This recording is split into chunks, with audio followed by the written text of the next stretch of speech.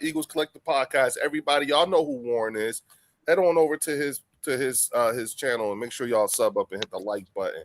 Everybody, everybody's that I rock with their channel IDs or their channel links is in the description at the bottom. So just go ahead and make sure y'all go on over there and sub up. The Eagles. You added it, Leo? Yeah, it's in there. I got you. Yep, I got you. You say you added the channel too? Yeah, it's in there. Yeah. You live now. Yeah. I just did it. I completely forgot that. Okay. No, you good. Yeah. I just did. Oh, wait a minute. Hold on. So how's everybody feeling about camp? Listen, man, I'm excited because wait a minute, Art. Because I promised them. Go ahead, Apex. You got it. Tell us about your camp. Oh yeah, that's right. Tell us what's going on. Oh hell. So the San Francisco 49ers are officially in day 4 of training camp. Right. It's the first day where they're wearing pads, which is pretty cool. I love to see when they're wearing pads. That's pretty awesome.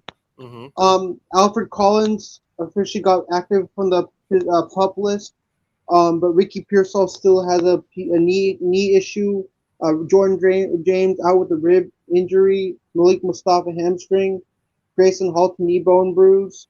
Vidarian Lowe high ankle sprain. CJ West day to day. I love training camp right now. I really like, training camp is really good for these players. All the fans coming out, getting autographs from the players. I really wanted to go to training camp for the 49ers, but the tickets ran out really quickly. Like the tickets were on sale like July 15th, right? 10 a.m. in the morning, people were just like jumping up and buying tickets, and I was late. So I couldn't buy tickets to training camp, but it's a good day for Niner fans, but I hope Ricky Pearsall is fine with the PCL injury. Because I love Ricky Pearsall so much, man. He's a dog on the field. He's a team player. But I wish him good luck. I wish he gets better and he can be out there on the field. Right. Mm-hmm. So do you think y'all are getting Vita Vea?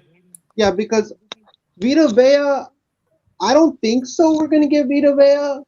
He just went to the Seahawks. Somebody just said he went to the Seahawks. Oh, he went to the Seahawks? Oh, yeah, the Niners aren't getting, shout out on the hunt. The problem with these 49er fans is that they're overhyped. They think too much, like we're gonna get this player. They're too optimistic, and then when it falls through, they're disappointed, man. That's the problem with these 49ers.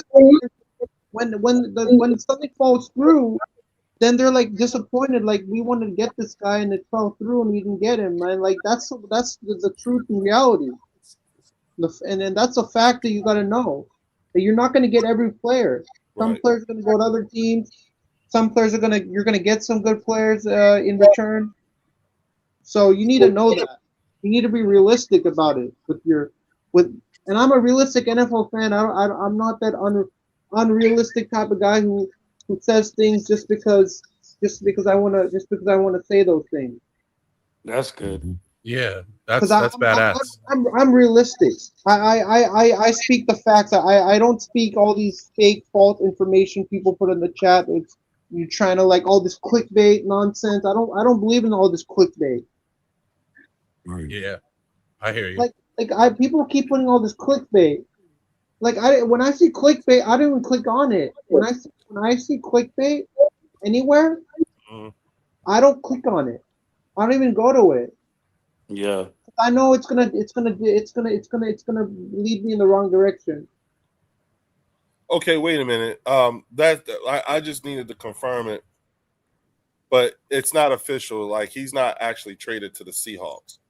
Not just yet. Yeah, no, He just talks. Yeah, what he said is Vita Vea said he wanted to be traded to the Seahawks, I think.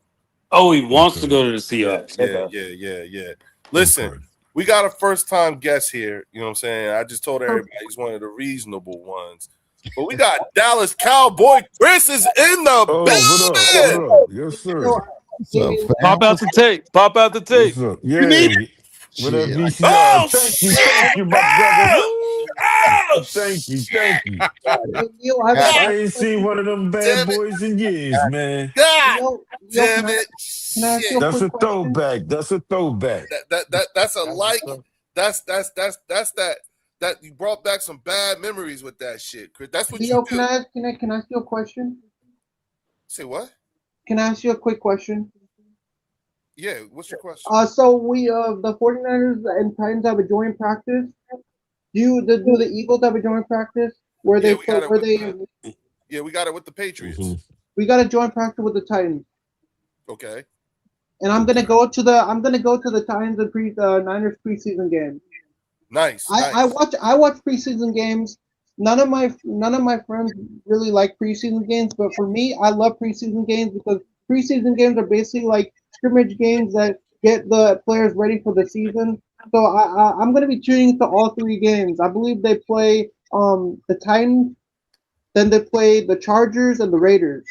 Okay. And the Chargers game is in LA, and the Raiders game is in Las Vegas, and then the Titans game is in Santa Clara. Nice. Now, what I need you to do is I want you to put your mic on mute for a hot second. I want to give Chris an opportunity to go ahead and no disrespect, Fells, Art, and Warren. I just want to No. I want to hear these other perspectives before Yes, indeed. I let the three of y'all loose on Hey, I can cook at any time. I'm not in a rush. NFC brethren here. You know what I'm saying? But Chris, go ahead, man. Introduce yourself to the birds section. Everybody be kind. Like I said, Chris one of those reasonable ones. All right, be kind. Be kind. You After he don't pulled out the VCR tape. man, you don't have to preach to your choir, man. They can be Philly fans. They can be true to themselves, man. I love you, dog. Hell yeah. Hey, y'all.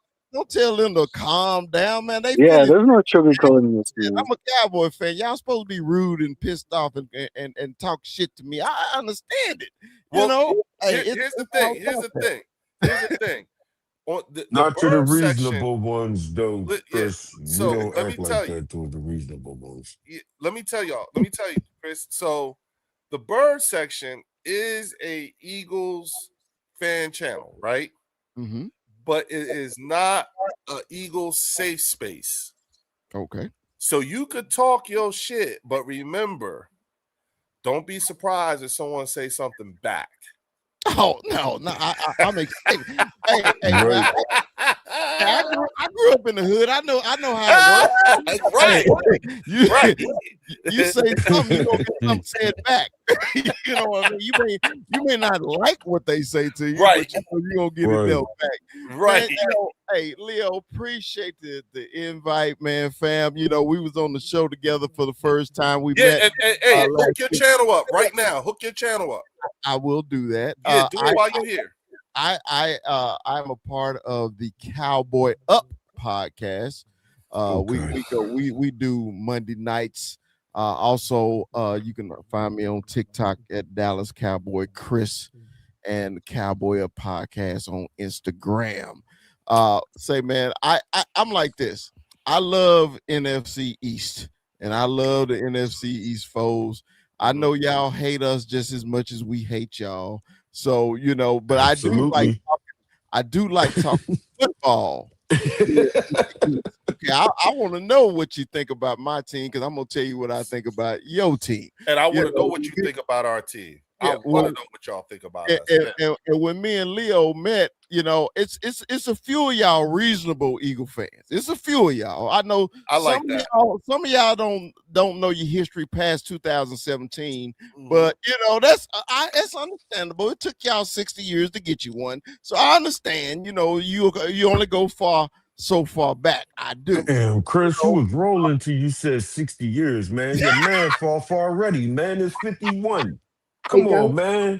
My bad. Come on, brother. I need to get. Y'all halfway there now. I was rounding up. No, don't round this up. Don't round this up. See, this This one the folks at home be like, Chris, you ain't shit. Yeah. he rounded that joint up. You stealing it from us, dog. What the hell? Shit. Yeah, I knew he wasn't shit when I met him. Yeah, I know. Hey, I didn't like all that damn gray in his beard anyway. Yeah. Hey, look, man. Salute to you, my brother. Yes, sir. Hey, it's funny though. It's funny, fam. For real, I do have a lot of Eagle friends. I have a lot of them, right? Right. And people say, man, how you friends with Eagle fans? I said, man, it's simple. I said, we all love football. We just cheer for a different color. That's all it is. Right. Yeah. Right. I don't mean we Right. enemies. I mean, we can sit here, we can have a heated discussion about y'all trash ass boogie green ass team. That's cool. We can have that heated ass discussion. Okay. Mhm. But when it comes to the end, it's all love. Because when I met Leo and this his sense of humor, man, I was like, man, I love this cat, man. He cracked me up. when I pulled out my tape, he couldn't stop laughing. I was like, look, bro, I get sensitive about my tape. I get sensitive. See, he's still laughing. Look, hey, stop, Leo, stop it.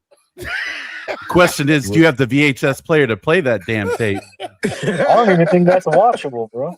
Hey, man, I told y'all, man, all this nonsense. Good. You know you got it, Chris.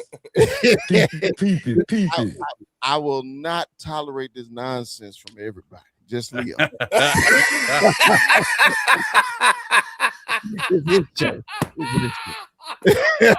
I have a story for Chris. So when I used to live in the San Antonio area, and the last year the Cowboys had their training camp there, and then back in California, my buddy where I worked, he gave me tickets to go to the training camp, and I said, "What the fuck do you think I'm going to do with that shit?" Hey, I said, "Do you not know I'm an Eagles fan?" He goes, "Well, you could come with me." I said, "JR, man, I'm gonna come decked out in my Eagle green." He's like, "That's fine." I came out with my DeSean Jackson jersey and my Eagles hat. Oh man, I got some stares. I'm like, say something. I would have I would have did the same thing too, John, and I would have talked shit. Like I'm here. I'm here. Well, you know, that's in just my green. That's just like me. If I ever decide to come to the flink, whatever y'all bullshit, I'm gonna be decked out. Hey, it's all love. Hey, look, you know, when you see the stories about Eagle fans and how they treat other people, you know, like this, I said, man, it's all about who you with. So I feel like I need to roll up to the game with Leo, you know, some kind of protection. You know what I'm saying? But I'm gonna protect myself because my tongue is sharp. It can get sharp. Oh yeah. Real quick, fellas, shout out to Philly D 1971 with the $2 super chat. He said, SGA, I like it so much, we need more. You know what I'm saying? Yeah, he came in here and showed us some love, you know what I'm saying? You know, and then I guess he had to pop out because, you know, he has his own thing going on. So shout out to SGA. Shout out to Dr. Jen is in the building. Chiquita Cole Weekly's in the building. El Yepa is here in the building. Bruce Banner, Big Pickett. You know what I'm saying? Lord Vaughn is in the building.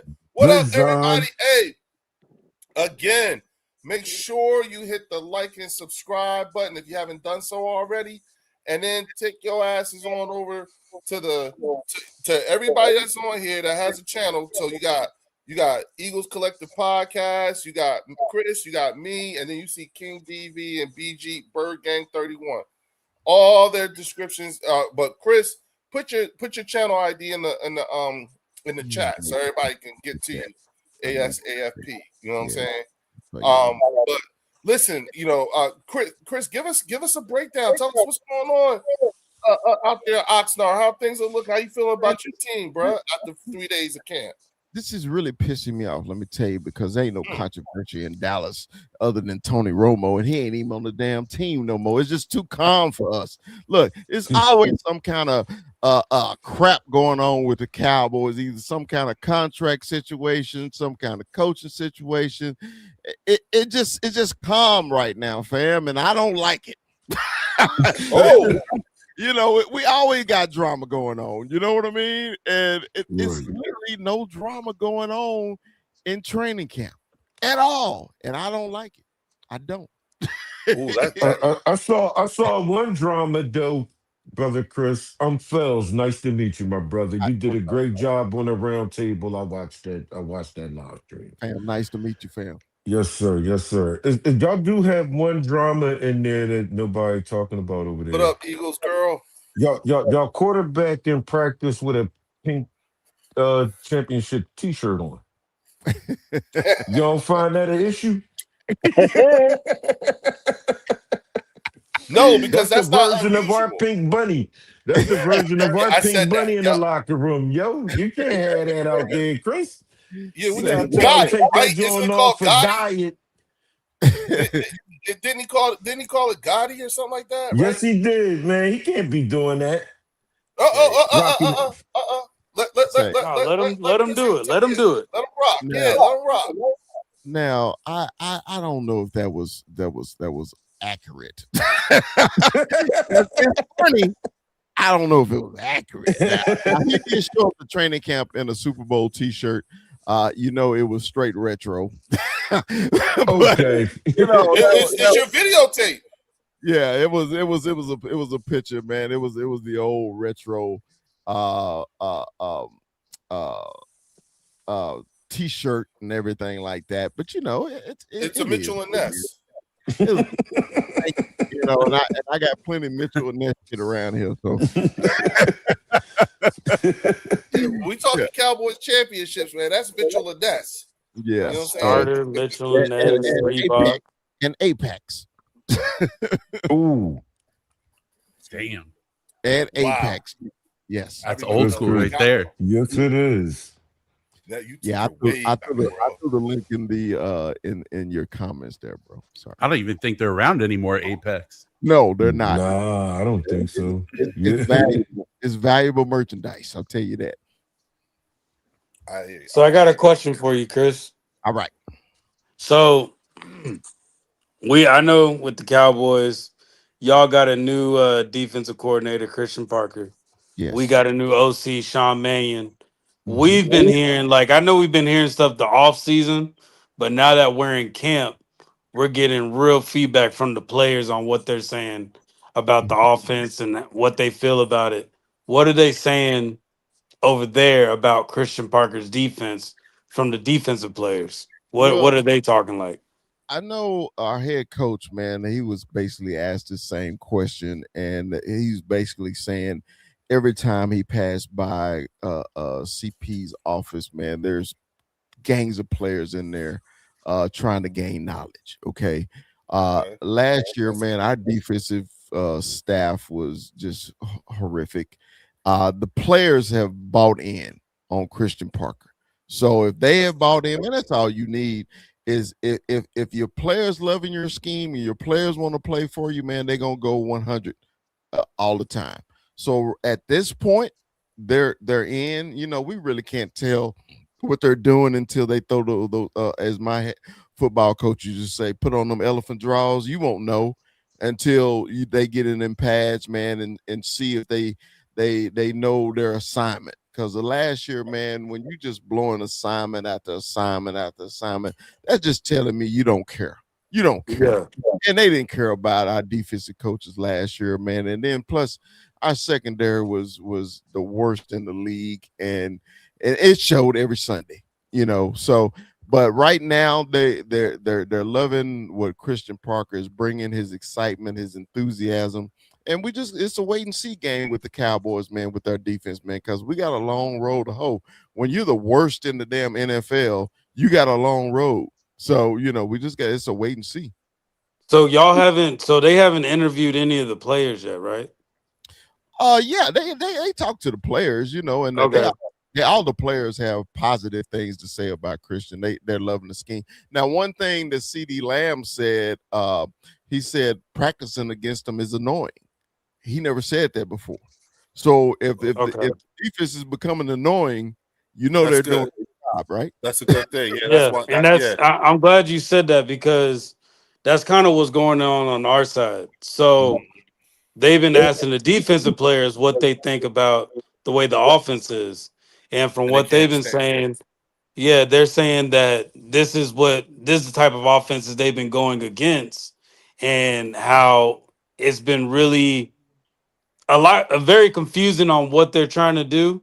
And I guess that's what we're planning on doing. Moving forward as we get into these regular season games is kind of like throwing the defense off and making the defense think. So it's actually challenging Vic Fangio with his decision making on what to do. So I personally like that they're doing something different like that to where it's throwing off our defense, just like with y'all's defense is throwing off your offense, because that's the elite side of the ball right now on both sides. Yeah, So because no, I'm just curious. if Yeah, you're an Eagle fan, you think about this. Oh, you thinking about stopping that offense. That's all you thinking about, right? You don't even think twice about our defense, do you? When you get the ball, really. you're like, why aren't we scoring 7 every play? You know? yeah. So you know, and that was us Cowboy fans, man, last year, because we wasted another healthy year of Dak Prescott. Okay, because Dak in the offense is gonna put up points. We know this. You know, we know that's what's gonna happen, right? I mean, but when your defense literally, bro, can't stop a Cole, and you got you got Theraflu, you got the Vicks, you got the Maple Rub, you got everything. Damn. Yo, I know what you're talking about, Chris. You showing our age. Hey, man. Bells, I was thinking the same shit. I know. was He thinking the same shit. start naming I was all like, that old shit, Leo. Hey, yeah, you know when your mama used to put that rub right there on your chest, right there, Leo. You know, hell yeah, man. up on your neck and everything. Yeah, too. man. You know what I'm saying? making you a hot toddy. You know you're supposed to be drinking whiskey when you're a kid. You know how it My goes. God, man. The little, Yeah. He ain't the say little hot thimbles, toddy on this, yo. Shit. Yep, Hey, bro. he took it back. Man, I was raised in Stop Six, Texas. Stop Six is a suburb of Fort Worth, Texas. Dallas, Fort Worth. I'm a Texas boy my whole life, even though I live in Seattle now. Been here a year, but I'm a Texas boy through and through, right? So you know, I'm from the hood. I'm from the South. Hey, man. Hey, y'all tell about that. That's the stomping grounds. I'm sorry. I got the accent, fam. I remember I used to come to the East Coast, but I got some family in the DMV, and they used to say, "Chris, what you say?" I said, "What?" and all the y'alls and dog, you know, that Southern thing. I'm sorry. Yeah, I'm actually in Fort Worth right now. Really? Man, you from the funk? Are you into the funk? Yeah, I'm living in Fort Worth right now, but I lived in Philly and I lived in Florida, so I've been all over. See, there you go. Hey, you see, when you know I'm from Fort Worth when I say the funk, didn't you? The funk, down Fort Worth. Mm-hmm. Yeah. Now, when I lived, I was Go going to say, ahead. when I lived in Texas, they said I spoke too fast. I was like, I don't speak too fast. Maybe your brain's moving too fucking slow. Hey, man, sometimes that happens. Hey, I'm from the Northeast. I keep it real, and Texas business, they don't like that. I'm gonna let Leo do his thing because I see that $5 come in looking good. Yeah, shout out to Kyle Korkowski with the $5 super chat. He said, difference in Fangio and Parker defense. Dallas has no linebacker that can cover. Got it. What do you think about that, Chris? Yeah, Chris. Because you guys are moving to the 3-4 this year, right? Yeah, last year, no. I agree with you. Last year, no. This year, since they moved to the 3-4, they have the 4 linebackers. We'll have a healthy Overshown this year. We got D winners this year. It's going to be a different a scheme that of course y'all will be familiar with it because hey, he's a former Eagle defensive coach. But at linebacker, man, when we got Demario Overshown, D winners, we got the rookie from Michigan, Jay-Sean Barham, Shamar James. We got some guys, man, that actually got a little speed and can cover. Like last year, man, it was linebacker by committee, and the committee was terrible. Okay, right. I was a proponent so bad last year, man. I was like, man, fire the defensive coordinator immediately and just revamp. I mean, because man, we know as fans, we've also played ball, we've also coached ball, we know ball, right? So when it's visible to your eye test, bro, when I can sit there and I can look and see what formation they're in, what defensive formation they're in, I know what they're called, and I know it ain't gonna work. That's how much I would look at my team. I was like, they're in the wrong spot. They're in the wrong spot. And last year when y'all deep ball was working, remember when y'all were up 21 on us, it was so easy. And if I'm an Eagle fan, I'd be more mad at my team last year about that game than anything, because y'all came out at halftime and y'all decided y'all didn't want to play football no more. And I was like, we are. I was like, I agree with that. They wanted to play conservative after that. Yeah, I was like, y'all were throwing the ball down the field, doing everything y'all were supposed to. It was like they turned it off. Yeah, and I was just like, off switch. They were doing that all year. Y'all had a wounded duck. Okay, this is when you up 21, you should come right out at halftime and put 7 right back in their ass, kill them. And they didn't do it. And I was just like, how you gonna let a division opponent hang around with no defense? I never understood that. But it was more of an indictment on us than it was a compliment to you. You know what I'm saying? To be honest with you. And the only reason why I say it that way, and it's not the troll or anything like that, is because that comeback win didn't even spark anything.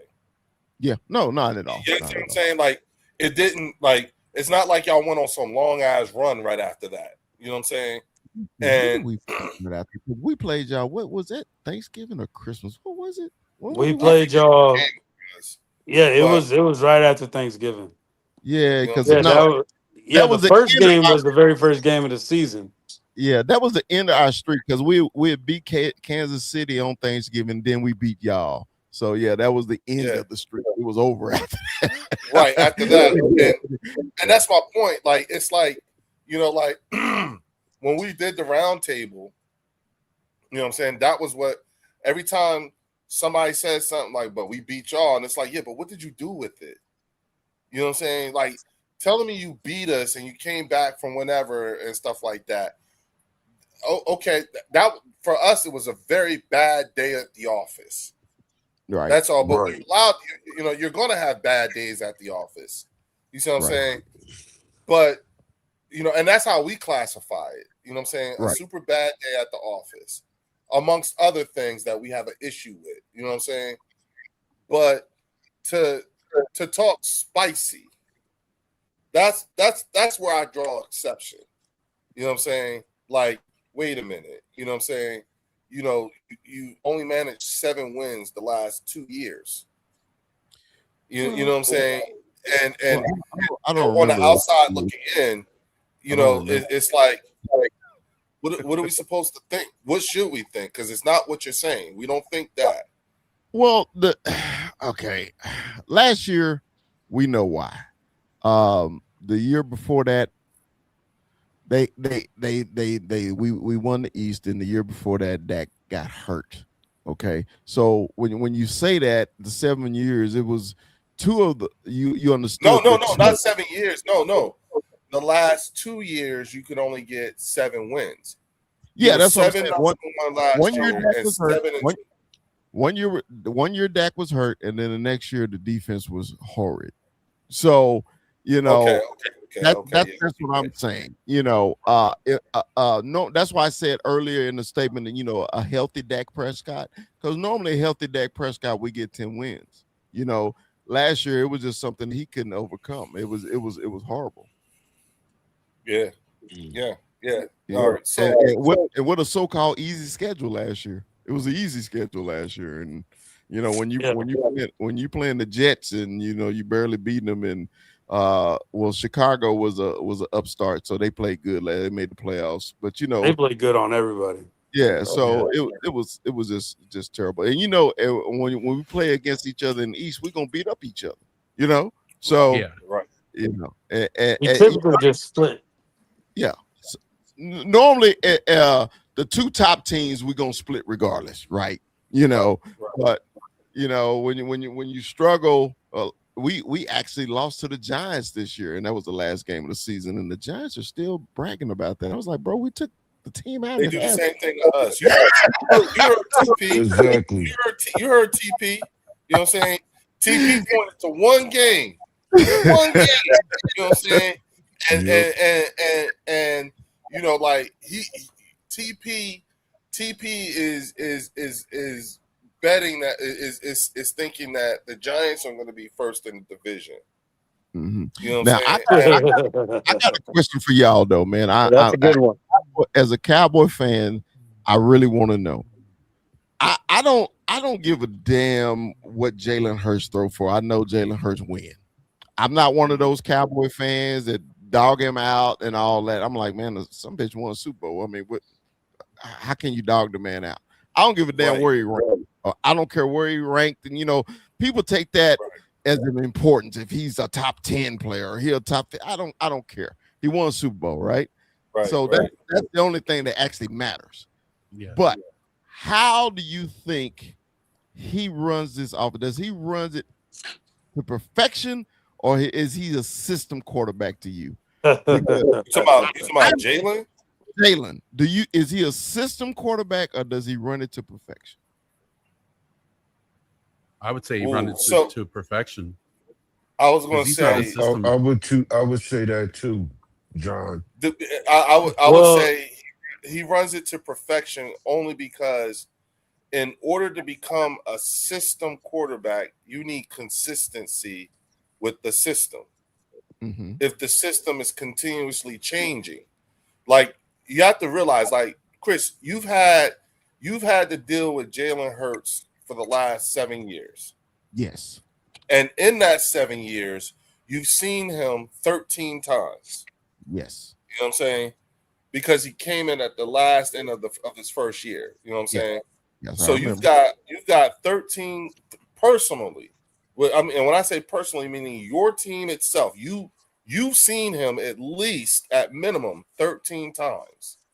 Mm-hmm. So you know that he has had a different offensive coordinator every single year. Yes. So it's very difficult to say even though he's had consistency with the head coach for the last 4 years, 5 years. How long has it been? No, 6. 5. He's had consistency with head coaching at 5, but not at the offensive coordinator position. So in these last 7 years, you have to realize you've been dealing with a underdeveloped quarterback because you need consistency in a system, you know what I'm saying, in order to truly develop and adapt, you know what I'm saying? Like remember when Michael Jordan went from just being a primary dunker and attacker to now he's just shooting. So there's Michael Jordan with the wings, and then there's this Michael Jordan. You know what I'm saying? Think about it. That came out when Phil got there.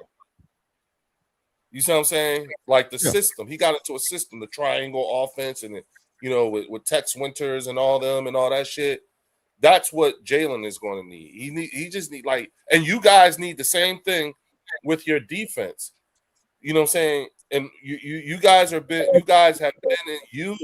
the Commanders and the Giants have been in a multi-year rebuild.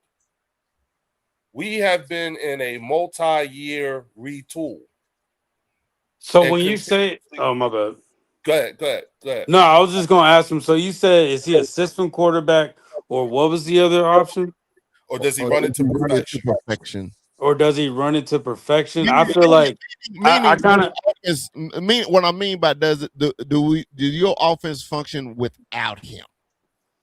I think whenever you take Jalen Hurts out of the offense, you have to play it differently because remember the threat is Jalen's legs for being a dual threat quarterback. That's at the end of the day, that's what makes defenses have to play us fairly. Like they have to play us because you have to take in consideration his legs. So yes, but I also think a little bit of what Leo was saying with the different coordinators that we've had, with the way that I look at it is that 2022 season, that was probably Jalen Hurts at his best. Okay. And then 3,800 yards. and then going into 23, they didn't change it very much. They just try to keep it the same. And then now you get Kellen Moore there trying to change it, and they ended up just being the straight up run game. We tried doing the same thing last year. So I feel like at the same time, they don't evolve at the pace that they should. But I also think it's a Jalen Hurts that no coach has actually been able to develop him like Leo's saying. So right now we finally are getting a coaching staff that can work with him, develop him, and make him better than what he was. So I think going into this season, Jalen Hurts is going to perfect the offense, but he had to be a system quarterback the last few seasons just because he's just doing whatever the coach is telling him, whatever the offensive coordinator is telling him. Now, Warren, one question, and then this is for everybody too. Now, Warren, when y'all got Saquon, we feared the Eagles like no other. I was like, man, they got the best damn running back in the freaking league. Then he did what he did. Y'all go win the Super Bowl. The next year, to me, Saquon was pedestrian. Will we see which Saquon will we see this year? I think we're gonna see a different Saquon from what they're saying. The way this offense is looking, they said it's a lot like the Rams with Todd Gurley. Oh, so that's the way they're saying this offense. That's what Sean Mannion is trying to mimic right now. That type of offense. So we're probably going to see a Saquon with very high receptions going into this season. But Chris, last year, let me jump in real fast. Last year, the blame is probably 80% O-line and like 20% Barkley. Because if you look at the tape, he was just as explosive. But there was just, what can you do when you gotta do a 360 in the backfield just to get to the line of scrimmage? I mean, you gotta make crazy shit happen just to get back to the line. So at the end of the day, you can't do nothing. Saquon did admit during camp, I think it was on Tuesday, he admitted that he was doing way too much in the backfield before like just being explosive and just running through. So like he admitted to that. So everything that we saw, he knew what he was doing. So he said that his focus is just hitting the hole wherever it needs to be. And I think when you look at Tank, you running the same play with Tank Bigsby. Tank Bigsby is just running through the hole. Like he's not hesitating like Saquon was. Yeah. So no, I agree with that. But do you think Saquon was more of a threat when we picked up Saquon or when we picked up AJ Brown? I think it was Saquon because they had to defend y'all in all aspects. Because before, hey man, if we can stop Jalen, and double cover your receivers, we're good. You couldn't double cover your guys anymore because you had to get 8 in the box, sometimes 9. And when Saquon, like in the second half when y'all played us, it seemed like y'all tried to force feed Saquon to run out the clock, and it didn't work for y'all, like you said, because your O-line was hurt last year, right? Yeah. So when the offense of the Eagles can run the ball, it's a problem for everybody. It's a problem because that opens up Jalen with the play action over the top with Smitty. We don't want to see that. We don't want y'all to run the ball because we want y'all to throw first and run second. Yeah. I'd like to speak on Tank too, because I know Dr. Jen's saying she loves Tank. I like Tank as an option to Saquon because he's not Saquon, but he's a decent running back. So I think they got to feed him a little bit more too. Maybe on third down, maybe even on second. But shit, we love running our fourth down. Why not throw him on fourth down too? So make it interesting. Now, this let me offense is ask going to you, be very Chris. interesting. Let me ask you, Chris. You know what I'm saying? When you think of the questions that you have with our offense, and in particular the offensive line, and of course us moving on from Jeff Stoutland and whatnot, regardless of what the potential shortcomings could be, do you think that we have the personnel that could actually help integrate with this new offensive line coach?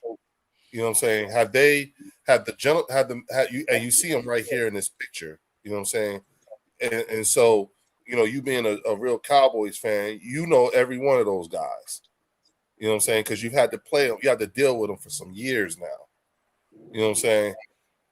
Yeah, they are. Do you think? No, but I'm just put like this again. Do you think that as all right as they may be, is there anything about those guys that would lead you to think that even with a new offensive line coach, that they would not be at least competent in performing their duties as offensive linemen in their respective positions? Well, it's not like you don't know these guys. Well, I think about it like this: if they're healthy, of course, man, they're the best offensive line in the league. I mean, listen, that question is with just assuming that they are healthy. Just okay. Answer that question, assuming they're healthy. If they're healthy, the Eagles will keep rolling like they always do. Because remember on the show, TP show the other day, I said the Eagles want to bully you. They want to punch you in the mouth first and then knock you out. Okay. And the way the Eagles punch you in the mouth is with their offensive line. So if they're healthy, the Eagles, they have, within the boxing term, they got a puncher's chance every fucking game. Okay. Because they can play bully ball. Okay, but if the Eagles can't play bully ball and finesse football, that's not their game. If they got to have Jalen throw the ball over 20 times a game, that's a problem for the Eagles. The Eagles, in my perspective, the way I watch your team, you guys like to beat people up. Yeah, I agree. If you can't beat them up, you have a problem. You lose the games that you shouldn't lose. Yep. Yeah. It's literally you have to out physical us at the end of the day. Yeah. You have to out physical us. That's why we struggle with the 49ers. And to be honest with you, that's why we really don't see the Rams as a threat like that. Because their offensive line isn't going to bully our defensive line when it comes to the Rams. I think about it like this, Warren. And styles make fights too, right? So, Canelo versus Crawford. You know what I'm saying? Two of them, two different styles. Canelo is a mauler, and Crawford is a finesser. He's gonna win on points every time. It's just like the Rams. Rams want to win on points. They ain't trying to. Yeah. They ain't trying to get down and ugly. You know what I mean? So if y'all play the Rams in LA, you gonna have a problem. You gotta play the Rams in Philadelphia. You got them. Okay. Well, they had a problem with us when we played them in LA. Hey, Chris, let me ask you something. Let me ask you this. In your opinion, right? In your opinion, over the last 10 years, we have played the Rams 8 times. Okay. What do you think our record is over the last 10 years? Again, what do you think our record is in those eight games? Now I'm just guessing. Take a guess. Okay. Yeah, guess. Just take a guess. 4-4. Okay, that's exactly why I'm so glad you said that, because I think that a lot of people think the same way you do, somewhere like 4-4, 4-3, or 5-3, 2, whatever. So that's what most people think. Chris, we're actually 7-1. Wow. That's the reason why when you ask Eagles fans about the Rams and everything like that, I know it seems like we're just like, oh, please, whatever. That's why we're 7-1, and a lot of those years they had Aaron Donald. You see what I'm saying? Yeah, that's with Aaron Donald. Yeah, I'm saying that. Yeah, that's with Aaron Donald. So that's why like we'll say, hey, if they end up with Myles Garrett, it's notable, but ain't nobody scared. Shit, come on, man. It don't, you know what I'm saying? No, because it's still football. You still got to go out there and play Right. football. I don't get No, Right, definitely. right. But yeah, most people, I think most people outside of the fan base don't even realize, like, you know, look at the Eagles. See, look at their fans. They think they all that. And it's like, no, we're actually 7-1. You know what I'm saying? We literally have won the last 4 straight games against them. Yeah, we actually got a winning record against the Rams the last time we played. Exactly, that's what I'm saying. That's funny. That's funny. But well, you know, the Rams catch fire always at the end of the season. No, they do. They do. You catch the Rams early, you probably gonna beat them. You know, the Rams catch fire like around week 8. You don't want no problems with them. You know, hey, you see them walking down and say, "All right, player, all right, you know, I don't want no problems with you." You know, so once they get the rolling, that's the problem when you got Rams. You know, of course everybody's picking them this year just because, you know, when the Rams are ready, they go all out. You know, that's the one thing I can say I like about them. Their front office, hey man, they see a window and they going for it. And when the Rams play us, we have a great time. Mm-hmm. You saw what Saquon did. Oh yeah, what year. did he have almost 200 on him? Or did have 200? Yeah. He almost had 200. I think he ran for like 160 yards on him in LA. I think he's got close to running like close to like 400 yards total the last 2 times. Damn, 2 games? Yeah. Wow. Yeah, he fucked them up in 2 games. Wow. He fucked them up in 2 games. You know what I'm saying? You know, But and it's like this with me, man. Yeah, we all football fans. We know, you know, half the teams that made the playoffs last year won't be there next year. You know, Yeah, that's true. You just try not to be that half. You know what I mean? Yeah. Right. You want to be on that. So what happened in the NFC do you think won't make it, Chris? Man, I honestly, now this is my honest opinion. I'm not trying to talk shit or anything like that. Right. I really think it's going to be us 2. Okay. Yep. I don't think the Commanders are ready yet. I love their quarterback, but they got so many questions everywhere else. Okay. I think Jackson Dart's an idiot on so many different ways. I don't think his decision making is good because he can't stay. He ain't gonna be able to stay healthy because he don't know the meaning of slide. Okay, and they have some weapons. Okay, but the problem is, I don't think he's here yet. And Giants fans, come on, Giants fans, you got to be realistic. I'm a Cowboy fan. I was very realistic last year. Every time we go to pick games, I picked the other team, and I was right over 50% of the time because I'm realist. I know we suck. Okay, Chris, it was 460 yards. Yeah, that's crazy work. Chris, it was 460. 460, damn. In 2 games. In 2 games. Yeah. So, but I think it's going to be us because I think our defense will not be last in the league anymore. Okay, you always gonna have problems with our offense. So as long as my whole thing is, if our defense can keep people under 25, the Cowboys gonna win 10 games. Okay, if they can't, the Cowboys will be 7-9 again. So who else you got in the NFC? Who you removing to? My question is actually, who are you removing from the NFC playoff brackets that was in there? Because y'all got y'all inserted. You got y'all inserted in there so far. So far, so good. Who were you actually taking out that made it last year? We got to think about this. So the Seahawks went to the Super Bowl. Yeah, I think the Niners will not. So that's the Seahawks, number 1. I think we'll get there. So right now we got 2 people from the same division. We got the Cowboys, Eagles, and we got the Seahawks and the Rams. So we need 2 more, right? So it's the Bears. I think it's going to be Green Bay this year. I think that's so a too. good pick. I think so too. They being slept on. Green Bay. I think why y'all say Green Bay? I'm just curious. I think because Green Bay was hurt. They remember Love got hurt early and they lost some games they shouldn't. Then Michael Parsons got hurt late. You know, and I think when he gets back, he's not going to start the season. But once he get back, y'all know he's electrifying. You got a game plan against him. you know. And when they get him back, I think the Packers. So I think the Packers, and then you got to go to the South, man. It's either Atlanta, Carolina, or Tampa Bay, and give me Tampa Bay because last year it was Carolina. Okay. So give me Baker because Baker's pissed off.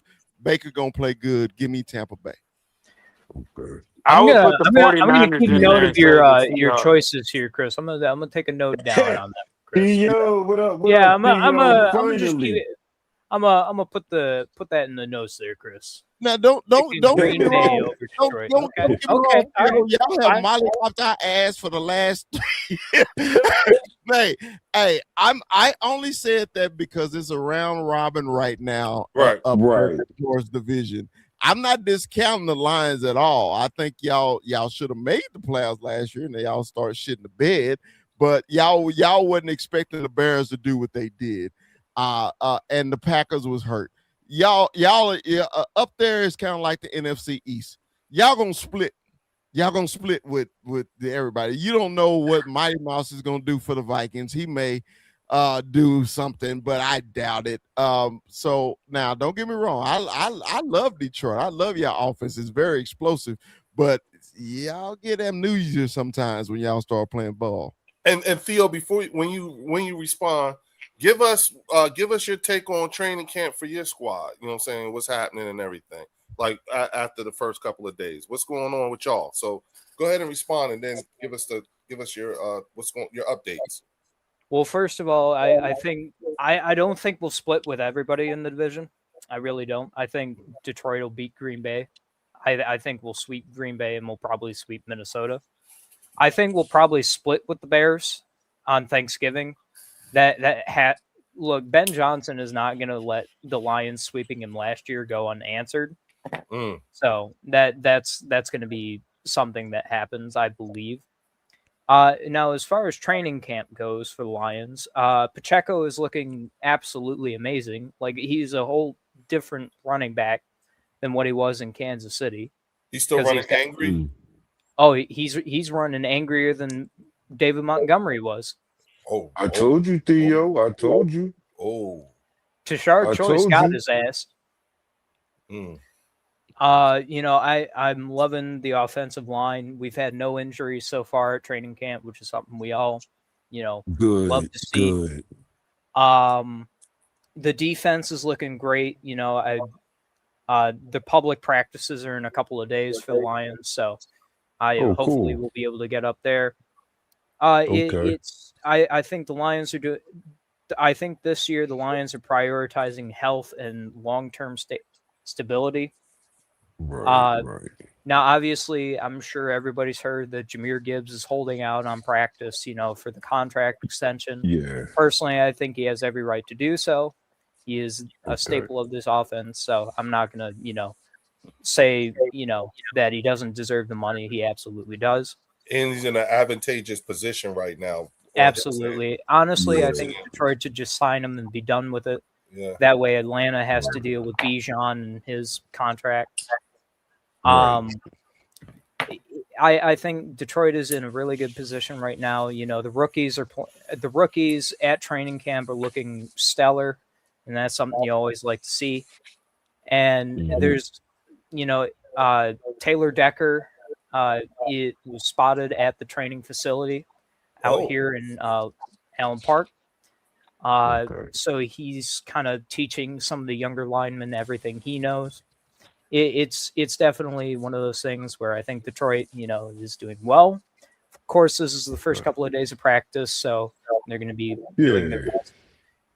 But I think Detroit's in a very strong position to either take the North this year or at least contest it with the Bears.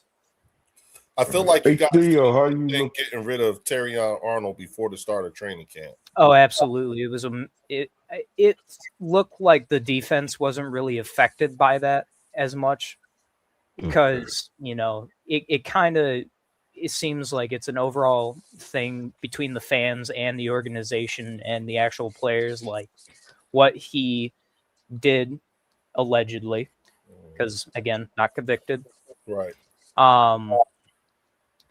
It seems like everybody's kind of coming to an agreement that was a not smart choice when you just got signed for $25 million. It's I think the Lions are doing great so far. I'm waiting for those preseason games to come along to see, what I'm going to get, sort of an expectation. And I'm just kind of waiting it out. We're just waiting it out. Theo, I was going to ask you, how do you like your new OC, and do the offense look different under the new OC, with y'all doing practice and walkthroughs and stuff? It does look a little bit different, but it does remind me of Ben Johnson a little bit. Okay. But a think That's tank good. Ben Johnson. Okay. That's good. Yeah. The thing is, right, obviously Drew Petzing is our OC. He wasn't my first pick.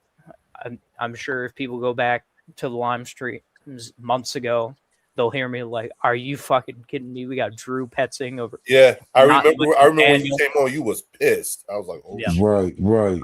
I've come around to him now. Okay. It seems like the running backs are going to be a very integral part of this offense again, which is something we got away from last year. Which it's unfortunate, but it's something that happened. And it seems like Mike Kafka is really connecting with Jared Goff. So the passing game is going to be, better than it was last year. And it seems like, that J-Mo's going to finally be getting, the attention he deserves. And St. Brown is going to be, the same old St. Brown, being an elite wide receiver, and it sounds like we're going to be using a lot more tight end coverage as well. Going back, it's basically we're going back to the basics of Detroit football. So sounds good. Now y'all have what is y'all's? They ranked y'all. What they rank y'all as far as y'all's schedule? Y'all had one of the easiest schedules, right? We are the easiest schedule. Okay. Oh, number one. We are number uno. And they're saying the 49ers have the easiest schedule as well. Have an easy schedule. That's why I was putting them. I think they're like either number 2 or number 3. I think we're number 1 by strength of schedule. Yeah, and we're number 4. Yeah, I believe Detroit is number 6 when it's overall lineup for projected starters. So, right, okay. I think Detroit's in a very advantageous position. Now, where are my manners? I totally forgot to introduce myself to Chris and John here. Hello, I'm Theo. I'm the resident statistician and Lions fan. And elder.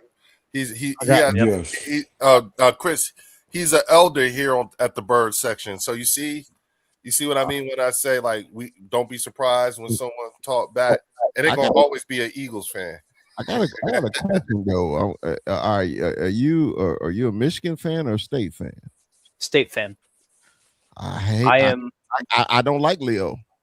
Go fucking blue.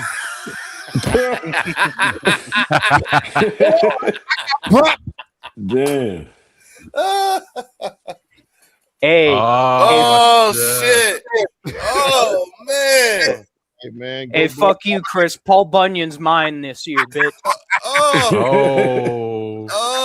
Bunyan's coming back to Lansing, baby. I don't think you win a game next year. Shit. Hey, Damn. I'm gonna say this. Right? I don't know of another first timer here who's come in with the shit that you have had. You done bust out the 30, the Super Bowl 30 VHS tape. Oh, you got some props. Yeah. You see that shit, Theo? Look at that shit, Theo. Goddamn, that's older than me. Yeah, that's older than you, Theo. You know what I'm saying? And then he turn around, you know what I'm saying, and hits the elder with the Michigan shit. Like, god damn, Chris, god damn. Hey, Calm Chris. down. Who did it? He's got something for everybody, bro. He's got something for everybody. Now, I can explain. Put your ass up in the funk. I can explain Michigan. I can explain this. Okay, I'm a Texas boy. You would think I'd be a Texas fan or A&M fan or TCU fan, especially being from Fort Worth. But the Michigan came when I was a little kid. My uncle was stationed in Michigan in the military. and he came home for Thanksgiving, and Thank him for his service. he had T-shirts of different teams in Michigan. He gave me a T-shirt with the University of Michigan and had that helmet on there, and I was 7 years old. And I was been a Michigan fan ever since. Yep, it was impressive. He caught you at the right caught me at the right time. Go fucking blue. But at least there is one thing we will always agree on, Chris. There is only one thing that a State fan and a Wolverine will ever agree on. Fuck Ohio State. Oh, definitely that. Hey, and Chris, this had to be like a uncle you must have loved very, very much. Oh, most definitely, man. Loved him to death. Loved him to death. Good. He got you. Yeah. He got you for life. Yep. Hey, I am a miss. This year, I'm actually taking the wife for the first time up to the big house. She's always, I'm always going up there with friends, you know. And I told her, I said, this year it's gonna just be me and her. So I'll tell you what, you got to experience that 107 601 in the fucking big house, dude. It's so great. The Michigan State games in the big house are just it's amazing. It's insane. Okay, so this I'm sorry for derailing. I'm sorry for derailing. No. You're good. Nah, you You're talking. Good. Yeah. Chris, we're building a rapport, Chris. The other thing too about the bird section is when your team is winning or when you up, you got the stage. Like we don't, you know what I'm saying? We don't even fight with you. You should have seen us. You know, you could look at last year. Me and Fells went through it. You know what I'm saying? Theo yes, we did. They seen that shit. Right. We had to sit there for 3 fucking weeks, and you added to that shit. In a row, man. That shit. Oh, you should have heard me during the Thanksgiving game and then the And we got game. cussed out by Theo for not holding up our end of the bargain. Yeah, you all of that shit happened, you man. fuckers. I gave you everything in the world. Hey, Chris, you hear? This is our resident statistician, right? He cussed us out. He was so fucking. I gave you the red carpet and everything to get the 2 seed, and you failed me. Yeah, we fucked that up. Yes, we did. I blame Ringo for that. I blame Ringo. Yeah, you hear this shit? Turning the other way. This what we had. See. So the tables can turn real quick, even for us. And this is an Eagles channel, but we built for it. You know what I'm saying? We like to take the Pepsi challenge. You know what I'm saying? So we all for the smoke. That's why I feel like you just fit right on in. I mean, goddamn, you know what I'm saying? He came in guns a blazing. Hey man, I love ball, bro. That's it. We do too. We can tell. Yeah, we can tell. All of us here can tell. Hey, I love ball, man. I've been loving it my whole life, man. You know, it is, man. When you, especially when you grew up in Texas, when you say bleed this shit, I mean, hey man, from my cousin when I was 2 years old, being all district, all state, I'm at every damn game. I wanted to be him. Okay, so when you see, my mother had a photo album. If y'all didn't know what that is, it's a thing with pictures in it.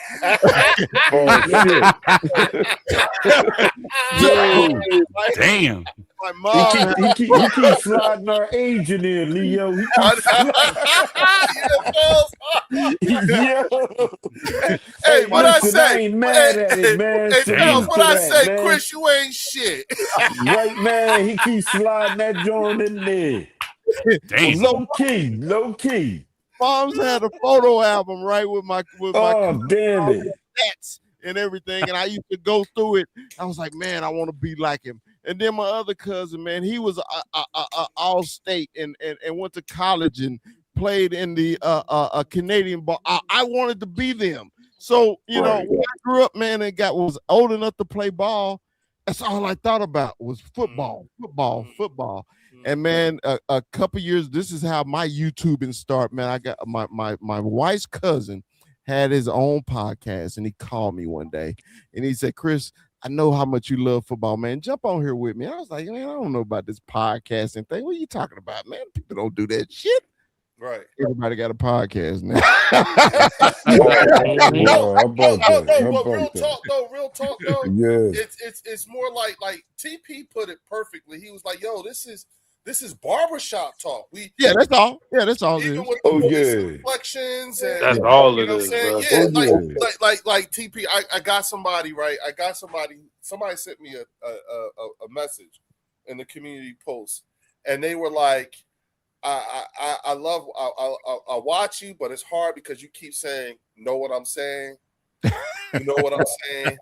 And I'm like, because I'm in the barber shop. Yes. Like you getting it's and I get it. I understand how for some people it's just annoying and everything like that. And it's like if you find me saying, you know what I'm saying, and everything like that, me and you don't go to the same type of barbershops because when we in the barbershop, that's exactly how the talk. We chopping it up hard too. Right. And y'all be yelling from the chairs, to the from the seats, waiting from the waiting area to the guys in the chair to the barber. Everybody's fighting for the mic. Everyone's talking shit. You know what I'm saying? Everyone's animated. It's actual barbershop talk. And sometimes, just like in barbershop talk, when we're ragging each other and all that stuff, sometimes it can get a little heated. The subject can change. Yeah, it the can subject get a little can change heated. real The quick. temperature change. Because somebody new just walked in the room and brought up something else. So it's not always 1,000%. Yeah, when it gets too hot in here, you send the guy from the NFC North to cool y'all down. Right. Yes, sir. Yes, sir. And Chris, he do that shit. He be doing that shit. You know what I'm saying? He do that shit. So again, but for the most part, there's a reason behind it all because that's the feel that I always want. And here's the thing. How many barbershop conversations have you come out the better for? Just for being at the barbershop.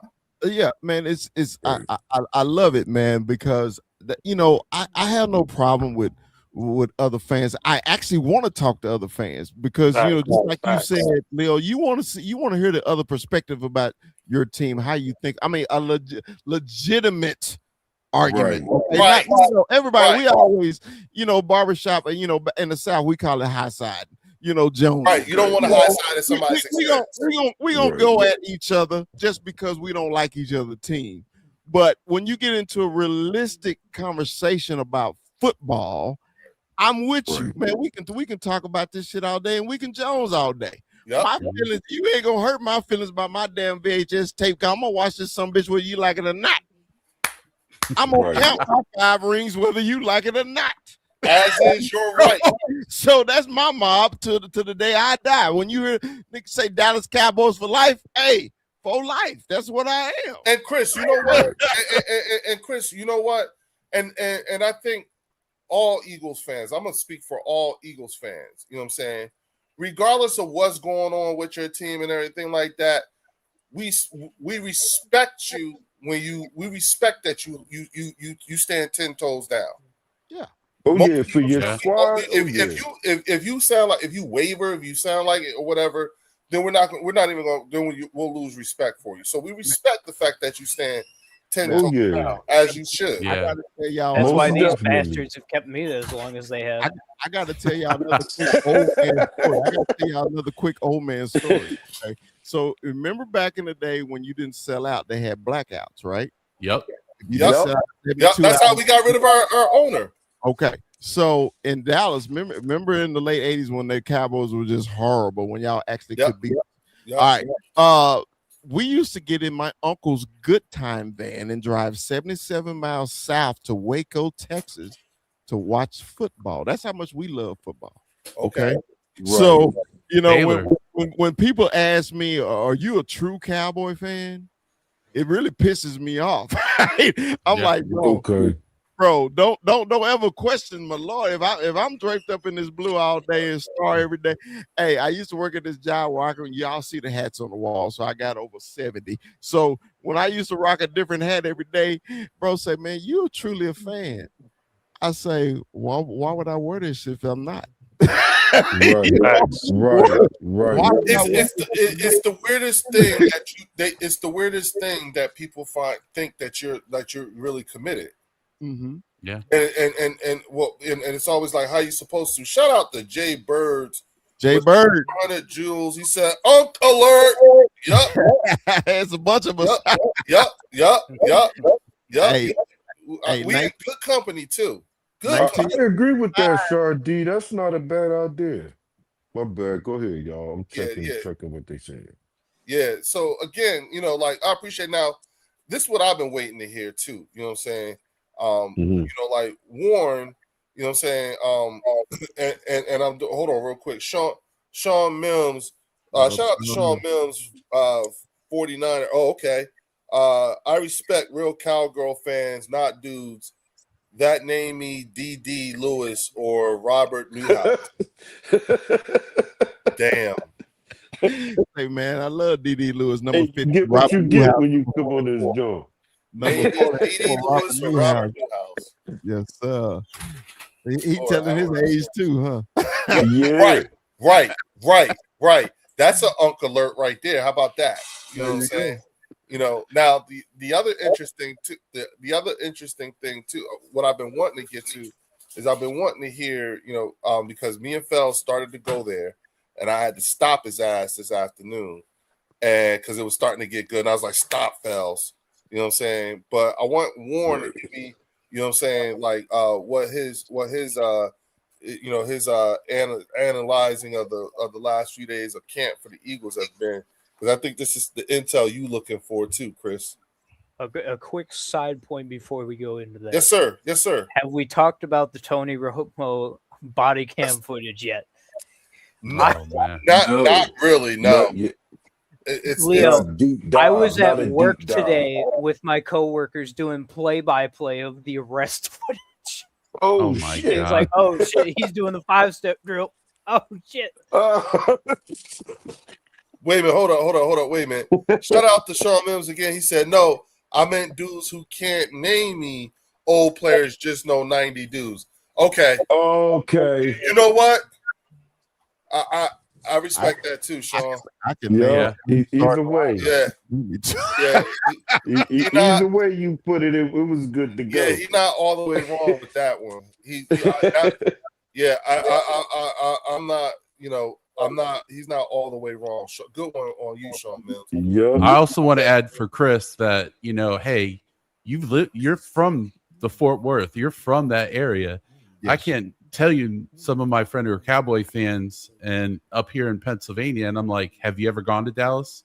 My first question is usually, how long did you live in Dallas for? Well, I'd never lived in Dallas. Okay. Have you ever gone to a game down in Dallas? No. I hear a lot from Eagle fans, man, that a lot of people up there that are Cowboy fans never even been to Texas. That's funny. That's kind of true. It's kind of true though.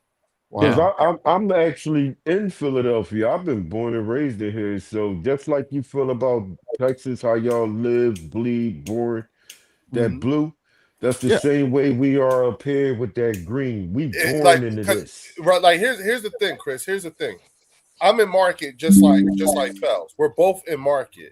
You know what I'm saying? And so it is fascinating because there are Cowboy fans here in market who are from here. Mm-hmm. And when you ask them, like, how many games have you been to? And they tell you a lot of them tell you I haven't been there yet. I've never been there. Wait. Well, they just pulled a statistic out that said there's more Eagles fans in the U.S., like other than outside in Philadelphia, outside of the actual 75% of our fan base is from outside of Pennsylvania. Yeah, and and mind you, I mean, well, Chris, it kind of got to be because the state is split. Wow, it kind of got to be. It makes sense because the state is actually split. One half is Eagle and the other half is Steeler. Right. Mm-hmm. And it's a small state compared to Texas, bro. Mm-hmm. Right. It's a commonwealth. Well, all the states are small compared to Texas. Yeah. I got a monopoly. There's a lot of Eagles fans out here, though, even in Fort Worth. Hey, he was telling us, Warren. That's very true. That's very true. But I'm gonna make some Texans fans mad. I mean, because in Texas, that's the only where you're gonna find Texan fans. You'll find Cowboy fans everywhere, but in Houston, that's the only way you're gonna find Texas. Yeah, that's true. Because a lot of them were ticked off when the Oilers left and became the Titans, and they jumped over to the Cowboys, and a few of them stayed with the Texans. But You know, it's everywhere. You mean now? I live up here in Seattle, and man, it was funny to me when the Seahawks made it to the Super Bowl. I'm thinking, man, everywhere I go, it's gonna be Seahawk gear everywhere. I mean, because growing up in Texas, when the Cowboys was going to the Super Bowl, that's all you saw. Everybody, even the passers, was draped up and dripped out in cowboy gear, right? And it was just strange to me. I didn't see a lot of Seahawk gear, and I was like, Right. "What's wrong with these people?" I said, That's "Man, crazy. the Cowboys was going to the Super Bowl. Everywhere you walk in Texas, people are going to be in cowboy gear, even at school." Yep. So my grandkids live with me up here in Seattle, so we went to assembly. So I'm thinking there's going to be some kids here with some Seahawk jerseys or something. It was one kid in the whole. I was like, Wow. "Hey," I said, Damn. "Man." And even when they had the Wow. parade and everything, you see how many people was there. All the Seahawk fans don't live in Seattle. They live Mm. they live in Canada. They live in Spokane. They live in Olympia. They don't live in Seattle. It's because they live in Portland, you know, in Oregon. Right. Okay. Yeah, it's not like just like y'all were saying how 70% of y'all people around the country is Mhm. with Seahawks Outside too. of Pennsylvania. more than Yeah. 90% Yeah, of my outside of fans. Pennsylvania. Yeah, Yeah. more than 90% of Bird my fan Nation base is is in Michigan large. and will remain here. So Yeah. I don't Well, have that okay. problem. So it's Yeah, There's some different for away y'all. games that look like home games. It looks like. Yeah. bro. Yeah. Yeah, the other 10% I think is in Germany, believe it or not. Yeah. Oh, okay. I got a Okay. question for y'all. I got a question for y'all because I know y'all know Cowboy fans that live up there, right? Yeah. Did they Yeah. ever say why they're Cowboy fans? Is it just going against the A lot of a lot of No. time it doesn't make sense. You know, some of them were born into it because their parents were. the parents? You were know, Yeah, all that I'm stuff. gonna say they parents cheer for I think it started with Roger Starbuck squad. Yeah. Okay. Yeah. It Yeah. was Roger that problem Starbuck. because it was Roger Starbuck, and I think we had Wilbert Montgomery at the time when we was going back and Yeah. forth, where y'all kept beating us. And a lot of people just picked Dallas because y'all were actually winning at that time. Real quick. Shout out to Sean Mills with the $5 super chat. He said, "I'm in Atlanta, Oh, but from North Philly, 2400 Bouvier Street." oh Hey, yeah, Sean. Salute. Yeah, hey Sean. Listen, Real I'm rap. sure you know about the Rocky Mountain Pizza Company, right? But if it ever gets super, super, super packed, and I know you could be outside and you got the grill and all that stuff. There's another Eagles bar in Smyrna. It's called Varners, Varners, and they have a huge Eagles fan base that call them. It's called Smyrnadelphia. You know what I'm saying?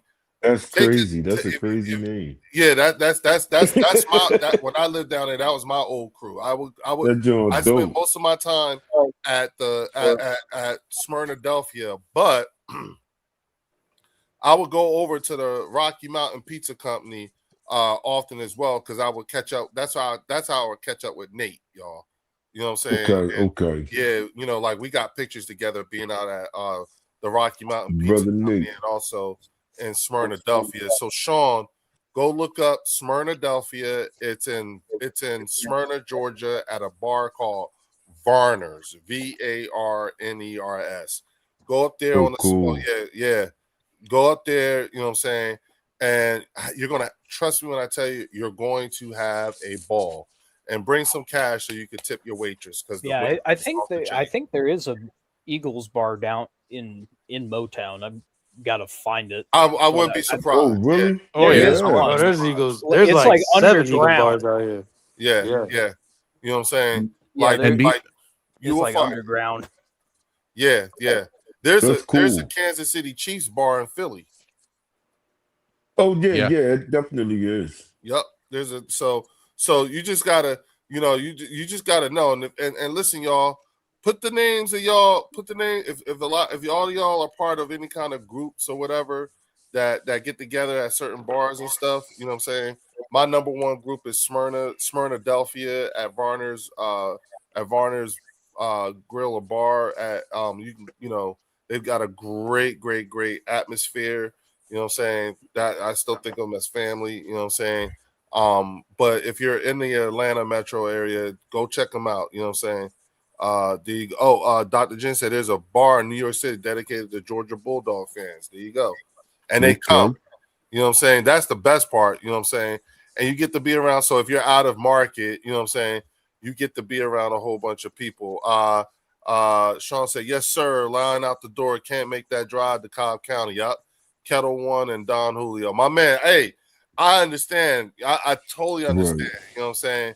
Because I lived in Mableton. So yeah, I totally understand. Yeah, a lot of people, Cobb is out there, but you know, Rocky Mountain is right next to Georgia Tech, y'all. You know what I'm saying? It's like you see the campus right from the front door. So Leo, I'd like to add.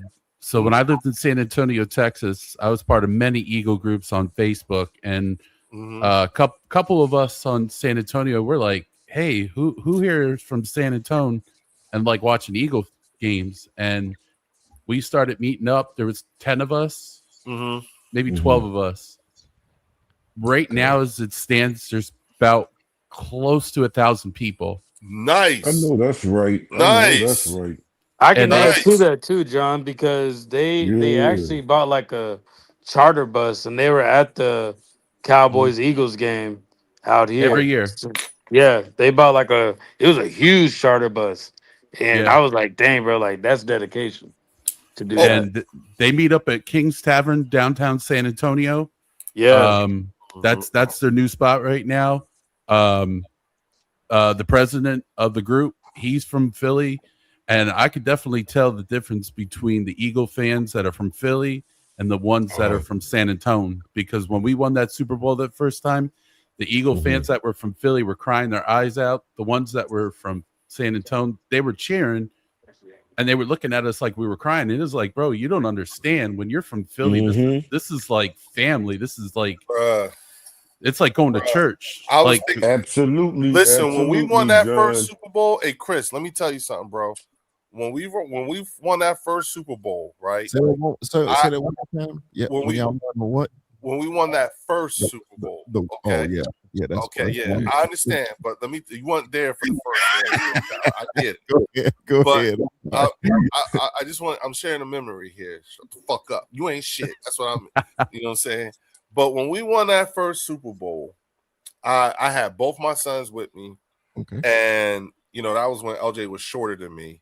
And I'm hugging them both. And the reason why I started crying is because I started thinking about the people who aren't here that didn't see this. Yes. That was really what made me cry when I thought about people that I loved dearly who had passed on. Right. You know what I'm saying? And all that started coming out. You see what I'm saying? Like, damn, you know, and we did it. You know, that's my core memory in that regard. Like, you know, and that's what hit me hard too, Leo. Like my grandfather was my everything, and he was bigger than me, and he was loud. He would shake the house when he would scream, and you thought a trucker was in the house because he'd be like, "Fuck!" And it was like, "Damn, what happened?" I'd come running in, fucking Randall, fucking Freddie Barnett. Right. Yep. Oh, I remember. Do y'all remember when Jerome Brown died? Oh my God. Do y'all remember that?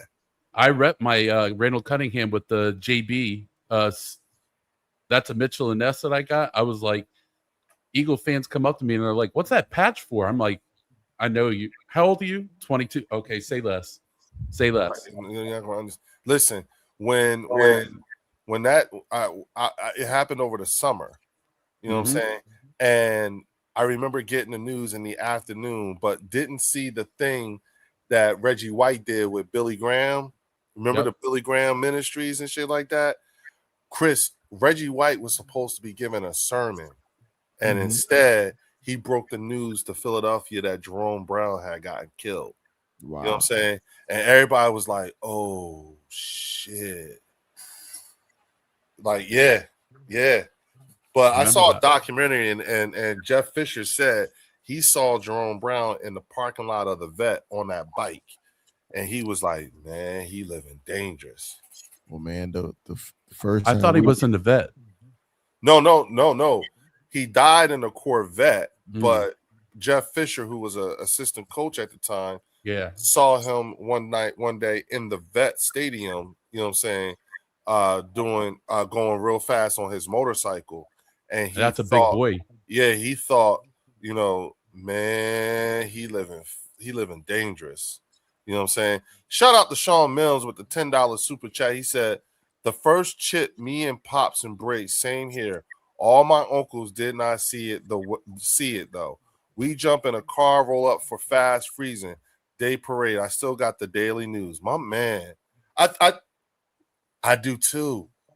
That was so cold that day. I flew out from San I Antonio. do too. Wow, it was so cold. And shit. I forgot I do got that. Oh, I gotta look for that, y'all. Okay. Good looking out, Sean. Good looking out. Thank you, bro. Thank you. And thank you for the super chat too, bro. You know what I'm saying? Yeah, hey, y'all. Those Real quick reminder. Parades must be nice.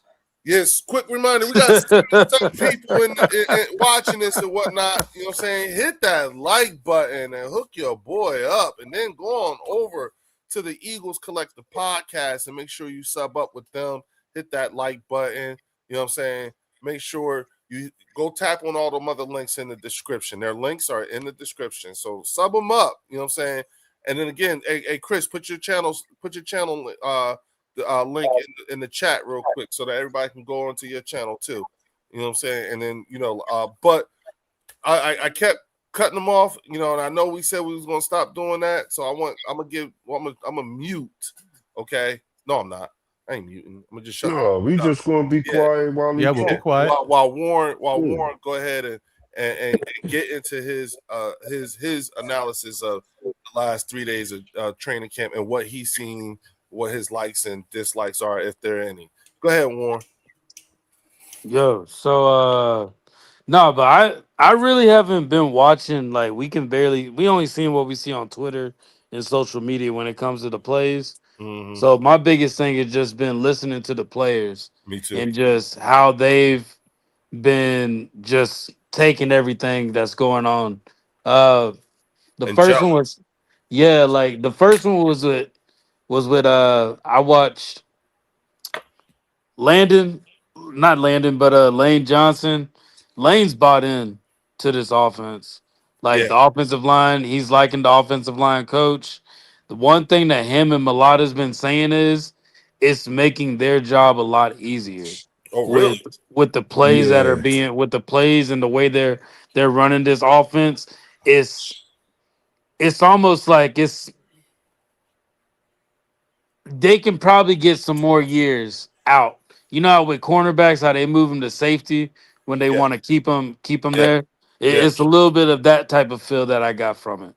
So as far as lineman wise, like that's the vibe I've been getting.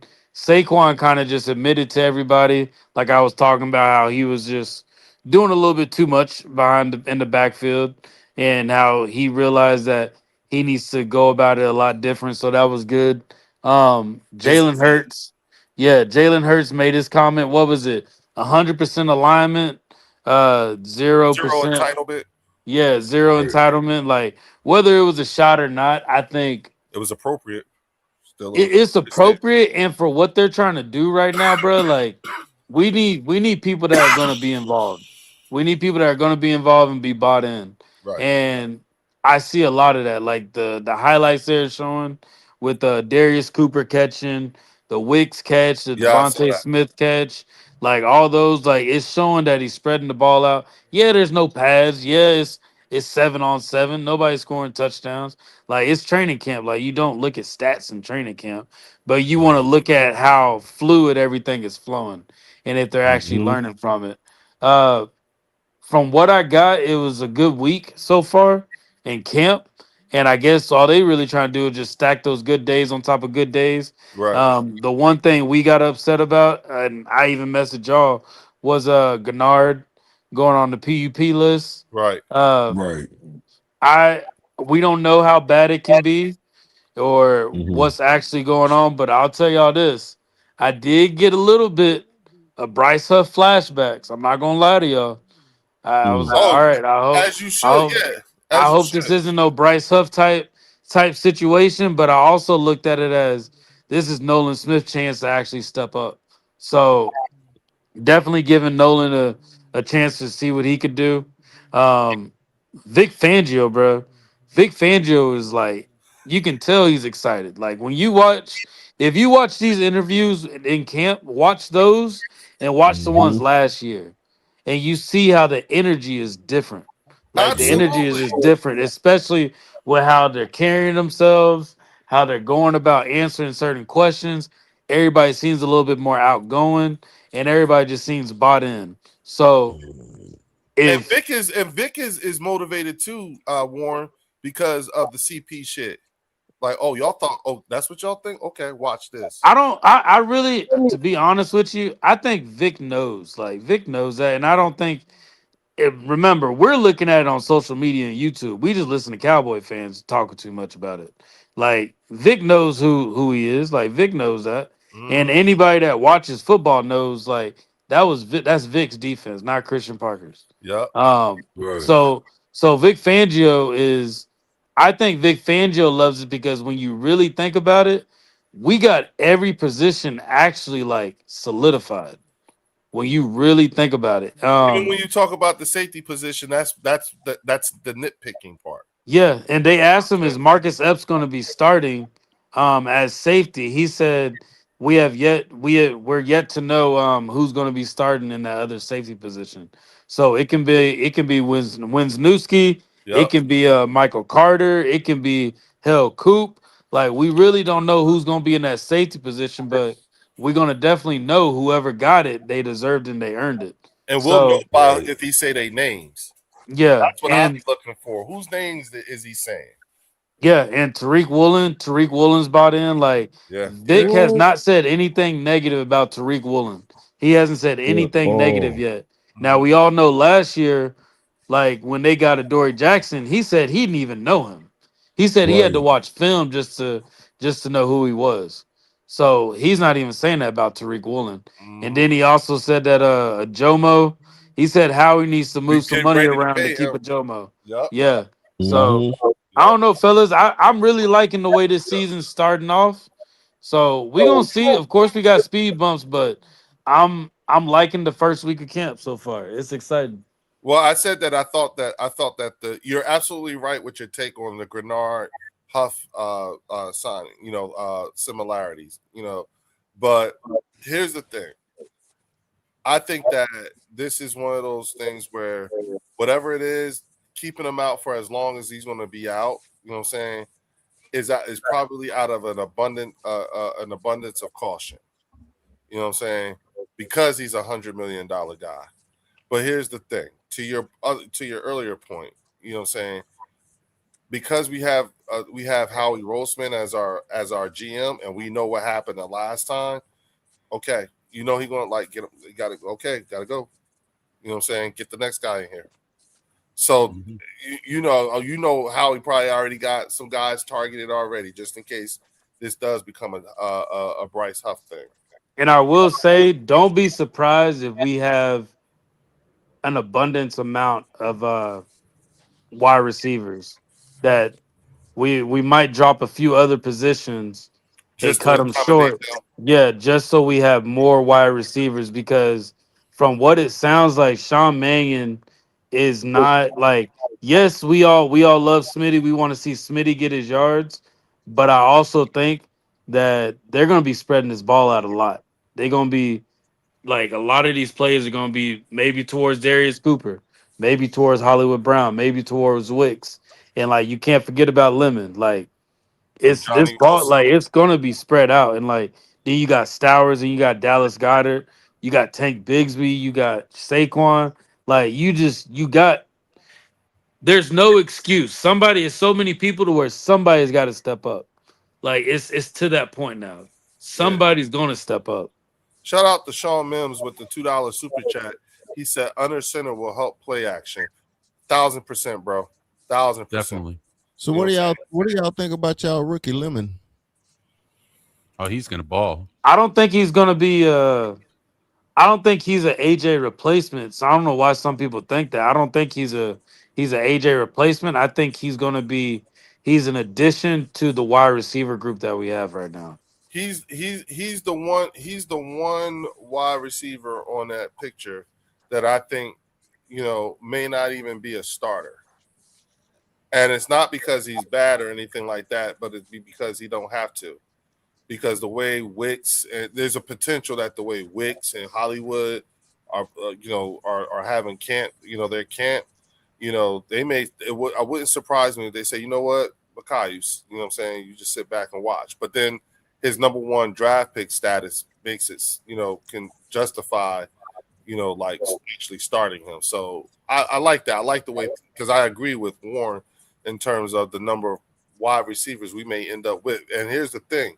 Not even on the active roster is what we need to be paying attention to. It's our practice squad. You know what I'm saying? How we be stashing people on the practice squad, because knowing that they're going to probably end up be playing a couple of times during the course of the season.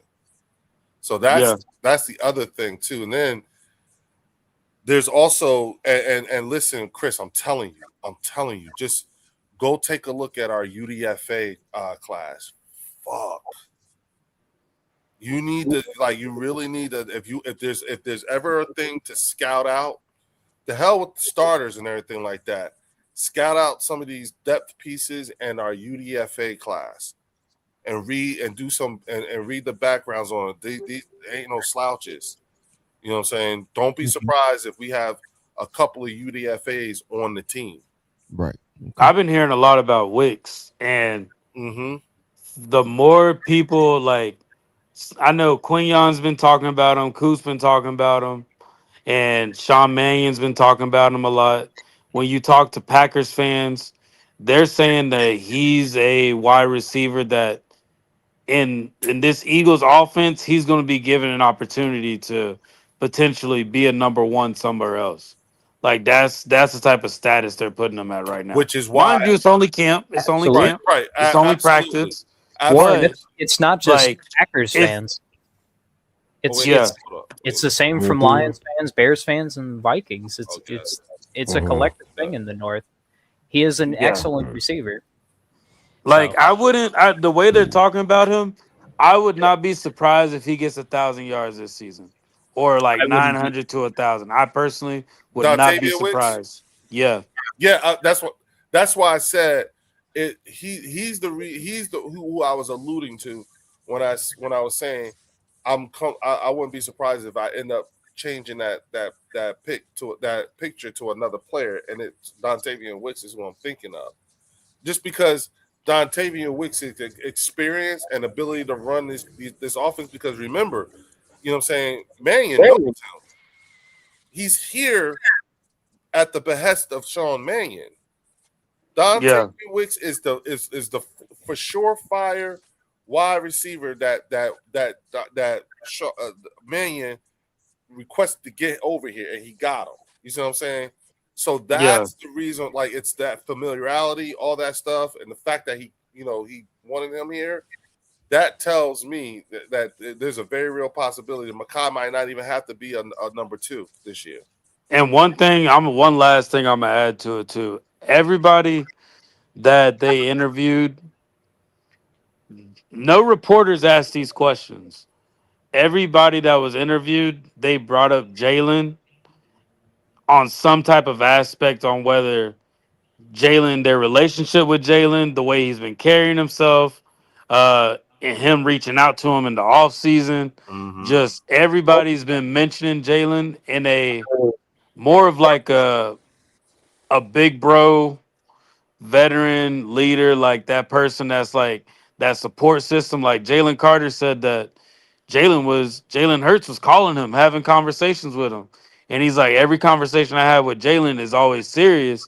But he said, when I got that contract, he was like, Jalen, he slapped a $5 bill on my chest, and he's like, let me add 5 to that contract. So just Jalen being able to motivate people like that, bro, that's probably gonna be one of his biggest assets going into this season, because we can all be honest, we really don't see Jalen motivating the players like that.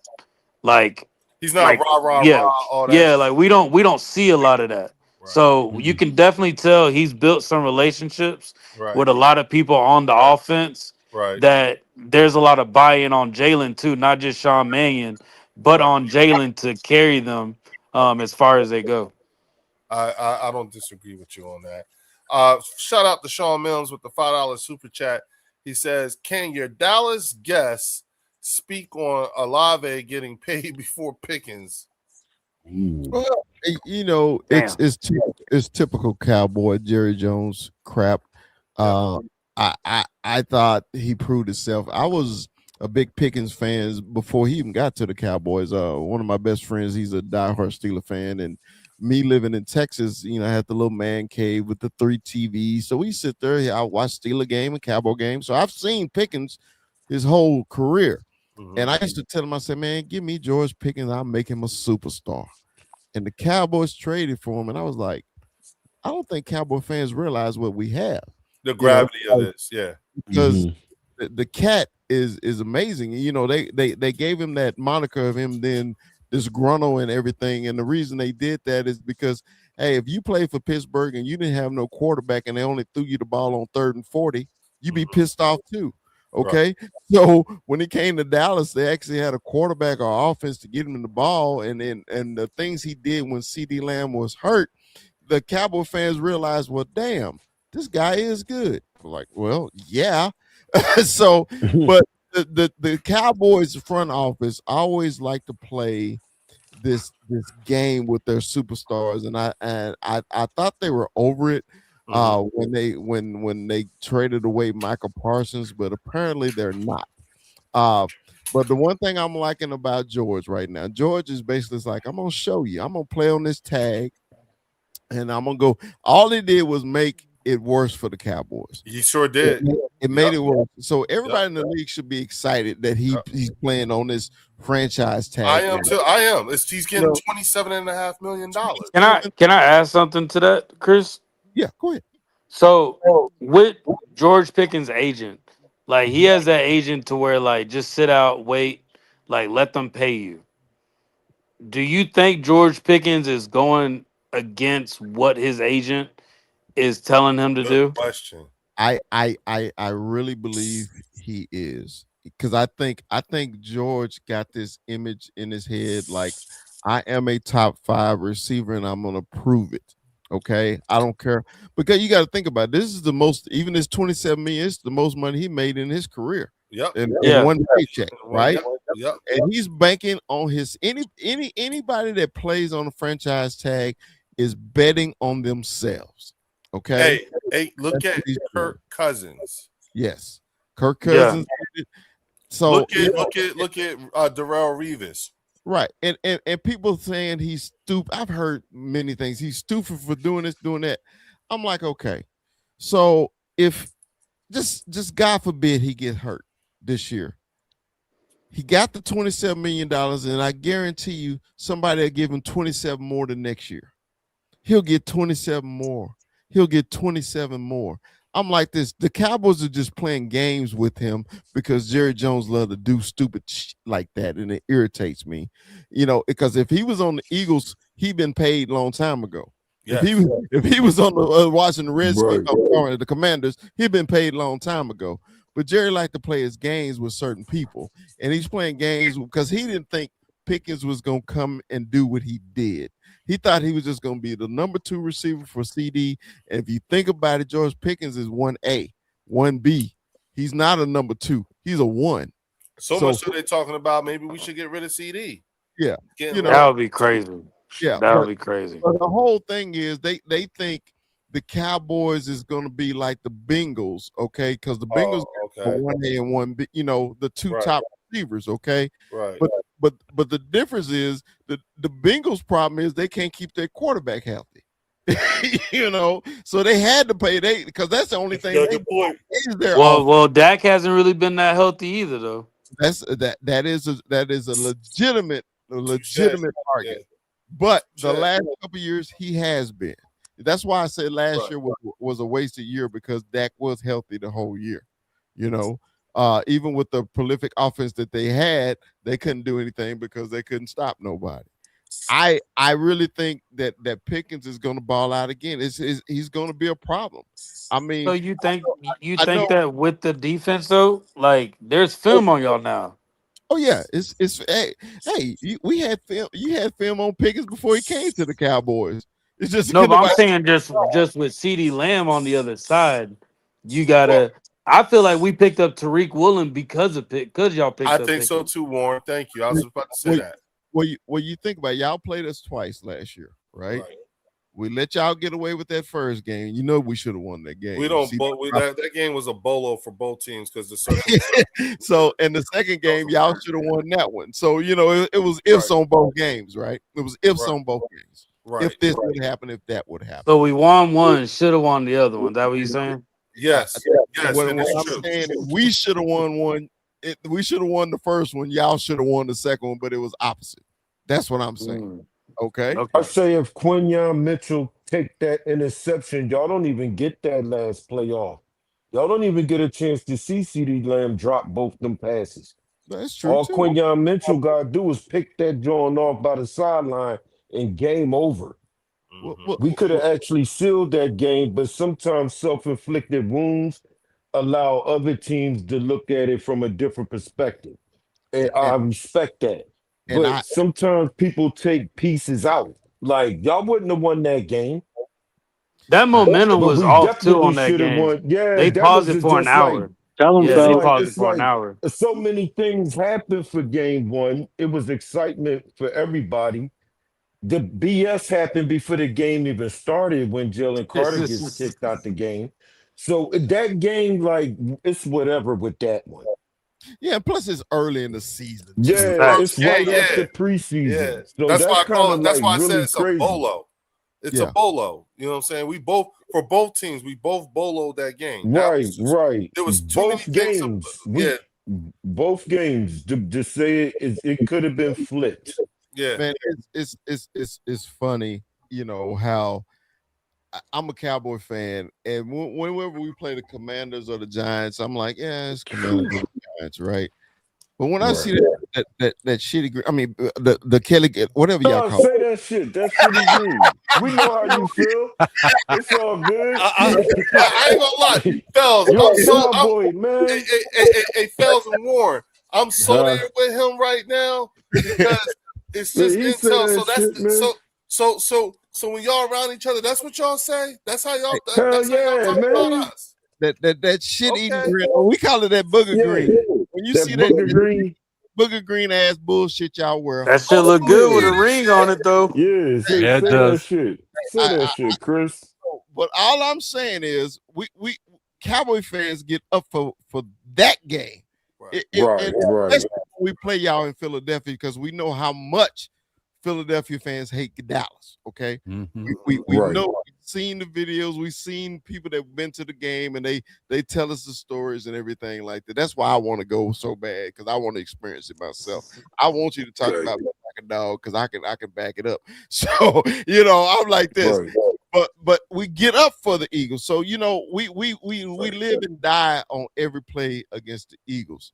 And I love how Leo like to remind me about my VHS tape and everything. I do appreciate the banter, the barbershop talk and everything like that. Yeah, that's cool. And I do. Yeah, once upon a yesteryear. Yeah, and I just like to remind him, just check that overall record. Since y'all been in existence and since we've been in existence, how many times we've beaten y'all and how many times y'all beat. That's all I'm saying.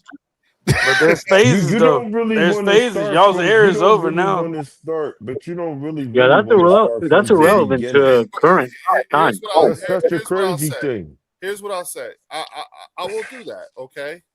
And I will do that while I am currently living in the time of the Eagles dynasty in which you are in. We are in our dynasty. No, you can say Kansas City dynasty. You can't say no. Kansas City dynasty is over. It's over. That's done. It was passed to us. We ended that. we're entering into our we're still in our dynasty years. So dynasty I mean y'all gotta at least go 3 times. So y'all been twice. Yes. You won once. Exactly. Dynasty yet. Yeah, we but won that's what I said. one. That's why I said Yeah, you're in the beginning of our dynasty years. Okay. You see what I'm saying? Like we're trending in that direction.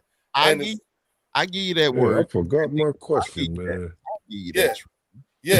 and but here's the thing. That's not good news for you. It's perfect. The dynasty that y'all should have had, man. Y'all went to 2 Super Bowls against Kansas City and lost both of them. That dynasty y'all should have had with that squad y'all had.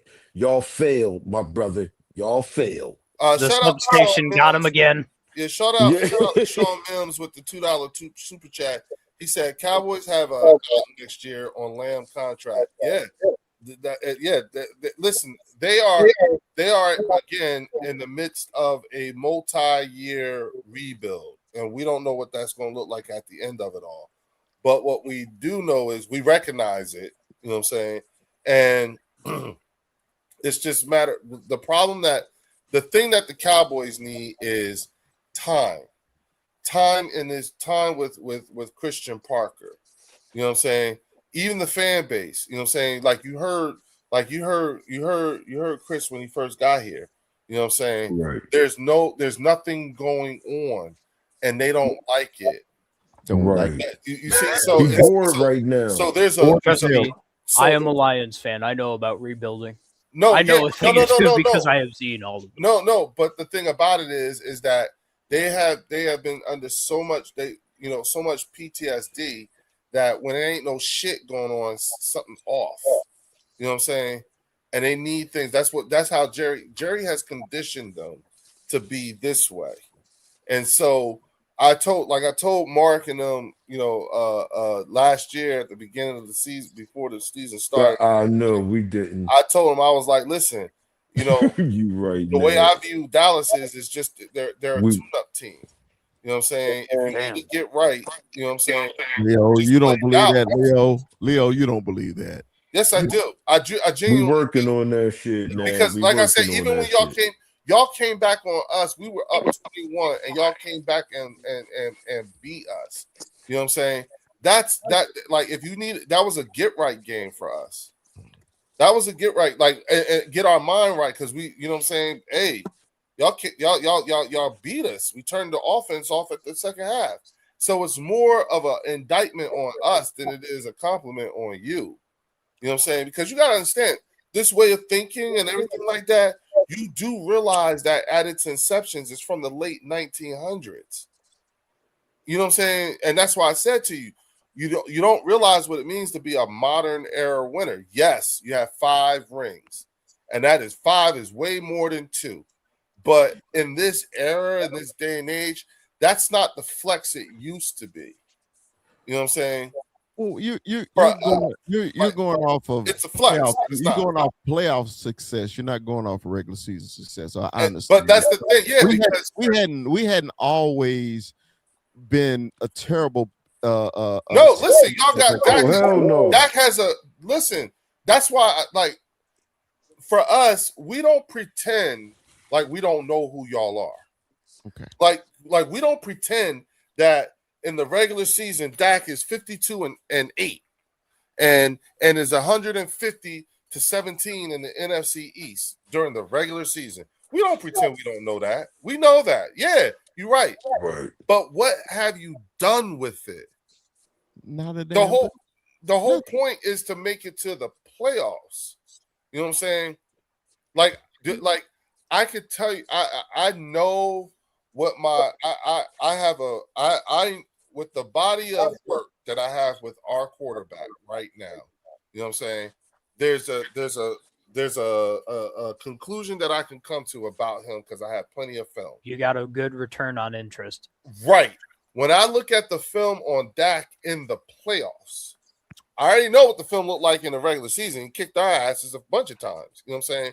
But when I'm making my assessment on this quarterback overall, and I look at him in the playoffs, That's a different story. See, Leo, that's the one thing that bothers me about people who look at the Cowboys losing those playoff games. They always say Dak lost the playoff games.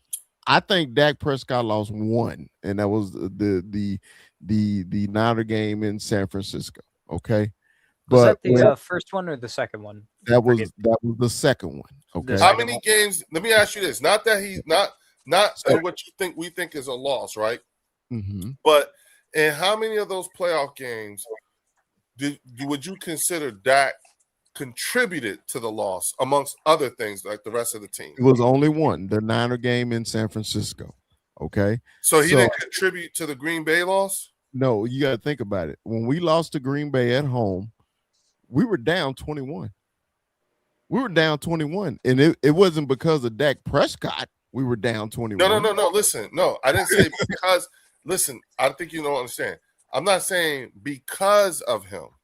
Mm-hmm. I'm saying how many of those playoff games did he contribute? Did he contribute? Okay. Yes, that he contributed to the loss. Not that he was the sole reason why they lost. But contributing, like all the other two players on the team. Yeah, I got it. The first time, it was the Niner game in San Francisco.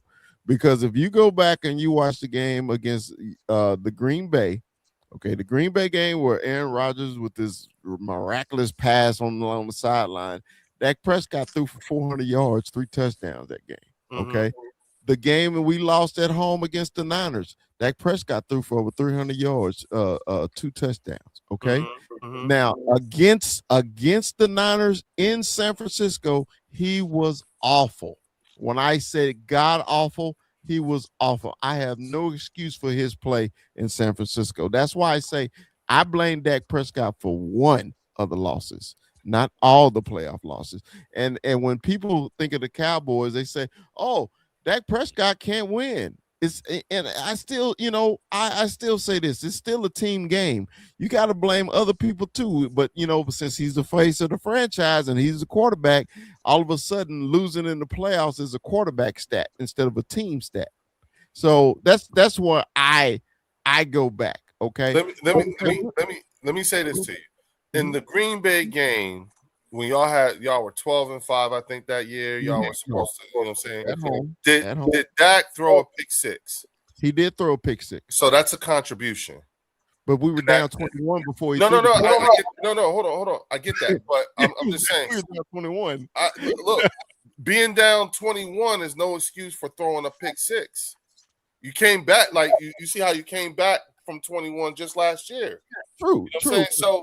So all I'm saying is that regardless of what the score was, you know what I'm saying, that contributed to the end result. So he threw an interception in the Green Bay game that we lost at home too, but he made the comeback to the game, but our defense couldn't stop Aaron Rodgers. Yeah, I get that. Listen, I'm not looking for an explanation as to why you lost. We know you lost, but my point is, I don't think the pick six contributed to the loss. Because we were getting blown out regardless. I know, but he added, but he didn't help the blowout by adding more points, giving the other team more points. Well, when you're down 21, now you're pressing, right? I don't know. Yeah, you're pressing, but then you're giving the Green Bay Packers, they capitalizing off of the mistakes that Dak Prescott is making. Yeah.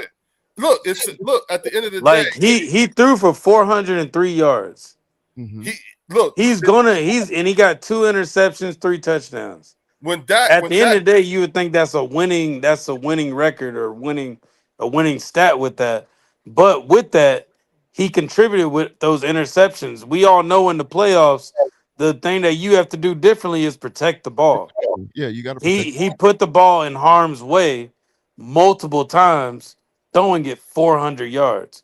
So I don't think he's the sole reason why, but he played a part in it. Right. He definitely played a part in it. Okay, and I agree with you. And wouldn't you think that would fall back on our coaching because we actually had a running game. No. Listen, no. I won't say no. I won't say fall back. I would say and coaching. Okay. In addition to coaching, coaching played a part too. In addition to you were McCarthy. defense, in addition to that, you know what I'm saying? But Leo, but you know, everybody always focus on number 4 for the I understand loss. that, but that's that's what I'm trying to get everybody to understand. It wasn't just number 4. No, I don't blame Dak for that. I listen, personally don't blame Dak like, for remember that. when you said to me, I want to know what my team looked like to other people, right? Okay. That's what this is. Mm-hmm. We're telling you, like, when you say to us, what I can't stand is people always blaming Dak. No, that is not what is happening here. You know what I'm saying? We're just taking an accountability list here. Mm-hmm. And we're just focusing on one bullet point of many bullet points when we're talking about this, when we're talking about this accountability list. Mm-hmm. And most of the time we get stuck on, whether it be by our own doing or who we talking to, we get stuck on Dak because it's like, okay, and that's why I said, when you look at that Green Bay game, regardless, in addition to Dak throwing a pick 6 made it harder for you to come back if you were going to make a comeback. That's a contribution. Okay. Dak running too long with the ball and not letting the referee by rule touch the ball, set it himself, and then going, that was a contribution. You know what I'm saying? And there are a number of games in the playoffs where Dak contributed. Not the sole reason, but contributed. And when you look at over a period of 11 fucking years, you know, you look at 11 years or how many playoffs? 9 playoffs, right? He's what, 2-7 or some shit? Yes. With 9 playoff games, you know what I'm saying? Contributions to the 7 losses, that's contributed to all 7. Regardless of how many yards he ended the game with. And that was the part that, like, I hear you. Yes, he threw for 500 yards and he threw for 60 touchdowns, but he also did this and he also did that. He also contributed this. So that's why no one's in love with his numbers. When you say he threw for 4,862 yards, you know what I'm saying? And the reason why people just discount that and everything like that is because look what happened. All right, well, I got a question. Wait, real quick. Shout out to Sean Mims with the $5 super chat. He said, "Stop it. Dak getting garbage yards when he behind, and his pick 6 was key." And also, when you look at his regular season record, I do call into question his record against teams above 500. That's something else that's sus too. And Sean Mims also gave another $2 shot. He said December is when the Cowboys do cowboy things. But like also Chris, do you feel like when does it get to that point to where you say, all right, let's put our chips in on a QB who can be some competition to Dak, or it can be a younger Dak or a younger quarterback that's y'all's next step up? Like, who are y'all developing behind Dak to take that realm after Dak leaves? What's the succession plan, or is there a succession plan? There isn't. Okay. Well, I mean, I'm just being honest with you. There isn't. Why do you think that? Why do you think that they're not making that a focus? Because right now we got Hal and we got Milton. Joe fucking I can't stand him. And I'm talking about Chris. Everybody loves Joe. Leo, one second, Leo. What up, fellas? Shout out to TP Way in the building. No what way, up, my brother. Be safe out there. We'll see you on the next one when you get home, my brother. Stay safe out there. What'd he say? What'd he say? He was in the chat. He on his way home. He driving. Oh, okay. Hey, Yeah. I tell you what, TP, when you get home here, I'm gonna put the link in I got you, dog. If you want to come in, you know what I'm saying? It'll be there when you get home. Yeah. If we're still on, we'll probably still be on. Shit, I'm having a good time. Shout out our New York brother in the building. That's all. Now, to answer your question about secessions, Mm. you got to think about it. Only reason the Cowboys drafted Dak Prescott is because Tony Romo had a couple Injuries. Yep. Okay. Remember that. Yep. Same reason why we got Wentz. I get it. And you got to remember, Tony Romo was an undrafted free agent. Undrafted. Yep. He wasn't drafted. Yep. Okay. And Jerry Jones said, "Oh man, that was a miracle." And you got to think about it. Dak Prescott was a 4th round pick. He came from a running option offense at Mississippi State. People like, why you draft this guy? He can't throw the ball. All he does is run the ball. They was thinking of him like he was Jalen Hurts before Jalen Hurts. Okay. So he came in and he actually, Tony Romo got hurt against Seattle in the preseason game, and the Cowboys roll off 10 straight wins. Right. So 10 straight wins. The reason we was winning because of Zeke Elliott, it wasn't because of Dak Prescott. It was because of Zeke, because you couldn't stop the run at the time. We had the best offensive line in the league. Y'all remember that. Okay. And when Tony Romo was healthy, I was one of the Cowboy fans say, all right, now put Tony back in and let's go. They didn't. They kept Dak in, and the rest is history. I'm not mad at Dak. I'm not mad at the Cowboys from keeping it. But the secession thing is the Cowboys always have this thing where we'll find one. We'll find one. They don't have a plan for the future. They always have. We'll stumble on to something. We'll stumble because we literally stumbled on Dak Prescott. We stumbled on Tony Romo. And I tell people that makes sense. That makes sense. Quarterbacks between Troy Aikman and Tony Romo, the Cowboys had 17 different quarterbacks. Jason Garrett being one of them. Yeah. Okay. So the Cowboys kept trying to stumble. They even drafted Quincy Carter. Quincy Carter was the worst quarterback ever in the history of the NFL. And he started with the Cowboys. Okay. Because I remember many rumors of Quincy Carter. Quincy Carter. Y'all remember Quincy? You know what, Chris, this is the thing, and this is where the blessing, now I'm calling your presence here actual blessing, because this is that useful Cowboy history that you're right, no one really talks about like this in this regard, because I haven't thought about this type of shit in years, and I'm like, no one really does talk about the years between Aikman and Romo. No. Yeah, and I'm like, whoa. Yes. Whoa, yeah. So it was terrible. So that's why the Cowboys don't really go at, as Cowboy fans, we always begged. Our best backup quarterback was Andy Dalton. Andy Dalton. No way. The Red Rider BB gun himself. Yes, Andy Dalton was our best backup quarterback. Did you have Randall Cunningham at 1.2 in there? Yep. We had Randall Cunningham at one point. So it's I the Cowboys the Lions had Dante Culpepper for a year. Wait a minute. Wait a minute. Hold on. Those two are within that Aikman Romo. Yes.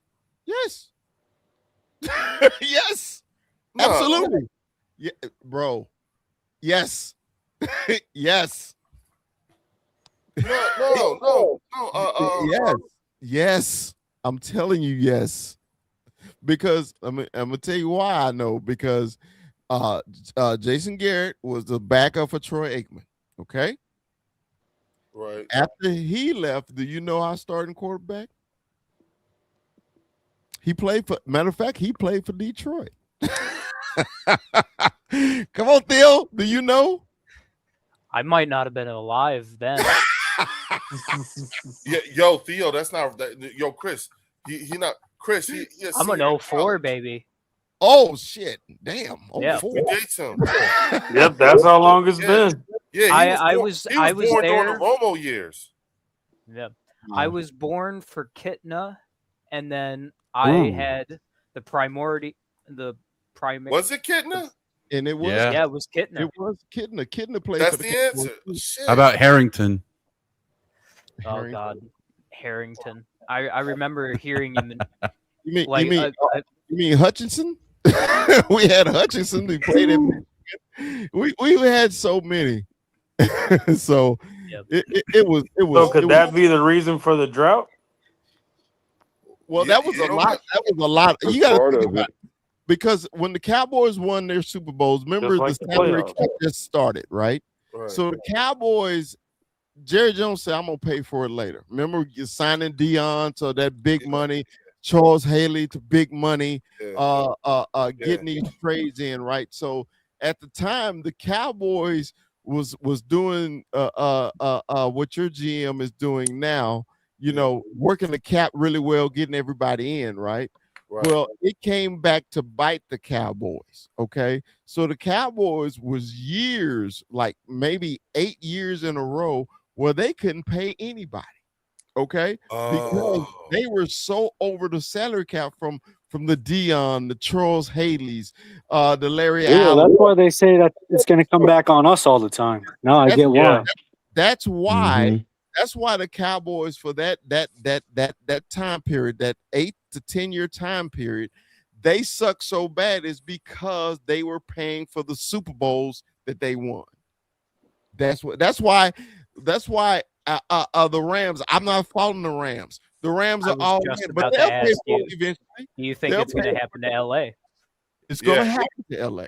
Okay, it may happen to y'all eventually. It's going to happen to everybody. It happened to New England. It happened well, with us, the thing is the way that we have our cap is, and we got a taste of that with AJ Brown leaving. When a player doesn't want to be there and we got to let them walk. Right. We still took that hit by letting them leave. We took that hit. Right. So that's going to set us back a little bit, but that's one player. But that's the only way what we're doing with our money can actually affect us is if a player is trying to leave. And we got to let them leave earlier than what their contract has them at. And being that we signed Jordan Davis last year and Jalen Carter this year, the savings on signing them both canceled the dead cap hit for AJ this year. Leo, I want to give you some names from Troy Aikman to Tony Romo. Okay. Steve Walsh, Steve Berline, Jason Garrett. Wait a minute, Steve Berline was y'all quarterback? Steve Berline, Quincy Carter, Babe Laufenberg, Drew Bledsoe, Brad Johnson, Randall Cunningham, Anthony Wright, Steve Berline again, Stephen McGee, Stephen McGee, Gene Carnado, Drew Henson, Brandon Wheaton. Remember Brandon Wheaton that played at Florida State? Kellen Moore, Ryan Leaf, Kyle Orton. I remember that. Ernie Kosar, Vinny Testaverde, John Kitna, Andy Dalton, Matt Castle, Clint Sterner, Chad Hutchinson, Kevin Sweeney, Wade Wilson. Do I need to keep going? I'm sorry. I'm sorry. You had me at Vinny Testaverde. My God. Yeah. So these are quarterbacks that was in between Troy Aikman and Tony Romo.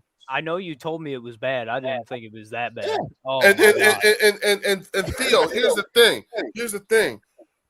Troy, Tony Romo and Dak Prescott account for 20 years. Yes. They account for 20 of those 30 years. And I thought Stafford for 12 was a long time. Holy shit. Mm-hmm. That's what I'm saying. Like, you know, y'all sound.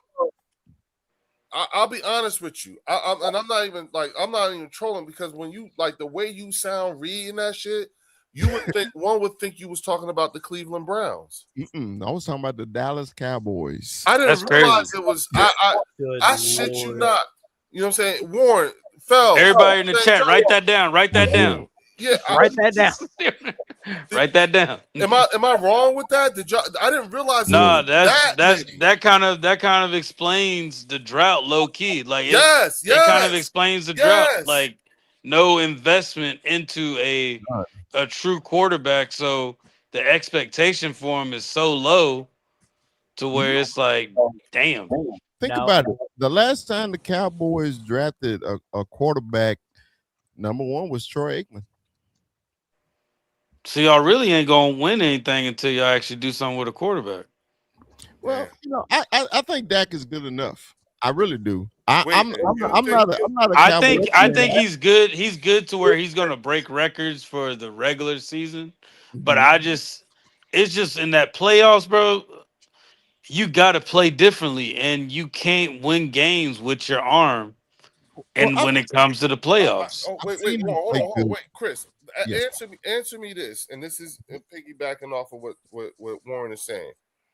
And you got 9 games of film of your current quarterback in the playoffs, right? Yes. You know what I'm saying? What is your evaluation of his play after 9 playoff games? Now, Leo, I can Wait a only. minute. Are we talking about Dak? Are we talking about Dak with 9 playoffs? just the 9 games in the playoffs, no regular season. 7. He only played in 7 playoff games. He 2-5. He 2-5. I thought he was 2-7. He ain't playing no. 7. He's He ain't 2-5. playing 9. Oh, okay. Yeah. So I'm sorry. Just those 7 games. So yeah, 7 games. With 7 games, what is your evaluation of your quarterback in playoffs? Not the regular season. Yes. Push the regular season. Tell us what you genuinely think of your quarterback in the playoffs. And this is my honest answer. I'm not bullshitting y'all. This is how I feel. Because and end it with a confidence level. I'm a Dak Prescott fan. Like I said, it was only 1 game. I blame him for a loss that he played like ass. So out of the 7 games, it was only 1 that I said that it was Dak Prescott's fault. We lost that game. Okay. Now, I always say, okay, the Cowboys, remember Leo, when we were on TP's show, I always said, the Cowboys are a finesse team. Okay. It's all about the show. It's all about the flash, right? That's right. So if you stop the flash, you can beat the Cowboys, right? So when he got in the playoffs, I think my coaches, including Jason Garrett and Mike McCarthy, both had no game plans at all against fucking the Niners or the Packers. And especially the Packer game, they thought they were just going to blow them out with points. And the Packers came in there and punched them in the mouth. And I always say style make fights, right? So the Cowboys ran against a red hot Niner team. It's no excuse, but we're at home. We should have beat them. Okay, we ran against Aaron Rodgers, one of the greatest quarterbacks in the league, throwing one of the greatest passes ever in NFL history that he made on that sideline to get them in field goal position. Okay, so when you say Dak's record in the playoffs, to me, I think it's unfair because if you watch the game, Dak Prescott played great in those games except for 1. So, but everybody always say Dak Prescott lost the game. Dak Prescott didn't lose them damn games. The Dallas Cowboys lost them fucking games, not Dak Prescott. So no, definitely, yeah, like 4-1 in your mind. In my mind, Dak Prescott played well, but 1 game. Okay, that's what I'm saying. Okay, I accept that.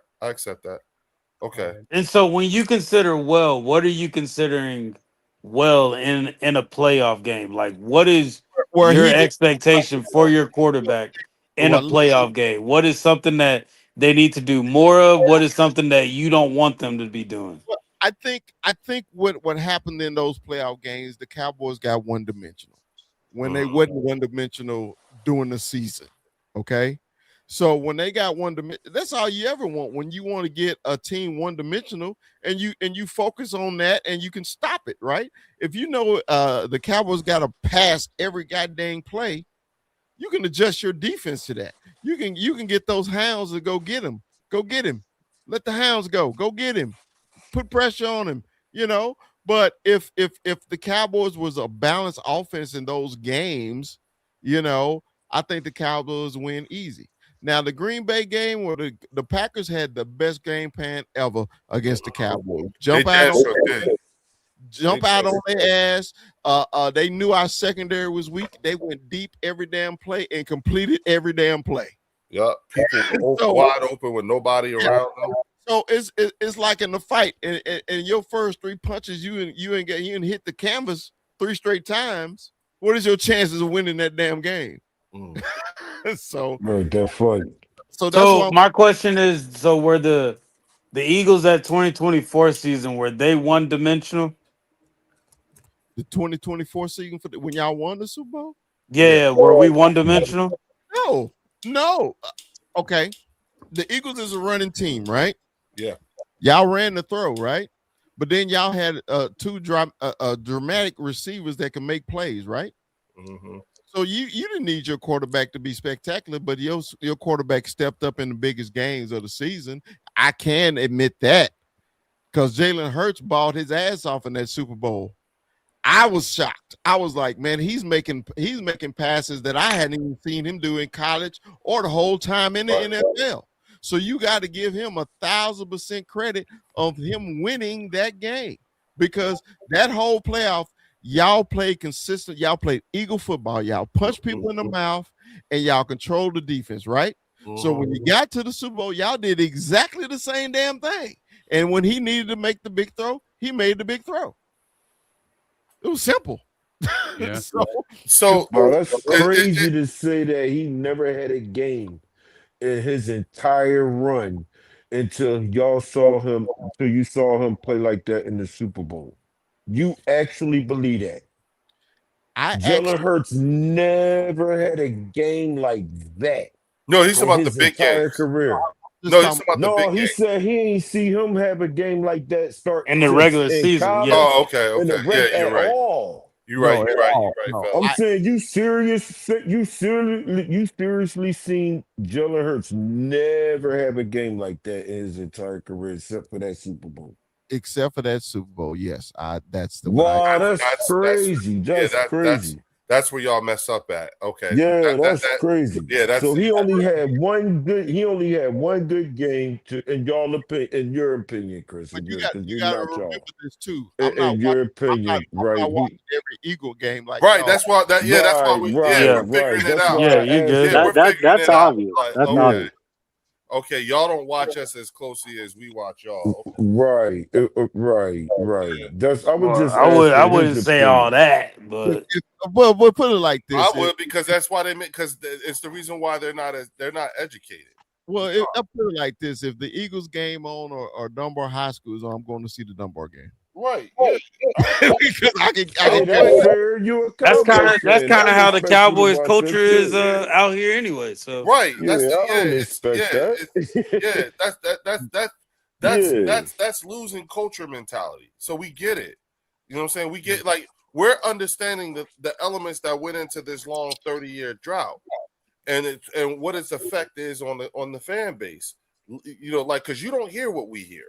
Right. You know what I'm saying? Right. And so, we're learning. We're like, oh, this, everything you're saying makes a lot of sense in terms of the things that we have had to deal with.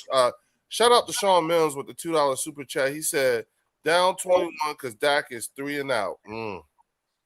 Yep. So yeah, Leo, I wouldn't try to investigate the losing culture of the Lions over the last 70 years. I wouldn't do that. You're gonna need to pay and fund a public library. I'm trying to be sensitive, Theo. That's why I won't bring it up. Shout out to Floyd Green with the 10 jewels. It's okay. I understand.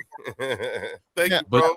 Now Sam is one of those. Your guy in the chat. He's one of those guys who's on that train. Is all Dak fault. You know. Oh shit! This what you talking about? Your guy in the chat that said about Dak Prescott. 3 and out on the 3 and out and all that stuff. Right. Okay. Yeah. But at the end of the day, we gotta look at it like this too. If you're the quarterback, you're gonna get all the blame, just like you're gonna get all the glory when you win. So it's got to work both ways. Was it Jalen Hurts' fault y'all lost to Tampa Bay? Yep. Which? Yep. Oh, you talking about which game? Against Tom Brady. Y'all don't count when y'all lost how many games in a row? 3. Before y'all we lost 3. But all 3 of those losses were those Jalen Hurts' fault? Oh, Jalen got too. Jalen Hurts got Wait, what year are we talking about? Last year. Just last year. Oh, okay, because you said Tampa Bay. That's why. Yeah, I was. Or you meant the 49ers. Yeah, Jalen was getting it too. We went off on him. No, Jalen. I think a lot of it was on Jalen because Jalen wasn't trusting our OC. Yeah. So when you changing up the play, like you making a mistake already. Like there's a lot of plays that Jalen made. There's a lot of stuff Saquon did. There's a lot of things that AJ did. Shit. Like, but it just what Jalen though, right? That's what I'm. That's the point. Hell no. That's why I said like I agree. Like I don't think you can blame it all on Dak. But we got to also remember, a casual fan is going to only name off the person that they see all the time. Yeah. So we got to be realistic about that. That's true. So we understand. But my point is that the fact that we all understand that it's a team sport. Yes. So it's the team loss. It's the team win. But like Warren just said, the quarterback gets the credit for winning and they get the blame for losing. And we know it's not all the quarterback fault. We never say it's always Dak's fault. We never say it's Dak's fault for everything. We just say he plays a part in some of y'all losses. Yeah. Okay. Like I can say Jalen played a part in that Super Bowl loss. Jalen played a part in it. Definitely say Jalen fumbled the ball when he shouldn't have fumbled. We could definitely say that, and we definitely do. and you want to know what? And you want to know what? Even Jalen knows that. Yeah. Jalen knows that so much to where he said, "I'm gonna get back and I'm gonna win." I think both the Super Bowl appearances, Jalen Hurts was the best quarterback on the field. So did Patrick Mahomes and Chris Jones. They thought that too. Right, but I'm gonna say if Jalen don't fumble that damn ball, we win. How about that? Some of the blame is on him. Yeah, he hold on because that was before halftime, right? That was before halftime. That was Patrick ran in that joint and got momentum. Man, got enough rest. That was his contribution. And gave that lead up, man. That was his contribution to us losing. But fam, we don't give credit to defenses though. When you think that was a great defensive play, that was a great. But you have to give credit to the defense. They get paid just like the offenses. Hey man, the defense and the offense got to complement each other. Yeah, when it comes to that. Listen, bro, our quarterback made it so that the defense just happened to be paying attention, and they capitalized as they should when a quarterback makes the kind of mistakes that Jalen Hurts made in the Super Bowl, which is why that fumble that Jalen Hurts did was a contribution, a bullet to why we lost that game. You see what I'm saying? Excellent by everybody involved. However, I will put a point in this conversation as I must unfortunately exit it. I have work in the morning, and I can't be staying up until 1 a.m. talking about Eagles, Cowboys, and man, it's only 8:50 here in Seattle. You can do it. We was talking about you too, Theo. We let you run it down for the Lions. We found out some information about your squad tonight. No, I did gotta go. Yeah, I did want to point out. I know. My dog gotta go to work. Yeah. Yeah. Well, gotta get them greenbacks. Business as usual, right, Theo? Business as usual. Well, Theo, go ahead and give us your final word, bro. Go ahead, do your thing. You know what it is. First of all, I would like to thank everybody here on the panel and in the chat. Chris, Eric, it is a pleasure and a privilege to meet with both of you. Chad, if you haven't already, please do a good deed today. It might not make your day any better, but it might make somebody else's better, and that's what we strive for each and every day. And thank you for enjoying the great game of football. Lions to the Super Bowl. Go green, go white. I'm going to say go Theo. Have a good day at work and get you some rest, my brother. See you soon. Don't forget to spay and neuter your pets. Now you showing your age. Oh, Bob Barker. Bob Barker, boy. Bob Barker. Oh, Bob Barker. Okay. Yeah. I mean, if Chris is breaking out the photo album, I might as well break out the Bob Barker. Hey, why not? Right? Why not? Still going. I can put my cowboy hat back on. I was wondering. So what's your thoughts on Christian Parker being in the defense? Do you think, because I think this is a big debate that a lot of people have when it comes to Christian Parker. He worked with Patrick Surtain, he worked with Quinyon, he worked with Coop, he worked with those individuals that are talented. Do you feel like in y'all secondary, other than Caleb Downs, because I think Caleb Downs is going to be, he's going to end up being probably one of the best safeties in the league, like down the line. Like I can put shout out to y'all for that. But with the expectation that Christian Parker is going to make y'all's cornerbacks better, do you see that? Because on our end as Eagle fans, Keely Ringo, we picked up Keely Ringo. He was supposed to be our cornerback one. He was supposed to be our CB one. Soon as Darius Slay left, he was supposed to be the next guy up. Christian Parker was there to help develop him, and they saw that they couldn't do anything with Ringo, so then they picked up Quinyon. Well, as a Cowboy fan, is simple for us. The Cowboys did something that they don't normally do. Okay. They got young at the coaching position. Yeah. Okay. They got something that they aren't familiar with. Normally the Cowboys, what they do, they go with familiarity when the coaching staff. They used to be on this coaching staff for the Cowboys. They used to be on this under this person for the Cowboys. They always would go for a Cowboys tree under the coach. Okay. Right. They didn't do it with Schottenheimer. They didn't do it, and they didn't do it with Christian Parker. And they also went young. We know Christian is a young cat. And basically that's what the league is. The Cowboys with Eberflus and the other bullshit we had the year before that and the year before that, they kept trying to recreate the past. Okay. As we know, as Cowboy fans, we live in the past. We know. Okay. But the Cowboys are trying to do something different, because Jerry Jones is like, okay, enough is enough. He finally said enough is enough. Let's get younger. Let's get more exciting. Let's do something that the Cowboys hadn't done in a long time since Jimmy Johnson.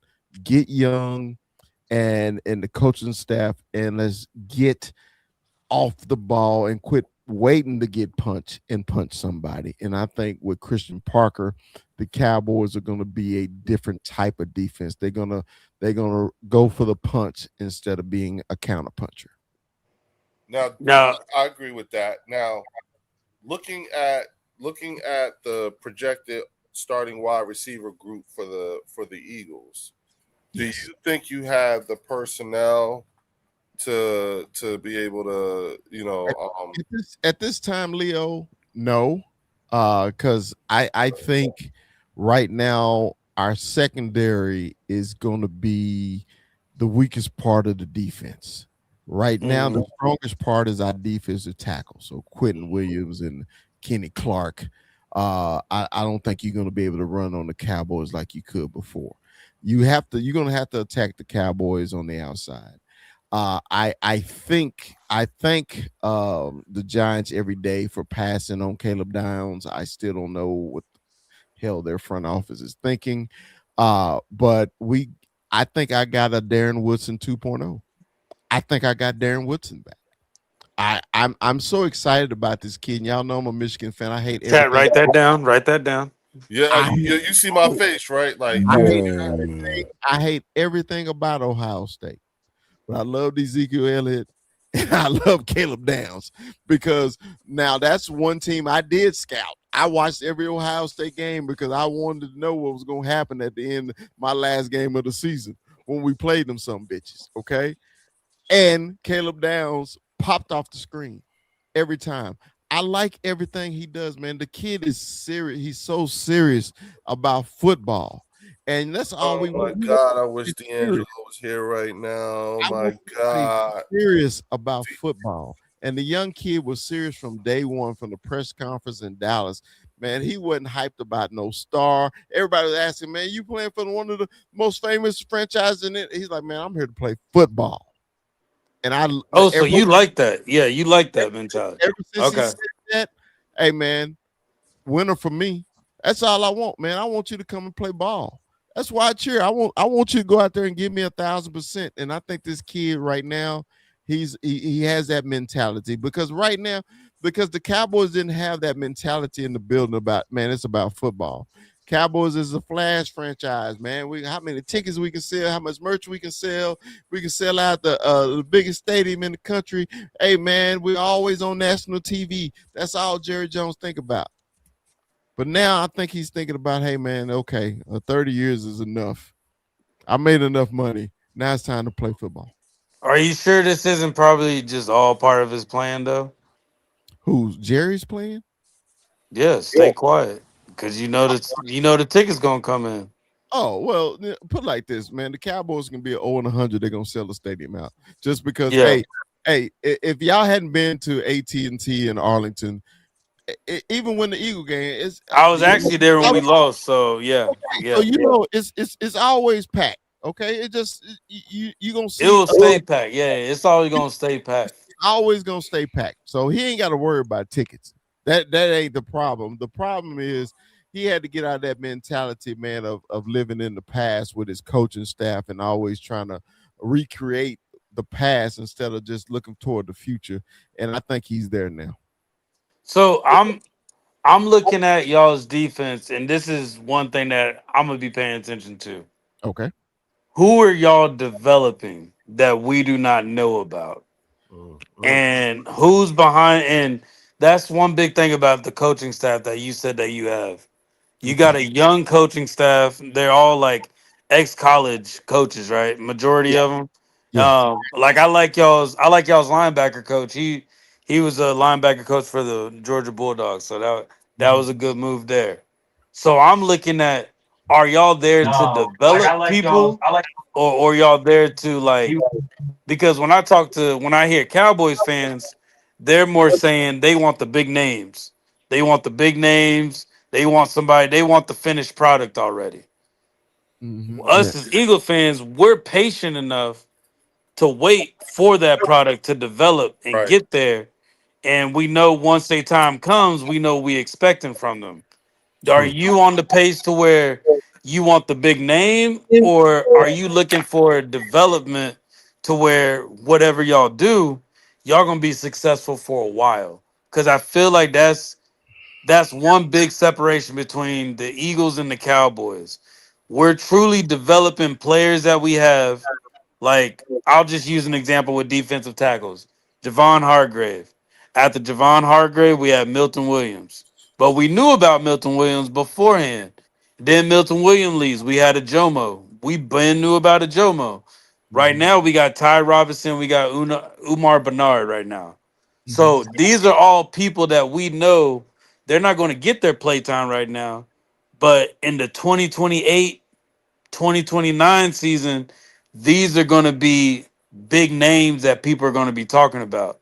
Same thing with our linebackers. We got Jahad Campbell. We know about that. But then we got Jeremiah Trotter Jr. We got Smile Munden. Like, we got all these people that we are developing behind the scenes. Do you see the Cowboys doing that? Yeah, Jalen Son. Do you see the Cowboys doing that with their coaching staff?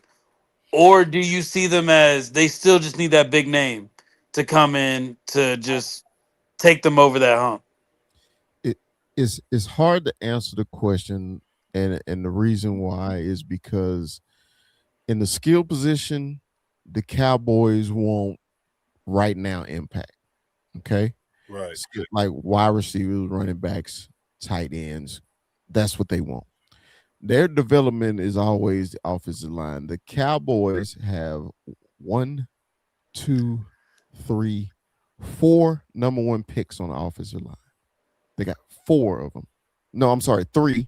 3 number one picks: Tyler Guyton, Tyler Smith, Tyler Booker. Okay. BB was a second round pick. and Terrence Steele was undrafted free agent. Okay, the Cowboys will invest in offensive linemen. Okay, they will. The matter of fact, that's the biggest thing going into training camp right now is Tyler Guyton, our left tackle. Is he going to progress like we thought he would as a number one pick out of Oklahoma?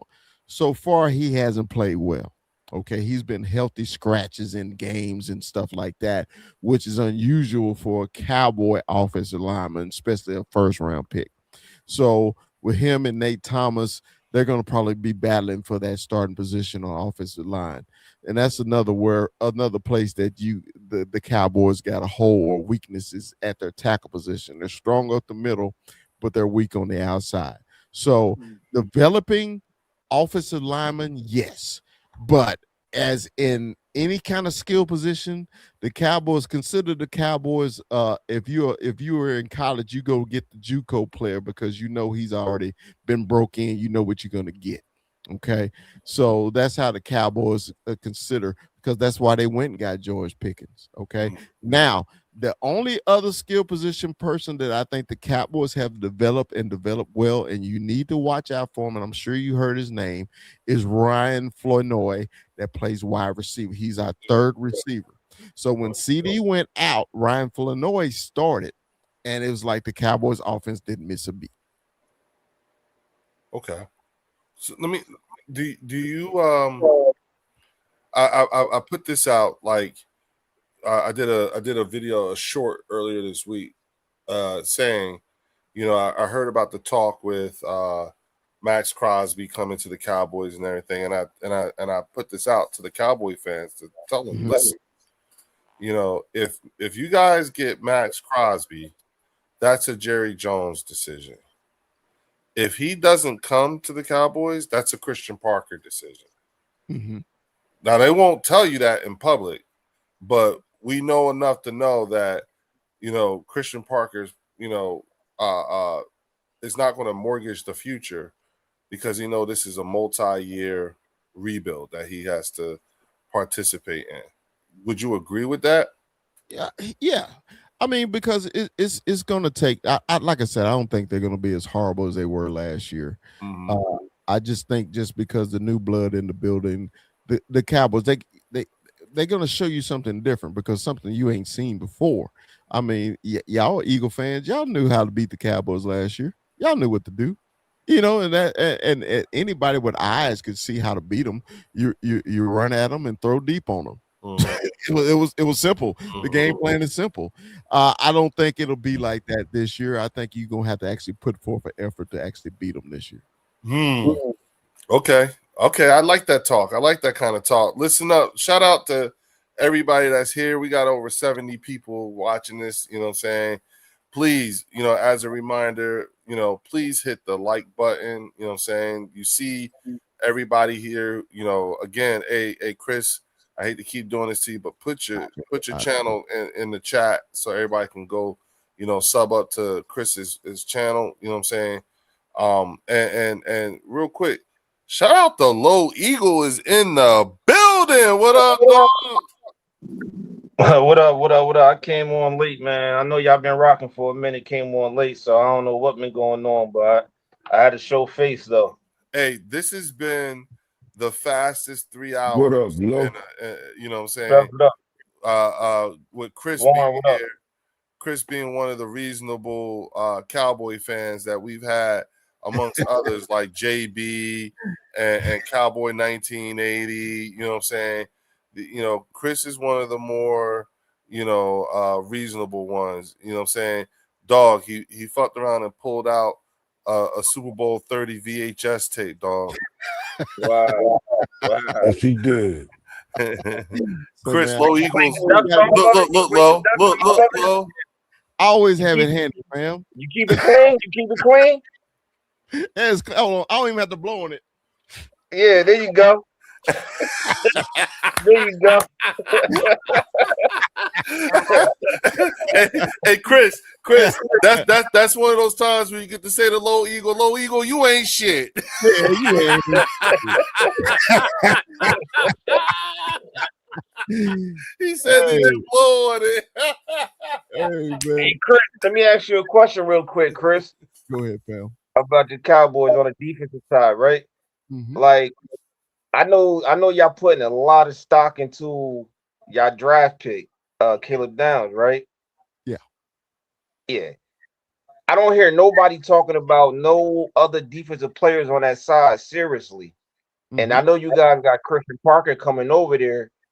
Like who he has to really work with that you could say that's going to be step up players this year that going besides Caleb Downs, like who's really over there that's really going to be, cooking in the kitchen. Right. I'm glad you said it, man. We got a full year of Quinn Williams. Y'all forget we traded for him from the Jets. Remember, hey, when he was with the Jets, only person you worried about blocking was who? Quinn Williams. Yeah. So we got Quinn Williams. I'm really excited about. We should have a full year healthy with Demarion Overshown.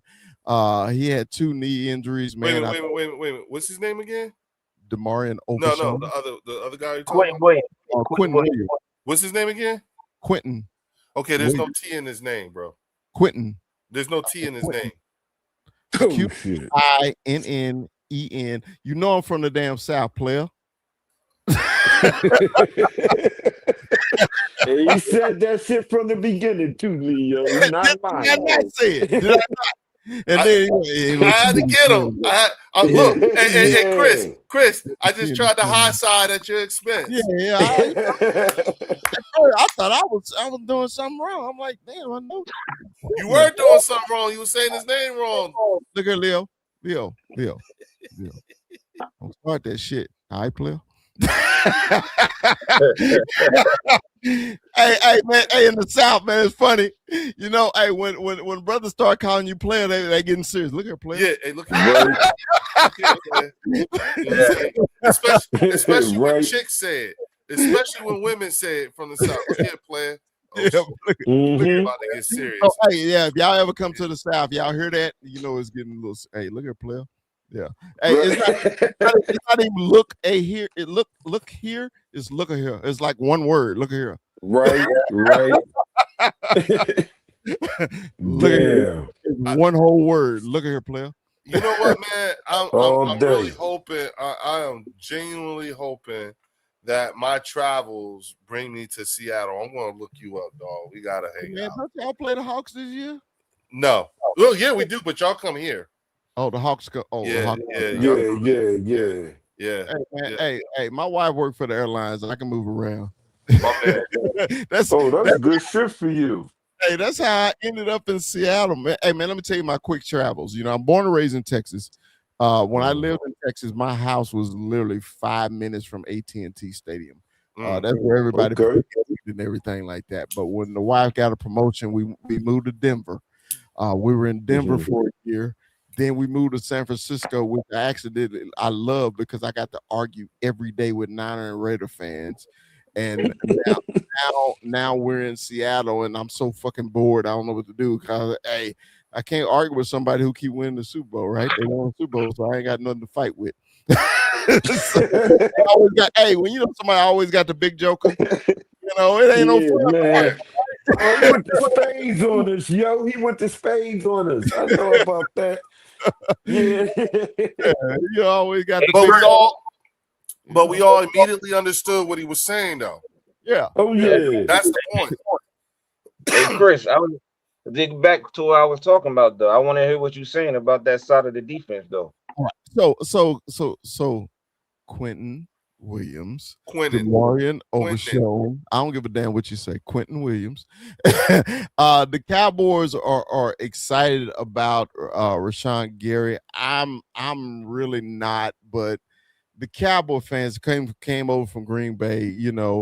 Ever since the Cowboys traded away Michael Parsons, they've been hunting for a pass rush. That's why they talking about the Max Crosby thing like that. And I was like, hell, if you wouldn't have traded Michael Parsons, you would have had a pass rush. Why are we chasing them? Now we chasing pass rush. Okay. Right. At first, everybody was like, oh, Michael Parsons can't stop the run. Okay. Well, even when you got rid of Michael Parsons, we still couldn't stop the damn run. So that was a bullshit excuse. So anyway, that exposes that. Yes, That whole thing. Yeah, absolutely right. The other one that I think that we're looking for development, I know with the question, Donovan Izalaku, defensive end. We wanted him. Linebacker.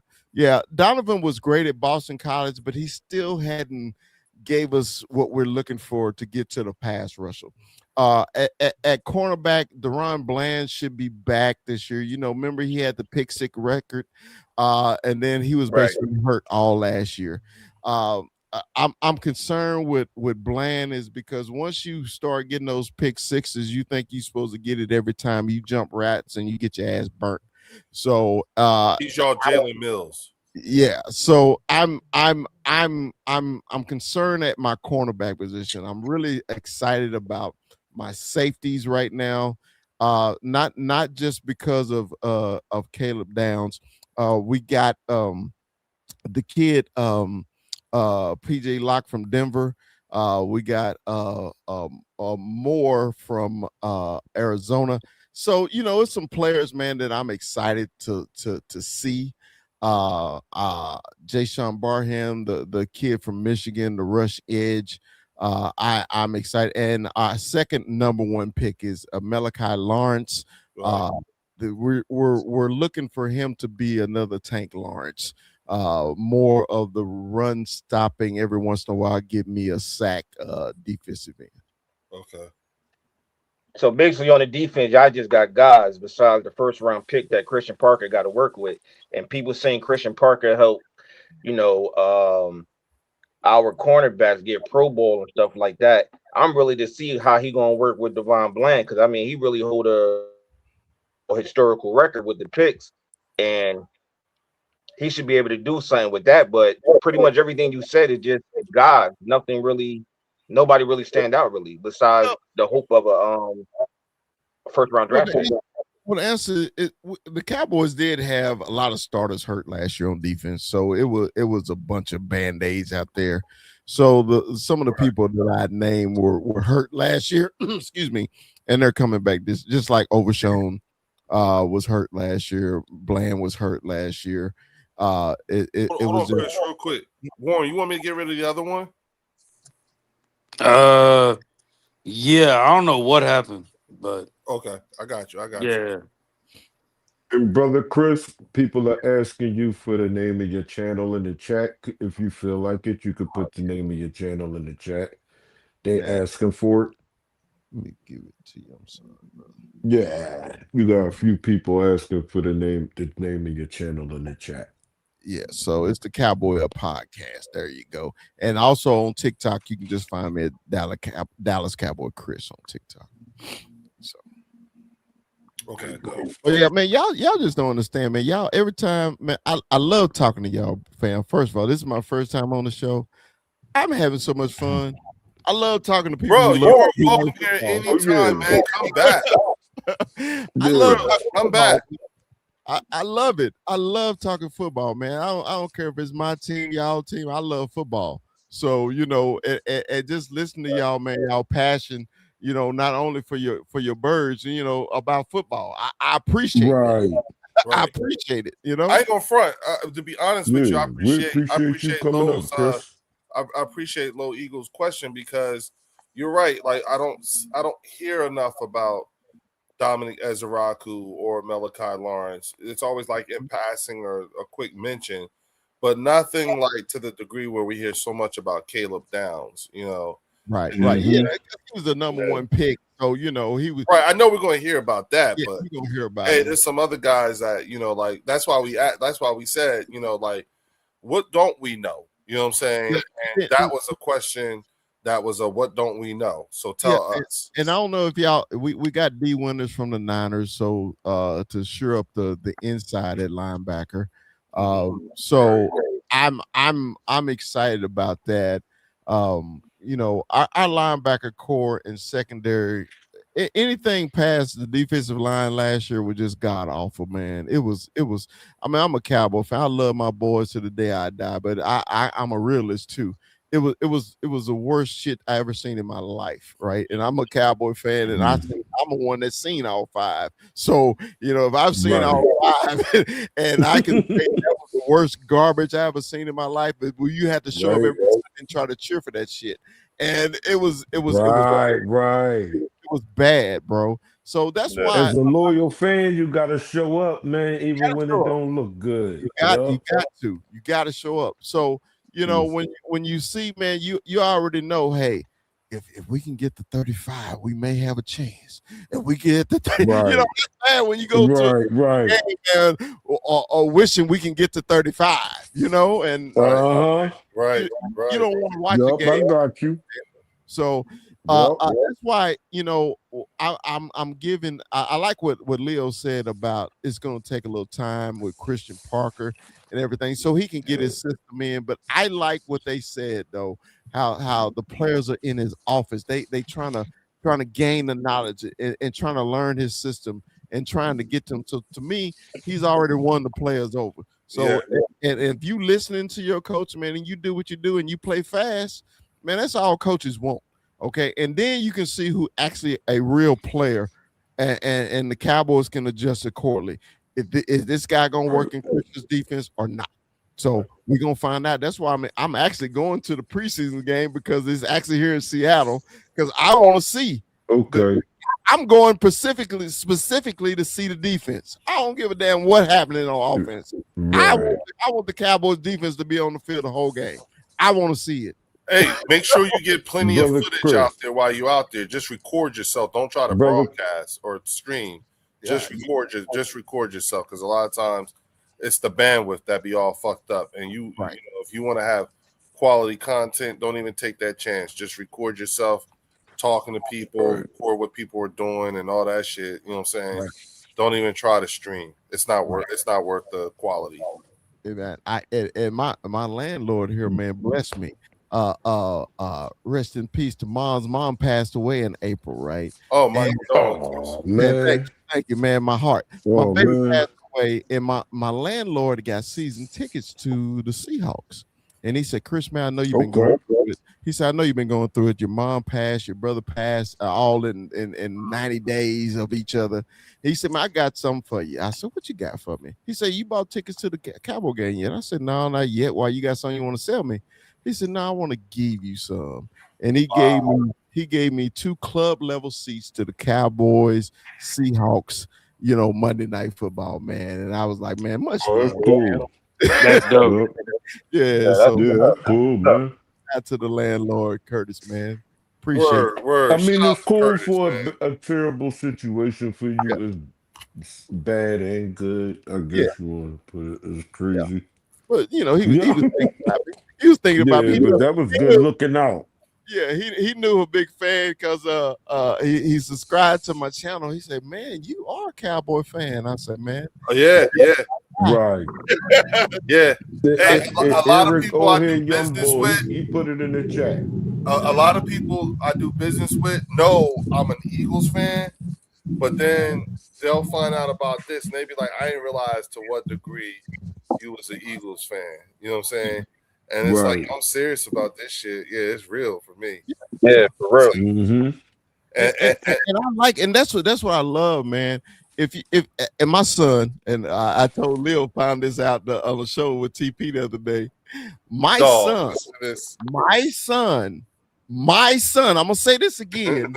My son is a diehard Commander fan. Diehard. When I say diehard, he didn't just start it either. Because I told him he was a little kid playing the video game, and one day he was playing with the Washington Redskins, and he fell in love with the player Chris Cooley. We all remember Chris Cooley. Oh yeah, yeah. Of course, we remember Chris Cooley. Okay, so next thing you know, I was getting packages in my name arriving at my house, and it was Redskins shit. I was like, man, I ain't ordered this. My wife, I'm like, I was ordering this, and my son, it was me. I say, wait, hold on, what's going on? I like the Redskins. What the fuck you mean you like the Redskins? That's crazy. And I sat him down. I said, okay, man, I can't choose for you because my dad didn't make me do anything that I didn't want to do. I said, look, if it's your mob for life. You can't be a fan ride with it, and not a fan tomorrow. So if this is your team, it's your team. Okay. Yeah. He said, I like him. I said, okay. So you Put go a to his stamp on house. You go to his house right now. Right. You go to his house right now in Fort Worth, Texas. He like me. I got a Cowboy room. He got a Commander room. If I go out, if I see Commander crap, I buy it for him. He see Cowboy crap, he'll buy it for me. You know. But my son, he is 35 years old, and he is a diehard Commander fan. Right.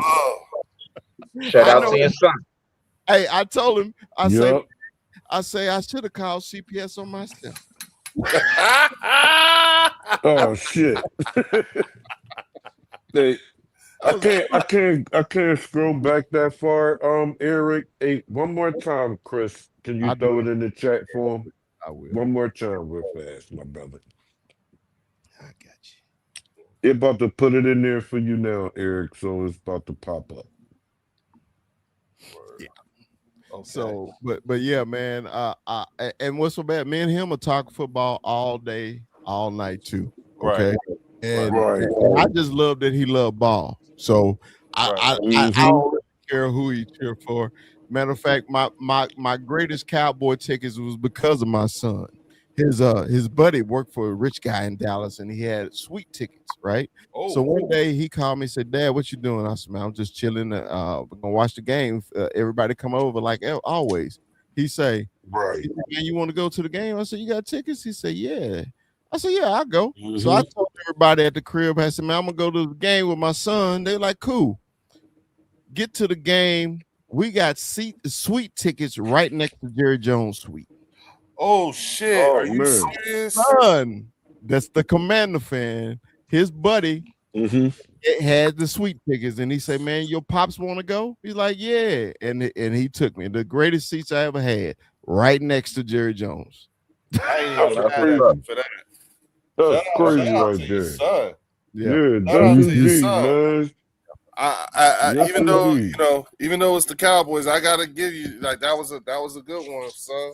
Yeah. Listen, even though they the Cowboys and the Commanders, I appreciate your story. Right. Your son was looking out real nice for that one. Yes, he did. Yes, he did. Yeah, John. And it ain't nothing like a father-son game. If y'all got kids, man, and they old enough, y'all know what we talking about when the father and son go to the game together, man. That shit is cool. Right, man. It's funny, man. We never went at each other about each other's team, right? We never do. You know, hey, I watch his games, he'll watch our game. We'll never talk shit to each other about our team, but don't let his team win. I ain't never got so many phone calls in a week. Wait a minute, bro. You ain't called me. You called me last week. Why you called me this week? Right? He's blowing your spot up. Yeah, you want to talk all of a sudden. Wait a minute, man. What you want to talk about now? Because you didn't beat us? Okay, cool. That's why I got my son. John right next to you, he got stories, Chris, because he actually worked with Eagles. So he got kind of nice stories too. Okay.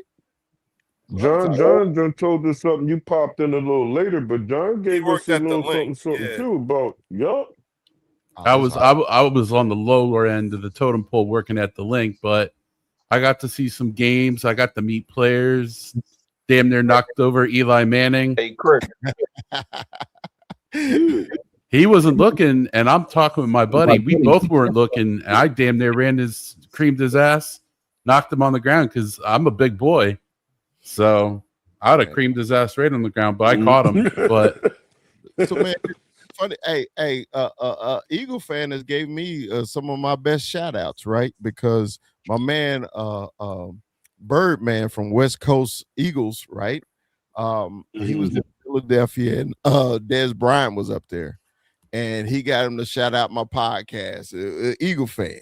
So when we was at the draft in Kansas City, Birdman ran into DeMarcus Lawrence. had him shout out my podcast for me. I was like, so like I say, man, I got some. We're not all bad. Not all of y'all. Not all of y'all. No. Not all of y'all. No. The majority, but not all. And not all of y'all are bad too. Just majority. You know what I mean? Not all of y'all are bad. Just majority. Thank you, Fells. You know what I mean? It goes both ways over here. You know how this rival go. I know. I already know. Now I want to get. I want to get to Philadelphia even worse now. It's just because I want to go now. Well, see, you know what? It's payback. It's payback for what y'all did to us all them years. Yeah. Here's the thing. And Lo and Art, you know what I'm saying? Y'all could back me up on this, right?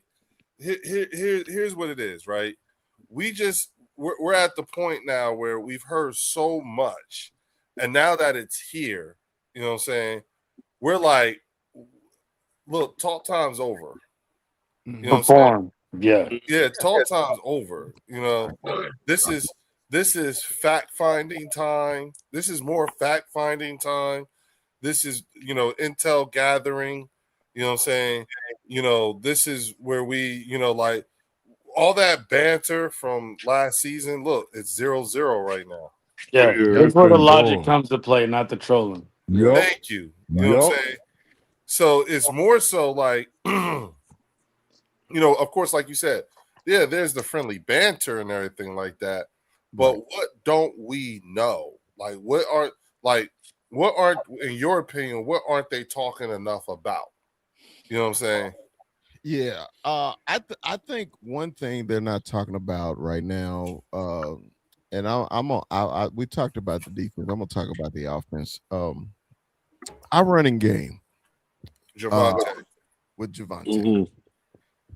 Last year when they picked up Javonte, I was so against it because he was hurting Denver, right? Mm-hmm. And the Cowboys was doing that mash unit shit again. Former player that was really good the year before, now he's hurt, and we'll get him real cheap. And he came in, and the only thing that pissed me off is he wore Tony Dorsett number, and I think it should be retired, but the Cowboys don't retire numbers. And he wore that. Damn right, that jersey should be retired. And when I saw him on the field, I instantly got pissed off because he had on 33, because I'm telling my age. But what he did, I appreciated. He ran the ball home. He did something that the Cowboys running back hadn't done since Zeke left, or since Zeke was in his prime. And I was still pissed off at y'all for taking DeMarco Murray from me, because he was kicking ass at the time. And y'all could have had that ball back. He ain't do shit for us, man. He was trash. He was in the wrong offense. We good. Yeah, I agree with that. He was in the wrong offense. He was in the wrong offense. We got offense. a bust with that one. Mm-hmm. You got to think about it. When he went to Tennessee, he was back to being Murray again until they drafted King Henry. Okay, because when he went to Tennessee, he was 1,000-yard rusher again. Okay, he was in the wrong offense. That's what he was in. Yeah. He went for the money, and I was like, "Come on, man, give me my running back." I was just happy that it hurt y'all. Oh yeah, it hurt. Yeah, I was happy it hurt. It hurt. I'll keep it all with a buck. Hey, Leo, I ain't gonna lie, it hurt. Just because it hurt that he left, but then it hurt even worse because he went to the Eagles. I was like, "Come on." That's my point. Yeah, right. That's my point, because I'll keep it a buck. You know what I'm saying? It hurt to see Jason Peters in a Cowboys jersey. It hurt to see Randall Cunningham in a Cowboys jersey. Yeah, it did. You know what I'm saying? Well, it did. He never was supposed to have that shit on. Yeah, so to do that to y'all, you know what I'm saying? At least in my lifetime, I was like, good, motherfuckers. Yeah, I didn't appreciate that. That hurt my feelings. Yeah, mission accomplished. Hey, Leo, I was all in my feelings. That was gonna hurt if Nolan would have went. Not Nolan, but what's his name? N'Kobe Dean would have went to the Cowboys, bro. That would have hurt. That would have Oh hurt. yeah, I was yeah. on I've been, DeJean yeah, bandwagon too. yeah. I would have liked that.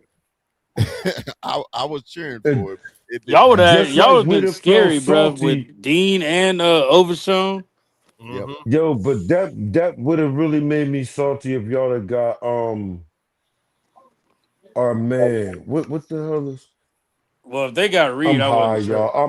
I'm high right You now. talking about Excuse Clint me. Hurt But instead of Christian Parker? hell yeah, man. I'd have been pissed off, man. I'd have been pissed off if y'all had got Yeah, him Chris, y'all got the wrong instead coach. of Parker. If you really wanted it to I'd have hurt, been pissed. I'd you have should been took pissed Clint if Hurt. y'all had got Clint Hurt, yo. Well, it's for us. We got anybody that was different from what the bullshit we had last year. It didn't matter. Oh which shit! I feel that. I feel that one. I didn't really care which one it Hey, was. yo, Chris, y'all actually play San Fran this year. What if Eberflus come in and had that defense on point and kick y'all ass? How would you feel about him then? Would you think it was the coach or would you think it was y'all players? I'm gonna put it like this, fam. Dak Prescott have 550 yards against Eberflus. Y'all ain't played them yet. I'm talking about this year. That's what I'm talking about. With the 49ers. Yeah. You said he gonna pass for 500 yards on that dude? Yes. Oh shit. He said he ain't gonna play with him.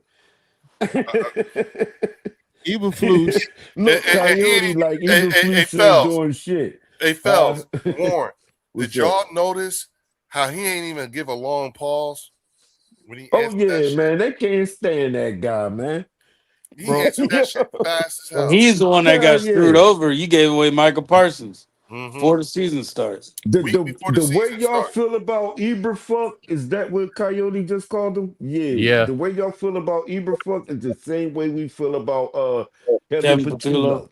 Yep. Yeah. He shouldn't have never been that damn OC last year. Never. Even Jalen said he ain't ready to be an OC yet. Yep. Yeah. Before the season started. Oh yeah, Jalen did say that too. He ain't really want him, but he just rolled with management and how he's supposed to, just say, okay, we'll see what happens. When it's 2025 last year and you had a historically worse, you want to be historically good, right? Correct. Correct. So we went from 30 to 1 in 1 year. See? So but here's the that's thing. because of Vic, though. Wait. That was in 1 year of recording, but that was after multiple years of gathering talent, of building. We were building. You see what I'm saying? That's why we are in a state of and we talking some years. If you think about it, you know what I'm saying? Right. Our team, if you look at the guys, if you look at that defense that I got up there, because like I said, I like to put an address on my shit talking. But if you look at that defense, there are 9 people on that defense that have a Super Bowl ring, and majority of those guys have been on the team going between 2 and 3 years in that same defense. You see what I'm saying? Right. You guys are and you're further along in that same process as the Giants. The Giants are further along in that, could be further along in that. They're further along in that process than the Commanders. Not saying that y'all not in that process. That it's just in that order. You guys are further along in the rebuild while we're in the retool. And so that's it. That's all I just want to say. That's it. Go ahead, y'all. Go ahead. Yeah. Now I got a question for y'all. Yeah, go ahead. We talked about the Cowboys and everything like that. Yeah. Now, from y'all perspective, what do y'all worry about when y'all face the Cowboys? Oh man, you don't want my answer. Y'all can. Am I gonna have a heart attack? Yeah, no, Chris, you already got my answer. I know your answer. I ain't talking to you. Yeah. Oh, okay. I was about to say. Hold on, Warren. Wait. Love how you put that. Okay, Chris. So you know my answer, right? Yes. Okay. Now listen to my peoples. Listen to their answers. Let's go. Go ahead, Warren. Get them, Warren. Get them. No, I was just gonna say I look at y'all's offense, and I'm like, there's too much film on it. So in all honesty, I don't see a threat on the offense like a lot of people see it as right now. Especially getting Tariq Woolen, because I think all he's gonna do is just get in George Pickens' head. So I don't really see that. Um, as far as the defense, I don't think your defense is going to match up well with our offense, knowing the simple fact that y'all don't know what's going to be coming to you. So I don't really see a threat in the Cowboys right now at this moment. I need to see what they look like. I want to see what that team looks like going into the 2026 season.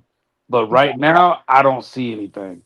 Okay. That's me being honest with you, no trolling, not bullshit, none of that. There's only a very few teams that I truly see as like can't compete with us.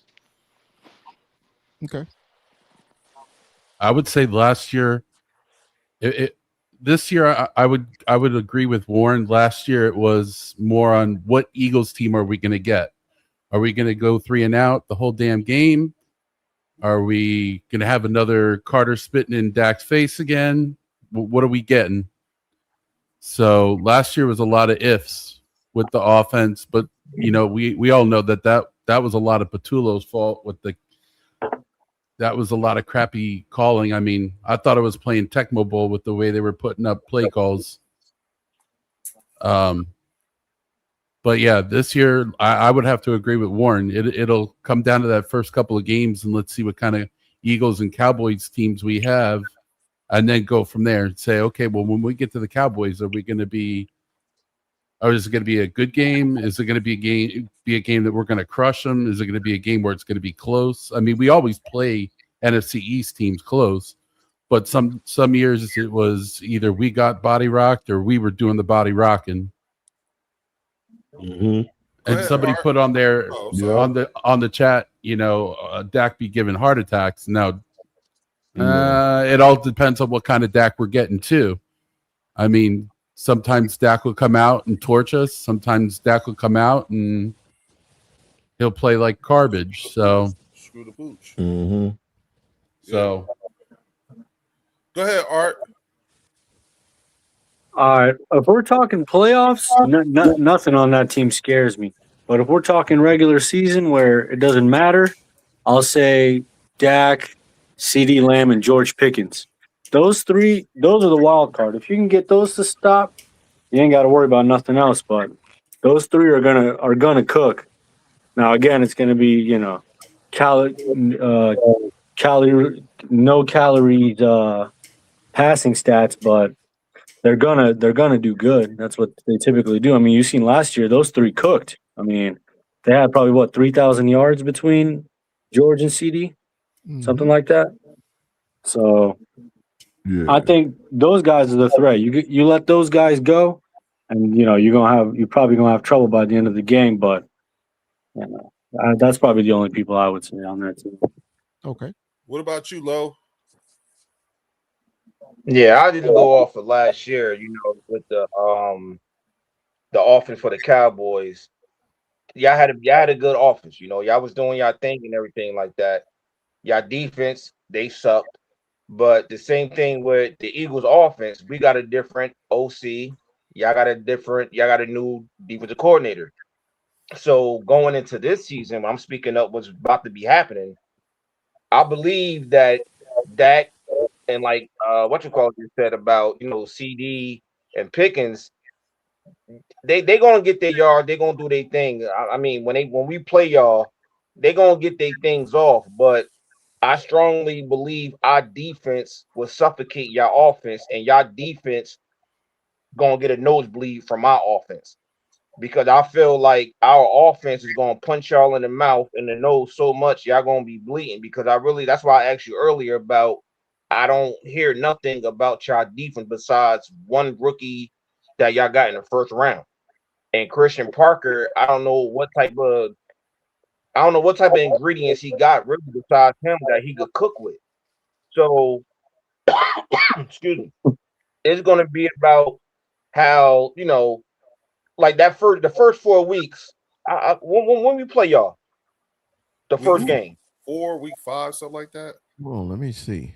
Okay, yeah. So yeah, they could pull that so up. by, Pull so that up. by We then, play the Rams week 4.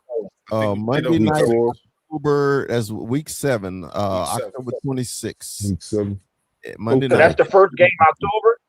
Yeah, October 26th. So Yeah. that's October the first game we play y'all. Okay. So there's gonna be time because everybody gotta get together, be on the same page by that time. So by the time we see each other, Right. everybody should have an identity and everybody should be able to know Yup. their role and know what's going on. And by that time, I believe that y'all offense is going to be good. Hopefully, y'all have a good running game because y'all definitely going to need that going against our defense. Y'all don't have no running game going against our defense. We're going to slaughter y'all. I'm telling you right now. But y'all defense, I don't believe that y'all defense is going to keep up the par with our offense. That's my personal feeling. I'm not being biased, nothing like that. Yeah, we're going to score points. We're going to go back and forth. I'm not no prophet or nothing like that. But I'm just saying, I believe that y'all defense y'all really going to need a top tier defense when y'all play us. okay. He's got a point. Now I got a question because we know how the East is. We know each other just as well as we Right. know anybody else. And it doesn't matter if we bad or good, either team, we give each other fits. Yep. Right? We I give said each that. other right. True. Yep. So Right. me, I know how you feel about your team, but to me, you're assuming that we're going to be historically bad again. That's what I was like. Well, because you hadn't heard about the defense, don't mean the defense is not going to be improved. Yeah, but see, here's the thing though, Chris. There's some. I hear what you're saying, but I've been looking at what y'all been doing for the last couple years. Mhm. The evidence speaks for itself, Your Honor. Oh, it's horrible. Yeah, so I find everything you're saying to be very interesting, and to be honest with you, the only thing that's going to answer is we actually have to get through the season. But nutrition. Yeah, Yeah. but the thing is that I guess not you. Here's my issue is we're looking at here's the evidence before us. You know what I'm saying? 2 years of just 7-win games. You know what I'm saying? 5. No, what is it again? It's with the 5. How many playoff games has Dak been to? 5. 7. He's 2 2 and and 5. 5. Yeah, I'm sorry, that's what it is. All right. I see Good. 2 and 5. You know what I'm saying? Now, here's the evidence that we have. And it feels like every year, not you, but Cowboy fans try to sell us on something that at the end of the year, it's like egg on the face. Like it doesn't match up. You know what I'm saying? Because truth be told, I feel like the bigger the game, the more Dak shrinks. You know what I'm saying? The bigger the mistakes. You know what I'm saying? Especially when you look at his record against plus 500 teams. You know what I'm saying? Yep. So, or the way things look, it's again. I know. There's team. There's team. They lose as a team and everything like that. But it's just like everyone is aware of these garbage yards that that he gets and everything like that. And that's just one of a number of like the whole thing about Dak and everything else about the team and everything like that is why we're just looking at like when we think of you, it's like, okay, now it doesn't matter how much of a dynasty we might be in and all this other stuff, because I never trust that shit, evidenced by when you brought up Chris Cooley. You know what I'm saying? It doesn't matter. Every time, it's something about these NFC East teams. At worst, we probably end up fucking splitting with y'all, regardless of how good we might be playing at any particular time. It just seems that way. You know what I'm saying? And there are plenty of times where we split because we were resting starters the last game of the year or some shit like that. You know what I'm saying? It doesn't really. It's like, okay, but it's what we do to everybody else. Okay. Right. Yeah. So, you know, one other thing. Again, remember how I said I like to put an address on my shit talking. When you look at that defense right there, especially when you look at that secondary, you know, it's because that secondary, as it's projected, is where my supreme confidence comes when I say if I got to deal with a CeeDee Lamb and a George Pickens, you know what I'm saying? I believe that I have the personnel in that secondary to at least compete in a competent manner. You know what I'm saying? To what degree, I don't know, but I am confident in that personnel. When you talk to me about Javonte Williams and your offensive line with the 3 number ones and the UDFA and the number 2 round draft picks, you know what I'm saying? I look at that offensive line and I see Pro Bowlers and all pros and just Pro Bowlers or whatever. And guys with, you know, there are guys on that offensive line that has, you know, multiple Super Bowl rings or been to the Super Bowl multiple times. You know, so that and it's the one side of the ball where we have continuity amongst the players. You know what I'm saying? How many of those guys on that O-line or on that offense were actually drafted by the Philadelphia Eagles versus free agents? Look at that defense. How many of those guys were actually drafted and developed? And then think about the people that you don't see, like the Moral Jomos, the Jalix Hunts, the Jeremiah Trotter Jr.'s, the Shmael Mundins of sorts. You know what I'm saying? So it's not just about the product that we are fielding, but it's also the depth that comes with that product that's being fielded. It looks like there was a significant investment over a number of years to make that happen. So those things, that is, in my opinion, somewhat of a detailed, you know, boots on the ground, real time intel that I believe, you know, deserves a more than average time of thinking about when you're doing the comparisons because of that personnel. So, you know, there you go. All right. Well, to rebut your rebuttal. Oh shit. My bad. Hold on. Yeah, shout out to that's why Tiffany I said- Simpson.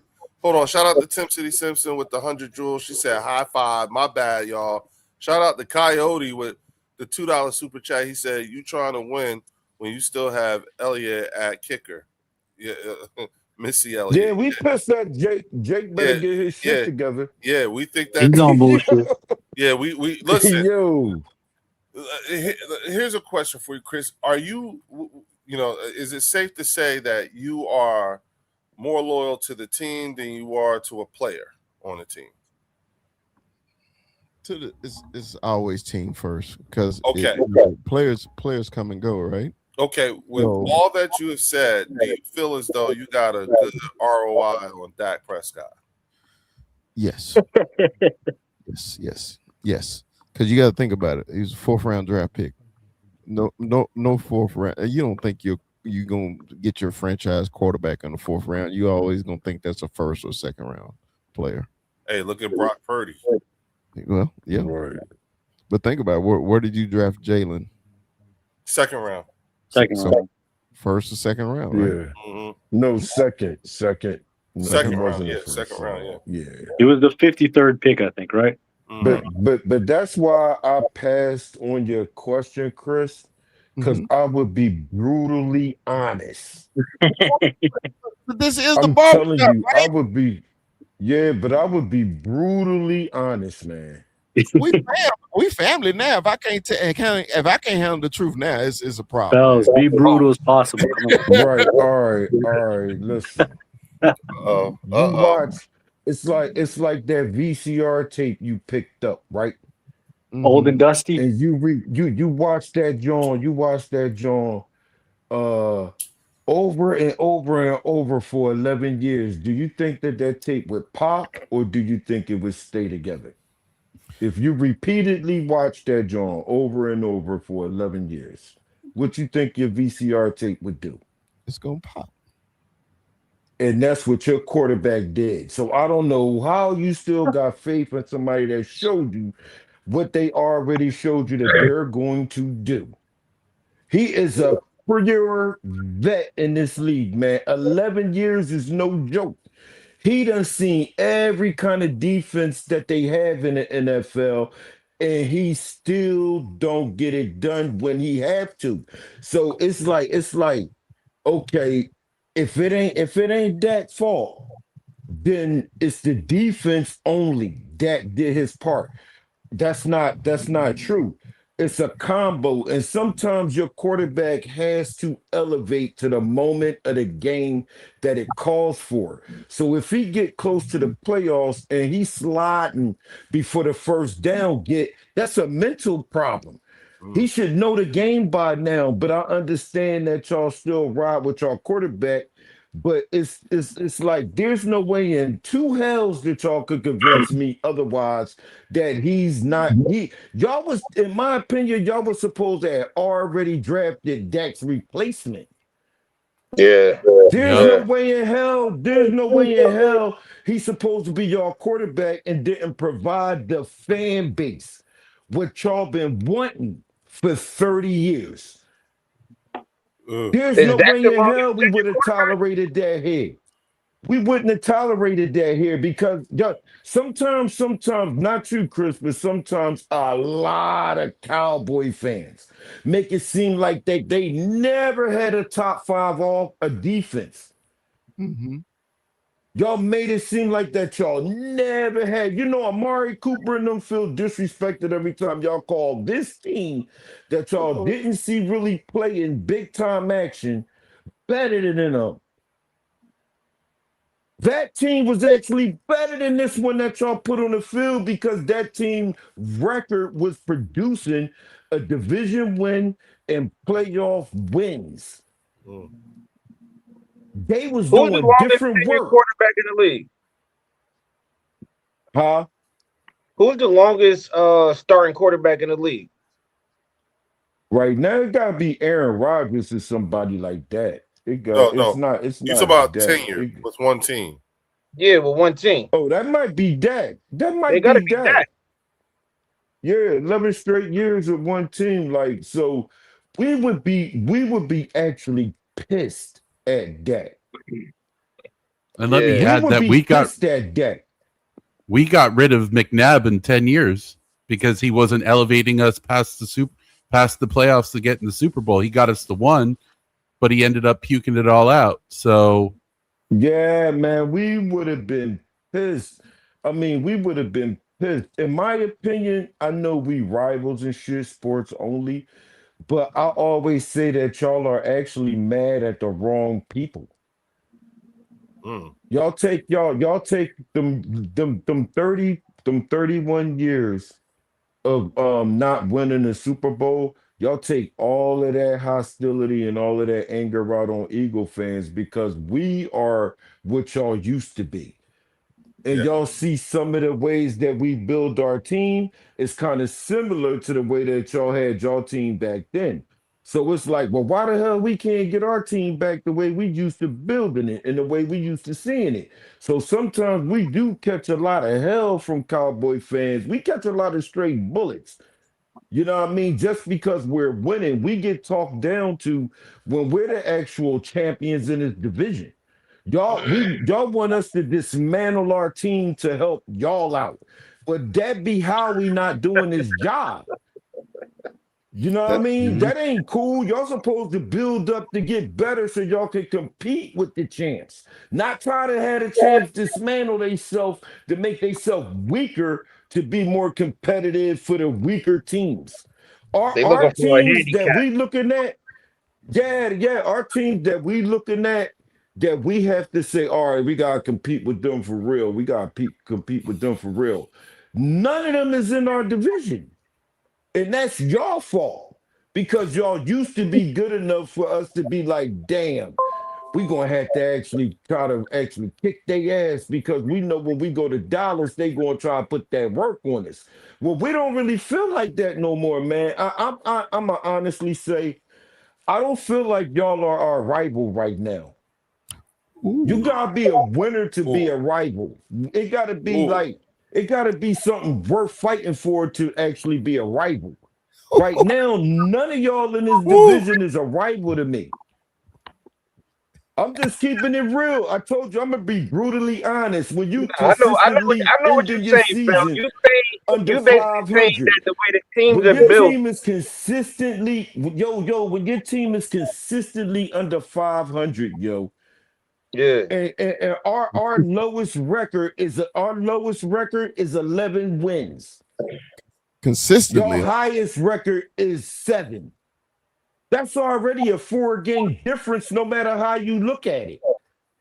If you just go by statistics like most of these new fans go by, instead of saying, damn, I watched the whole game, I saw some good plays out of Jalen Hurts. I saw some bad plays out of Jalen Hurts. When you watch the whole game, you see a combination of both. When you watch highlights, clips, and stuff like that, you picking and choosing what you want to display. So you'll show all that good plays. You won't talk about none of his bad plays. Look how many picks he should have had last year if you actually watched the whole games. He had a lot of drop balls. A lot. But a lot of people say, you got to look at the eye test. I literally sit up here and watch these games. From beginning to end, I'm a true fan. So I'm not just watching the Bird games for 3-4 hours in case it go to overtime. I'm locked in all Sunday. I'm locked in all Monday. I'm locked in Thursday. I'm watching everything because if I miss something, that means I'm losing my mind. I'm not really a freaking fan the way I love football. We all love football, so it really don't matter who playing. You just get extra hype when it's your team. You want your team to win. But you football lovers, we watch when it's Thursday night football. We'll watch if it's Friday night football. That shit come on a Saturday, Sunday, Monday. When they had that postponement, that snow shit, and it got played on a Tuesday or Wednesday, we watched it on that damn day too. We literally sit up here and watch the whole entire game. And some people watch highlights, clips, put shit together, and then try to debate and argue with other fans that actually watch the whole game. All right, I want to. So we real enough to say that Jalen is not perfect. He do got to work on some things, and Jalen knows this. But we're not going to discredit the great plays that this guy done made too. We're not going to act like we don't see that. We don't act like we don't see Dak make great plays and then he make bad plays. We actually display both. Now, Dart, I don't know. But at least we seen Daniels get to the NFC Championship game. At least he know what those lights look like. Your quarterback don't know what them lights look like, and he had 11 years to try to get there, man. He a vet. Y'all should be really, really pissed at him for not bringing y'all that trophy home by now. So I'm gonna keep it real. It ain't always the defense. It ain't always that. It's a combination of both. But if y'all ownership stop trying to be the owner and the GM and hire a proper GM, y'all might really change something over there. Well, down there. If y'all actually give Christian Parker a chance, don't fire him if that shit don't come together after this year. Don't fire him. Give him a chance to actually implement his system, to build up the defense and pick the players he actually need that's going to fit this new 3-4 scheme that y'all running. You know what I mean? That's being fair to your coaches and that's establishing a culture. What's your culture right now? What's your culture, Chris? What would you call your culture? In your organization? A finesse football team. A finesse football team. Yeah, And you used to playing Smash Mouth, right? You used to being physical and playing Smash Mouth. right. Right? You old school with it. You Yes. know what I mean? You used to play physical, man. You ain't trying to take no prisoners. You trying to take your defense is supposed to travel. Your offense might be a little bit off. It might be a bad day at the office for your offense sometimes. Your defense will pick it up. It might be a bad day at the office for your defense sometimes. Your offense supposed to pick it up. But if you got to be in a shootout every single game, something wrong. Yep, every week. Yeah, every week, man. That's crazy because you can't win a shootout every week. Something's wrong there. I got a question that's just been itching at me, and ever since you said it threw me off. Because go ahead. Every damn Eagle fan I ever met said, you ask him who is your arch rival, the first person that is the Cowboys. You said we not a rival anymore because we've lost 2 years in a row. Because we've lost 2 years in a row. No, because y'all lost 31 years in a row. 31, not just 2. Because we hadn't won a 31. Super Bowl. Because we hadn't won a Super Bowl in 31 years mean we're not a rival of the Eagles anymore? Put like this. For y'all to be our biggest rival, you're a disappointing biggest rival over the last 30 years. It's y'all not really a rival anymore. It's not you like you guys take the fun out of being like okay, it's the Cowboys. I've never seen the league so hype until the Cowboys get in there.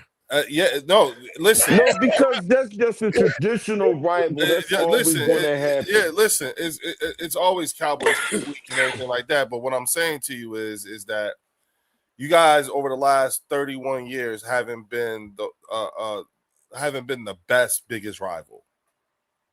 Yeah, it's team, not like you know what I'm saying. It's more talk than the action. Giants have been a better rival over the last 30 years than you guys have. It's kind of like with the Cowboys. When we play the Cowboys, it's more like we're playing the Cowboys because, of course, we're rivals. But at the same time, it's like when we play y'all not fighting for the same thing that we.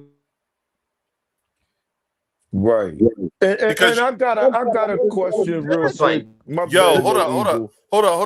Hold up, real quick, everybody, real quick, because y'all know, like, okay, so this is we about to take this to a whole nother level, y'all. Okay, we about to take this to a whole nother level. Shout out to TP Way, the Giants. Yo. What up? Hey.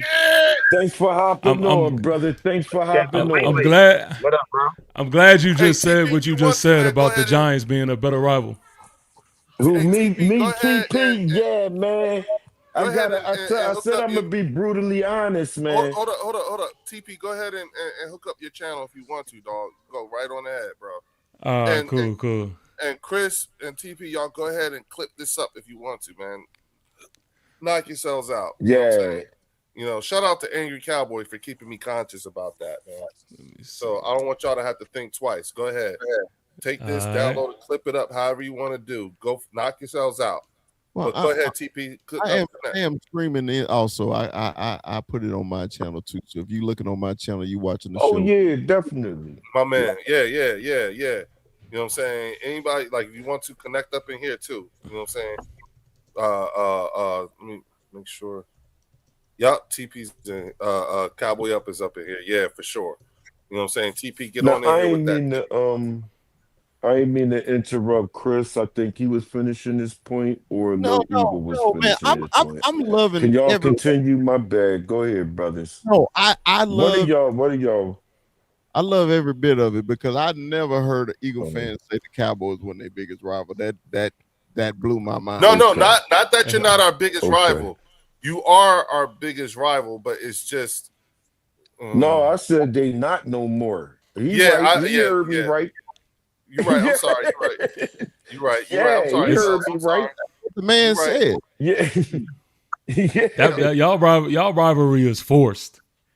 I don't feel like it's like a true rivalry. I think it's more media generated today. I was going to say that it is media generated. That's why they put us on Monday Night Football and Thanksgiving. Right. Right. I'm gonna shut it That's up. what I was saying. A lot of I got cut off. That's what I was saying before about I'm gonna shut us it being up. rivals with the Cowboys. Is the fact that over the years, history wise, the Cowboys and Eagles, yes, we always been, rivals. But in the past 2-3 decades, the Eagles been fighting for more than what the Cowboys been fighting for. So we reached more than what y'all have been doing. So that's the reason why I feel like and saying that y'all not our rivals for no more because we reaching higher goals than y'all been doing in the past 30 years. That's why he's saying what he's saying. But I mean, as far as TV go, I mean, obviously Cowboys and Eagles always gonna be a rival. But as far as like being a rival, like this the game to get somewhere, the Cowboys is not that. The Rams done pass y'all. They more our rivals. The 49ers more our rivals than y'all are. Yeah, man. Yeah. So do y'all feel like with the way y'all look at rivals is y'all feel like your rivals have to be on the same playing field as you in order for it to be a rival? Exactly. That's what I just said. I mean, as far as getting to the Super Bowl, I mean, it's like a boxing match. You're not just boxing amateurs because that's how I feel like the Cowboys are. They amateurs. You trying to fight to get that belt. I don't look at rivals like that though, because in history, like let's say, let's change the league for example, right? Like let's say you have North Carolina and Duke. Like no matter what the playing field is, they're forever rivals. That's a rival. Yeah, that's you know what I mean. And like there's times and there's seasons to where Duke may not even belong to you know what I mean? I just think that TP on that.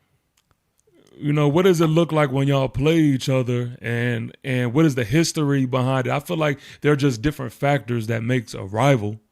I always felt my like answer to that TP real fast, my brother.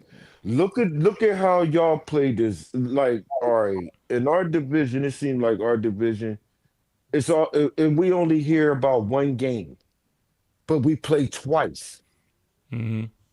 Every year. We guaranteed to play each other twice. But when we hear our loss when it comes from everybody else in the division, except for maybe the Commanders, they don't really talk about it that much. But the Cowboys and the Giants in particular, y'all always talk about the game that y'all won.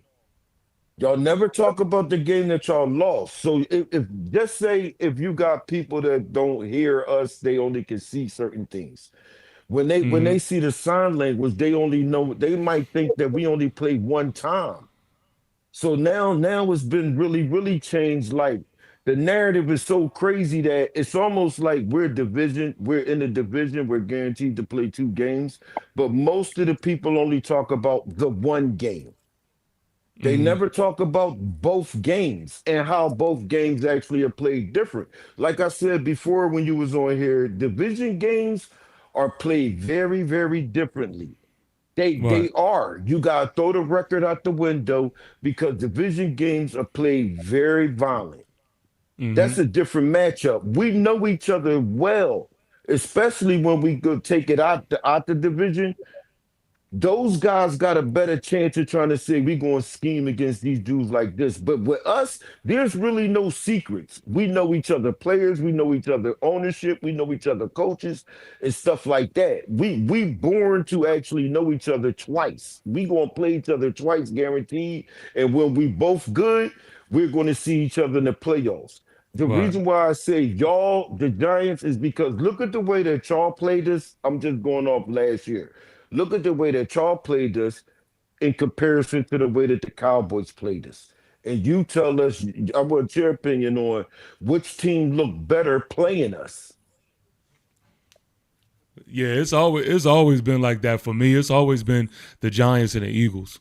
Like that's right. But I mean, what the I way grew that up them on. guys actually played the game. Yeah. Let's rewind it and look at how y'all played in comparison. But when we hear the Cowboys say BTA, and then you look at the score and see it was 21-24. But then when you look at y'all game and when y'all played us the first time and you you say BTA, that's Yeah. facts. Yeah. I can't even argue that shit. We got our ass whooped the first game. Day at the office. But the other John, man, I can't really co-sign that shit when they say BTA. What BTA? Yeah, and back in the day, man, like Dallas and Washington used to be a huge rival. You know, like I always it was. Yeah. My bad. Continue, TP. My bad. Nah, yeah, for sure. It's like that's why I said when we talk about like because we're all rivals, you see what I'm saying? Yeah. Right. But at the end of the day, it's like for Dallas to think they're our biggest rival, to be our biggest rival, it's not that much. You know what I'm saying? I feel like it's the Giants. You know what I'm saying? Just given their success, you know what I'm saying?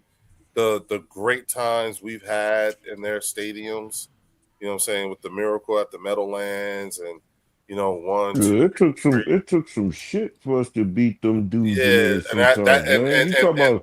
And listen, two of those things happened in that 30-year period, and they won 2 Super Bowls. You know, they've been to the playoffs a bunch of times. It's like, it's not delusion. New York. it's that Jake Elliott 60-yard field goal that changed our season around in 2017 when we actually won our first Super Bowl. Thanks to New York. Yes, it is, man. We almost lost that damn game. It took a 60-yarder, man. People wasn't banging 60-yarders like that back then. Mm-hmm. And so like it's crazy how things can shift because it can shift back, but I think it's just going to take some time. Most people be like, no, I like kicking their ass like that, but I like it when the NFC is actually good, man, and very competitive. Here's what I like to do real quick because we got them here, and everybody had an opportunity to speak on it or whatnot. And so this is, fellas, this is when me and you get to exercise our restraint here. You know what I'm saying? Yeah, definitely.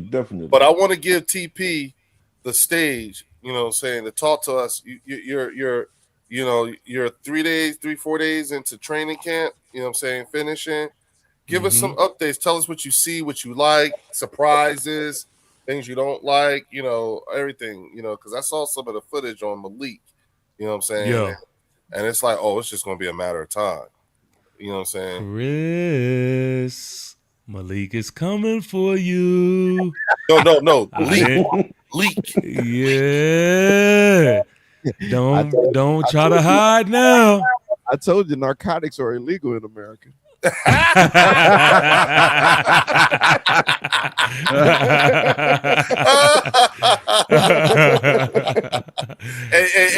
Chris, TP ain't shit, huh? I thought you were going to go with the crack is whack. Cocaine's a look, man.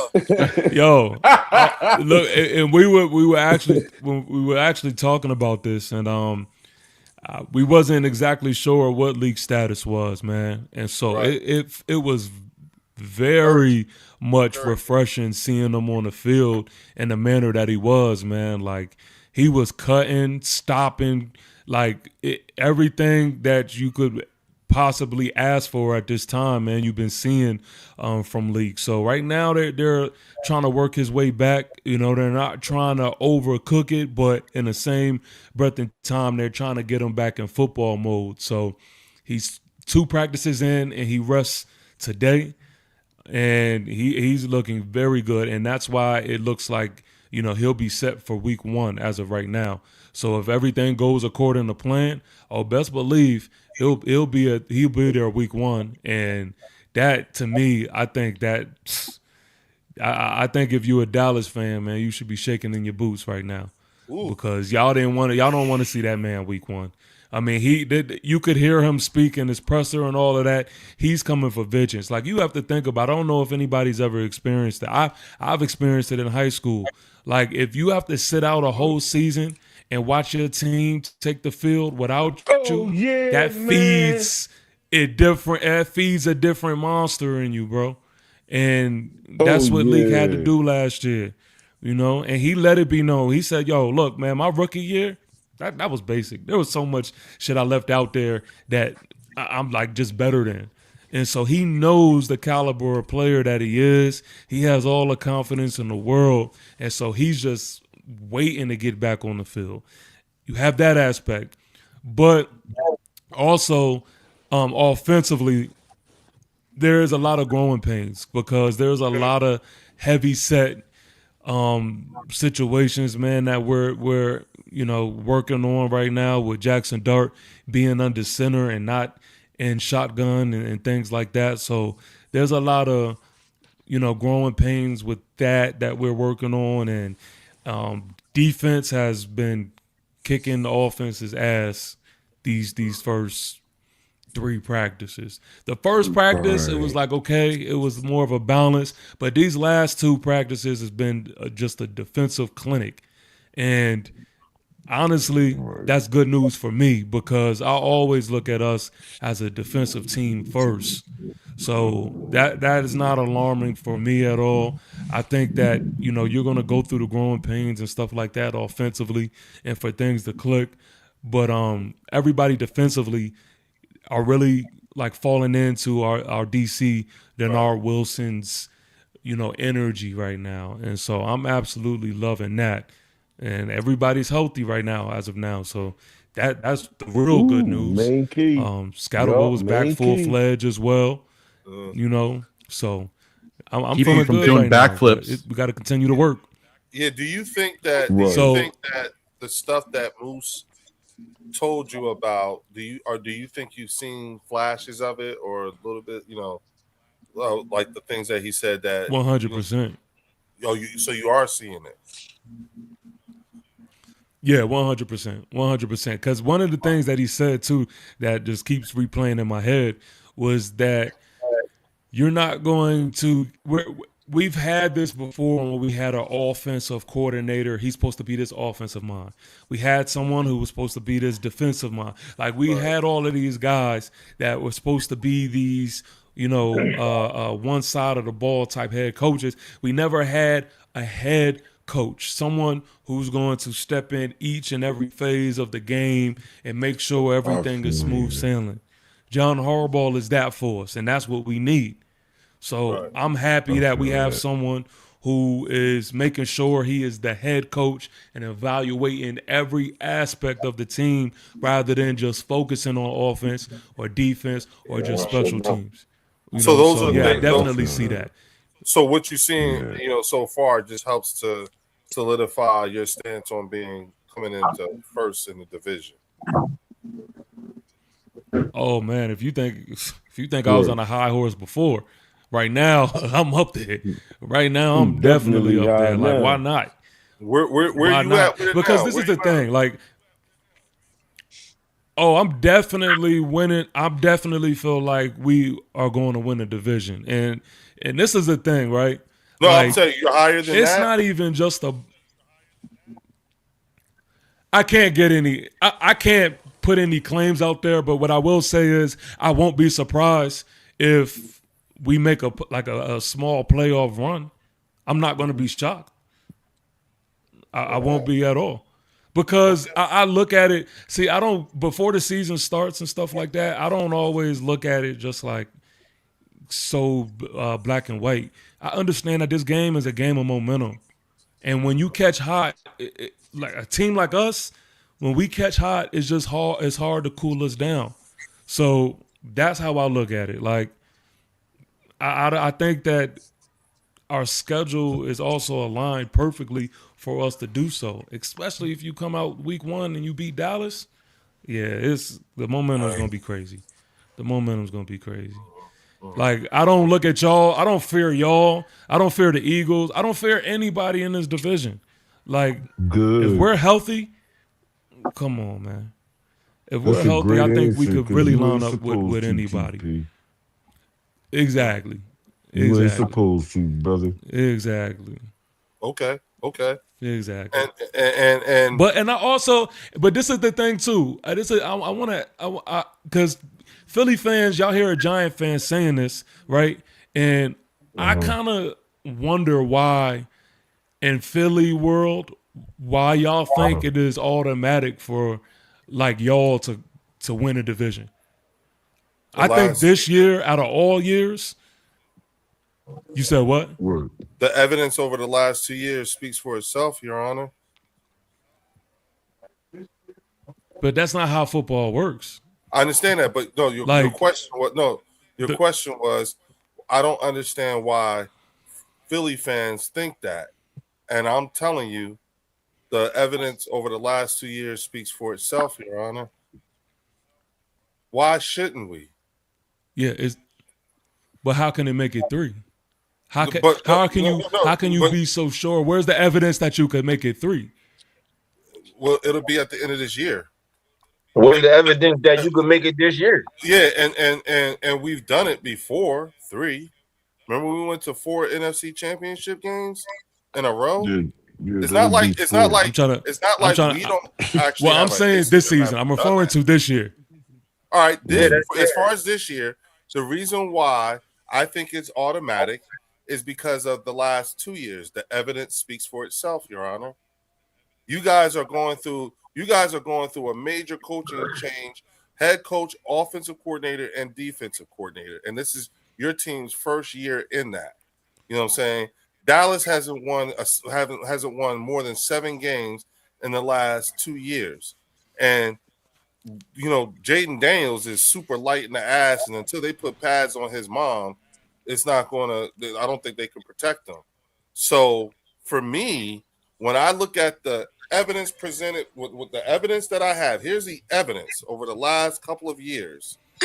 Why wouldn't I think? Because again, when you talk about your offense, you know what I'm saying, and however it is, you know what I'm saying, I look at that and like I said, like I pointed out before, you see I got the projected defense right there.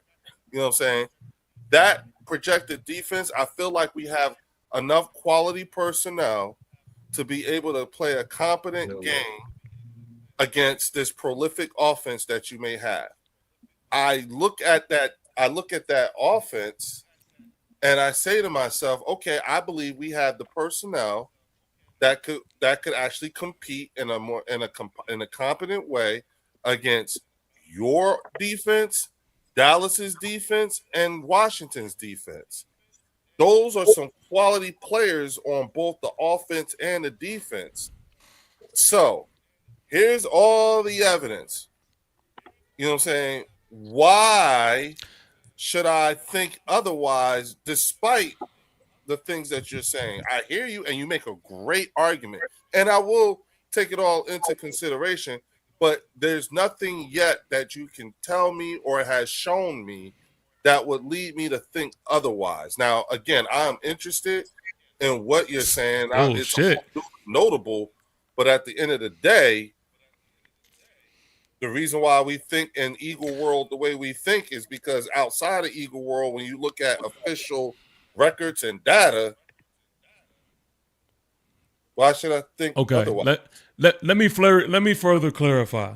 Okay. I think you're supposed to I think at this time, especially right now, it's in the off season, and where we stand right now, you're supposed to think that you will win the division. You're supposed to have that belief system. But I think what I'm really trying to ask is the arrogance / confidence that I hear from Eagle fans. I'm trying to get into that. Where does that come from? Because what I see from this Eagle team is that y'all didn't get better. And I think that when you look at other teams in this division, they got a lot better. Well, I can speak for me to be exact. But not better than us. You're not better than us. As good as you may have. Why not? Because look at the personnel. Tell me. Yeah. See, I'm looking at the personnel. Wait a minute. Hold on. I'm looking at the personnel. Yeah. Name a player on your offense, right? In your offense, and tell me that you don't think that we have a player who can at least compete. I'm talking like you don't have a Malik Neighbors. You don't have a Malik Neighbors. No. Listen, whoever is playing opposite of whoever would play against opposite of Malik Neighbors. Looking at that, so that's either Quinyon or Tariq Woolen. Does Quinyon or Tariq Woolen give us a better than average chance of at least competing against the almighty Malik Neighbors? One of the two. Do you better think than they both better than average? Better than average of competing. Better than no. Of competing. No. So you don't think that Quinyon? No, I think it stops at average. No, I think it stops at average. So at least at the very least, you think that they can at least competently compete, because that's average. At least those are guys, two guys. One of those two guys, both of those guys can at least competently compete against Malik Neighbors. I ain't say beat them. I'm just saying confidently. I don't feel that way. No. Oh, I'm sorry. Okay, I'm sorry. I misheard you. I misheard you. I never said confidently. I'm just saying competently. No, I hear you now. I thought you said confident. I got you. Yeah. Do you think that Tariq Woolen can give you a better than average opportunity to at least competently compete with Malik Neighbors? Does Quinyon Mitchell? Yeah, but I think we all can do. I think we could do that all across the board. No. I'm just saying. Do you think that Quinyon Mitchell can give us a better than average chance of at least competently competing with Malik Neighbors? Yeah. Yes. Okay. Yeah. That's so. Therefore, you know what I'm saying? As long as I got competent personnel, then I am confident. You know what I'm saying? That's where it comes from. You know what I'm saying? I don't have a question mark at DB1 or DB2 against Malik Neighbors. I don't. I think they can compete with them. Should be confident. Competently. Y'all should be confident. But none of y'all motherfuckers should be arrogant. None of y'all should be walking around. And I'm not saying specifically you, Leo. I'm just talking about as the Eagle fan base, like as a collective. That is what I hear from y'all. Like, wait a minute. Our DB1 is an All-Pro, and our DB2 just won a Super Bowl ring last year. Shit, I am. I'm arrogant with mine. No. I'm saying. That's when like you look at good. Our DB1 is an All-Pro, and our DB2 just won a Super Bowl ring. That's where that could be where the arrogance may come into, because we are fielding a defensive product that can competently compete against your entire offense. Look at your and like vice your versa. O-line, Like your O-line and its run game or whatever. Look at that defensive front. Yeah. So you're gonna run over them? Yeah. All right. So listen. This is the thing. This is the thing where people don't really even understand, because I get it, right? When you have a lot of L's on your record, you know, you get lost in the sauce and people don't pay attention to a lot that is going on. But I want to remind people that the New York Giants was a top 15 offense last year without our guys. The New York Giants were 1-7 in one-score games. The New York Giants were 1-3 in games decided by 3 or less points. The New York Giants ranked last in extra point percentage. The New York Giants made 23 field goals. Only 4 teams made less. The New York Giants made 1 field goal from 50-plus yards, tied for last in the NFL. The New York Giants tied for the league lead in pre-snap penalties. The New York Giants led the NFL in offensive penalties on both third down and in the fourth quarter. So when people be asking, like, do you think that John Harbaugh is the end-all, be-all? He's eliminating all of that. And we're bringing in talent now. So Okay, all of those those close scored games that it's all theory. Yes. This is the basis. Everything is all theory with us. That's all we got. Yeah, but because I don't want to. Because look, you can bring up. Listen, so because you could bring up all your Super Bowls and shit, but that's not going to help you this year. No. So it's all going to be theory. No. Wait. I'm talking about what's. Wait. TP, I specifically put these pictures up so we could put the address on what we're saying. You know what I'm saying? And we're the only. If you look at that offense and you look at that defense, you know what I'm saying? For the most part, majority of that offense and majority of that defense over the last couple of years has shown you, you know what I'm saying, that they can play practical application. You're still talking hypothetical theory. Yeah, you say that, but you're missing big pieces to that. What's that? Theoretical pieces or practical application? Yeah, what's that? Which one? Like what practical application? Okay, so that AJ piece that y'all try to downplay now. That AJ piece that y'all try to downplay and that y'all want us to believe that it's not this big of a piece. That piece. Y'all don't have that anymore. Yeah, but wait a minute. So now theory is y'all could do that without him. That's theory. Hold on, TP. Listen to me. Yeah, we can do that without him. I think you missed what I said. I said majority of that offense is giving you practical application over the last couple of years. Not just AJ, but a lot of those guys on that team. I mean, come on, dog. It's not like you've had. Come on, bro. You've seen these. Look at that O line. You know those guys. Look at our D line. Look at our D line. Yeah, and look at that O line. So that O line wasn't that O line? Same question about the DBs. The guys that you know about on that O line, you know what I'm saying? Wouldn't you agree that O line gives us a better than average chance of competing competently against your defensive line as dominant as it's going to be? No, as you're predicting. So none of those guys being all pros and everything like that tells you that we will not be able to competently compete against you. I didn't say beat you. I just said competently compete.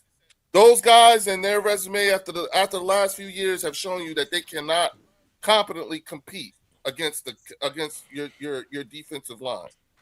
Again, not saying beat, just competently compete.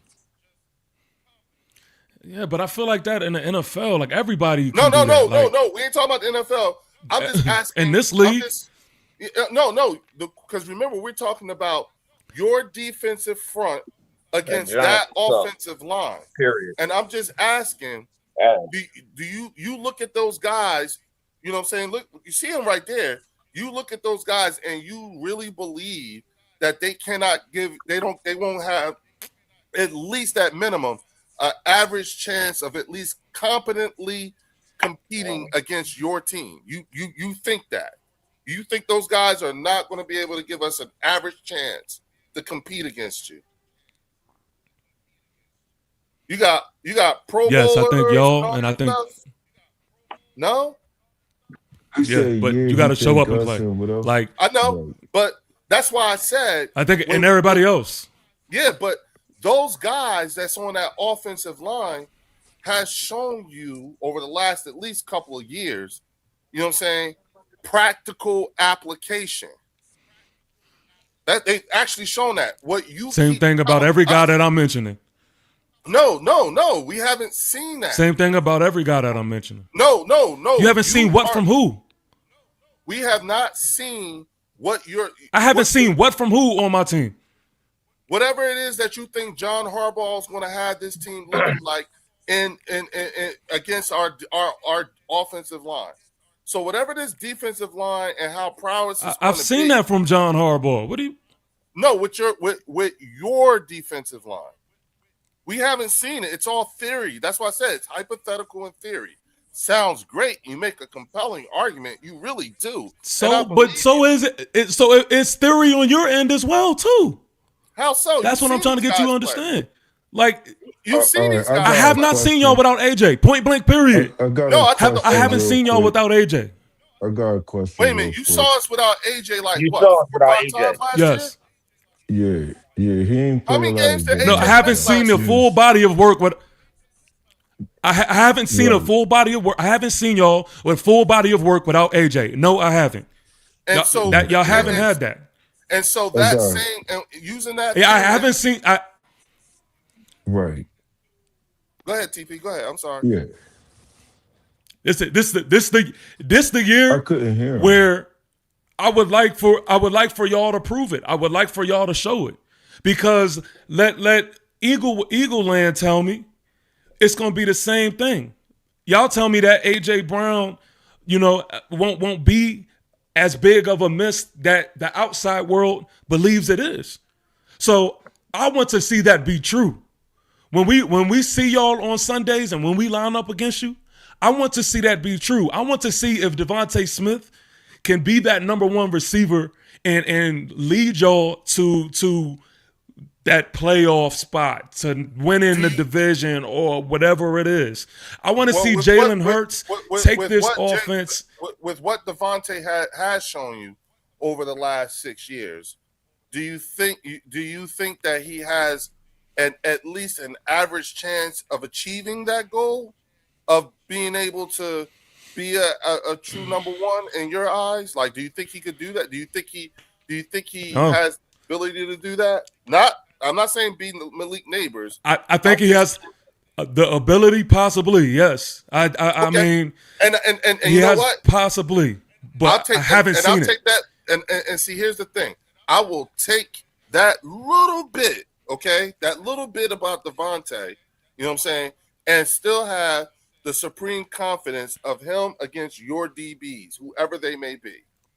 You understand what I'm saying? That's right. That's where we at. That's where the arrogance, I guess you could say, comes in. But you shouldn't have arrogance. You shouldn't have arrogance if you have a little bit of that, like, confidence. Cool, perfectly fine with that. But the arrogance that y'all walking around with, I don't see it. Like, and I don't understand how possibly y'all could have that arrogance this season. Because, and I'm gonna tell you why. Because our version of supreme confidence is just a little bit of confidence in your book, in your version.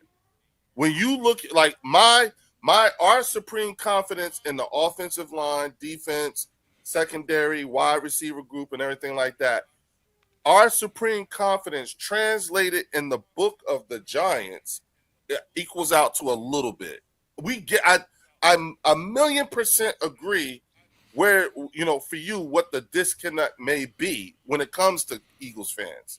Because it's not much. What you're saying is everything that I'm saying to you is really not much. You know what I'm saying? You ain't really saying nothing. I mean, I'm not scared. I get it. You know what I'm saying? And we don't need you to be. All I'm saying is that where we get our supreme confidence, I recognize that it doesn't add up to much of anything for you. But at the same time, why should I be surprised? I'm talking to a fan whose team won only 4 games. One of them was against us. Then I got another guy on here whose team only won 7 games in the last 2 years and got a tie out of one season. And so when I have, but even further to that, but I was saying even further than that. See, like, let's put those games into context. Like, I seen how we stacked up against y'all. Wait a minute. The one game or the 4? Like both games. I'm talking about both games that we played against y'all. But even if you take our whole body of work, right? Like. Okay. Like, even if you but putting an address to it, like you said, I'm talking about our matchup versus y'all. Like, I seen how we lined up against y'all. Mm-hmm. And everything about how we lined up against y'all says that, okay, if y'all are the best in the division, please, somebody tell me why we should be going into this season scared of the Eagles. Please Okay, tell so me why we shouldn't have confidence. Oh, okay. So Like- who's lining up? Who's lining up against Malik Neighbors? Look at that. Look at that defense, and tell me which out of the two do you want to see line up against Malik Neighbors? Who? Tariq Woolen or Quinyon Mitchell? It's gonna have to be Quinyon Mitchell. That's the only option. Now, who's your number 2 wide receiver? What's his name? That's still up to be determined. That could be. We still battling that out right now. I mean, in the past has been Darius Slayton, but that could be. Just give me a name. That could be.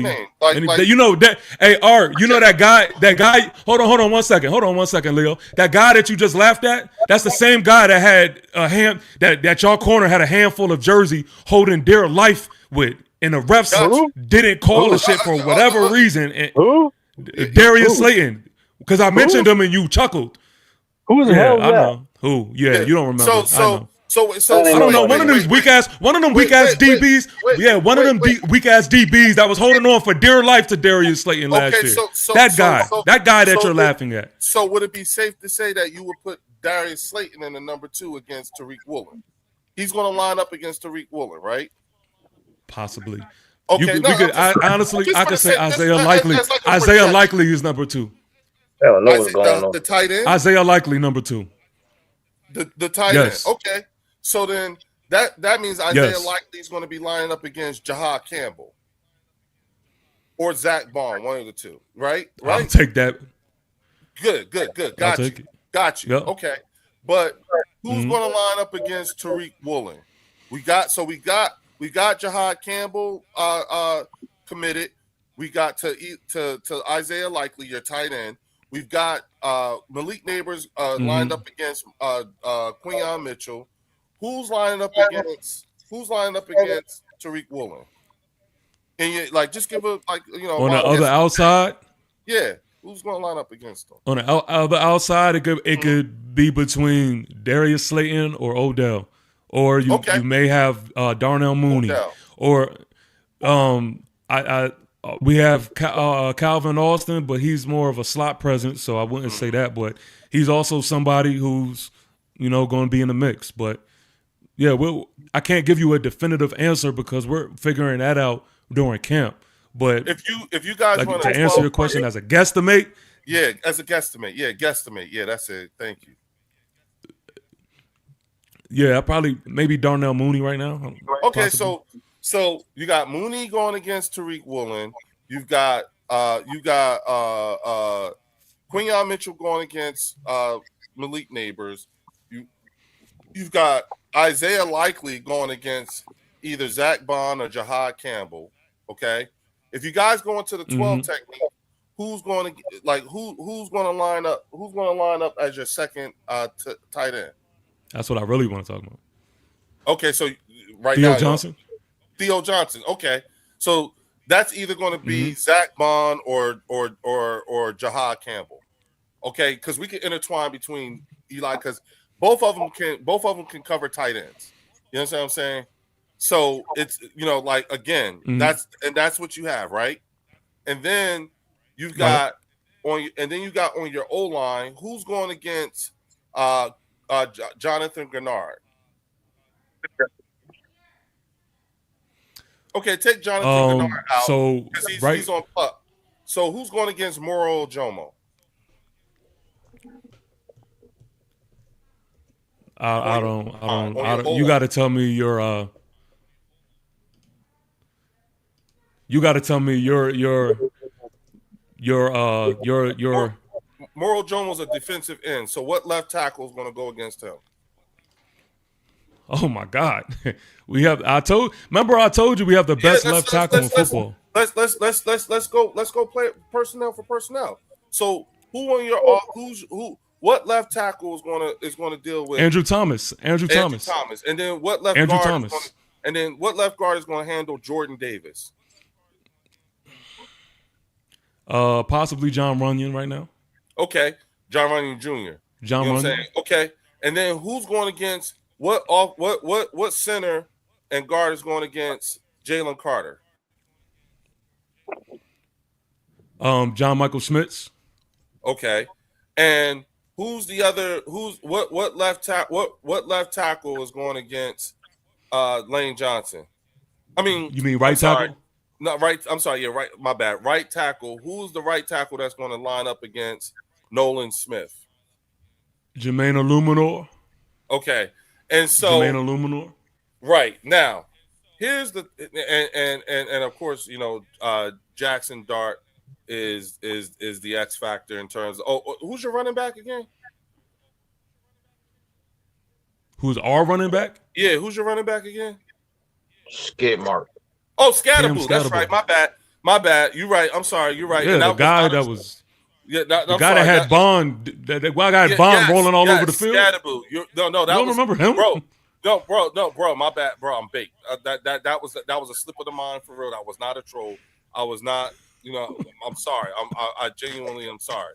You're right. It's Cam Scatterboo. I remember. You're right. And so Cam Scatterboo is gonna run up the middle and run through Jalen Carter, Jordan Davis, and then take care of Jack Bond and Jihad Campbell if they're standing there, right? You know what I'm saying? Now, who is your? Well, understand we have Pat Ricard at fullback as well. Now, who is your number 3 wide receiver? Who's your number 3 wide receiver?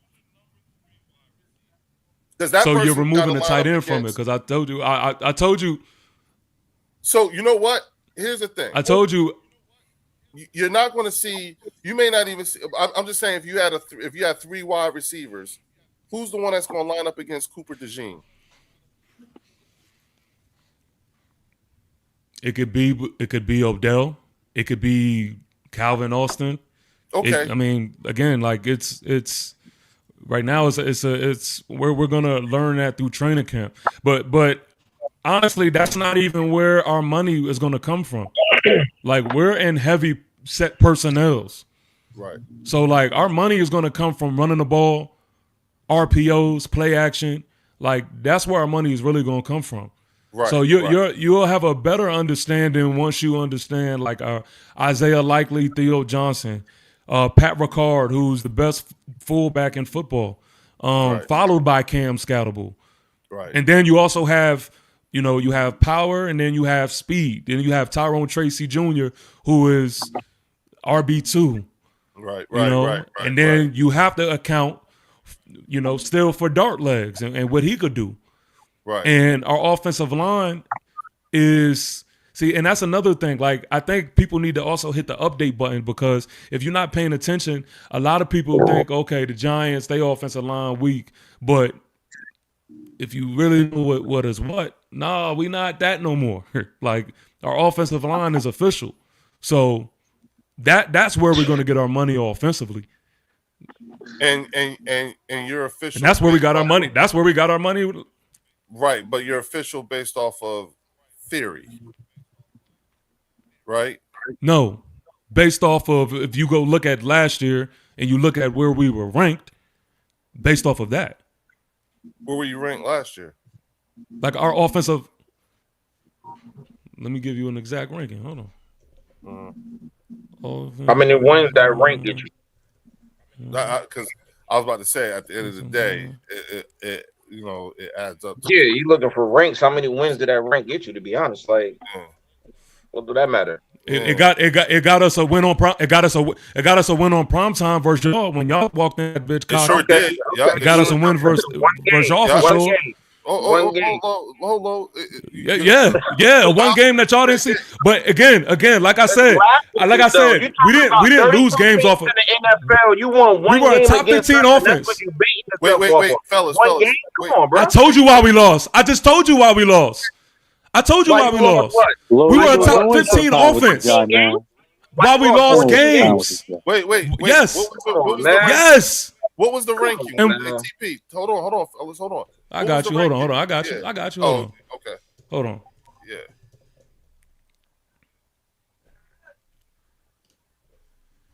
Waiting for a pathetic stat. Let me see.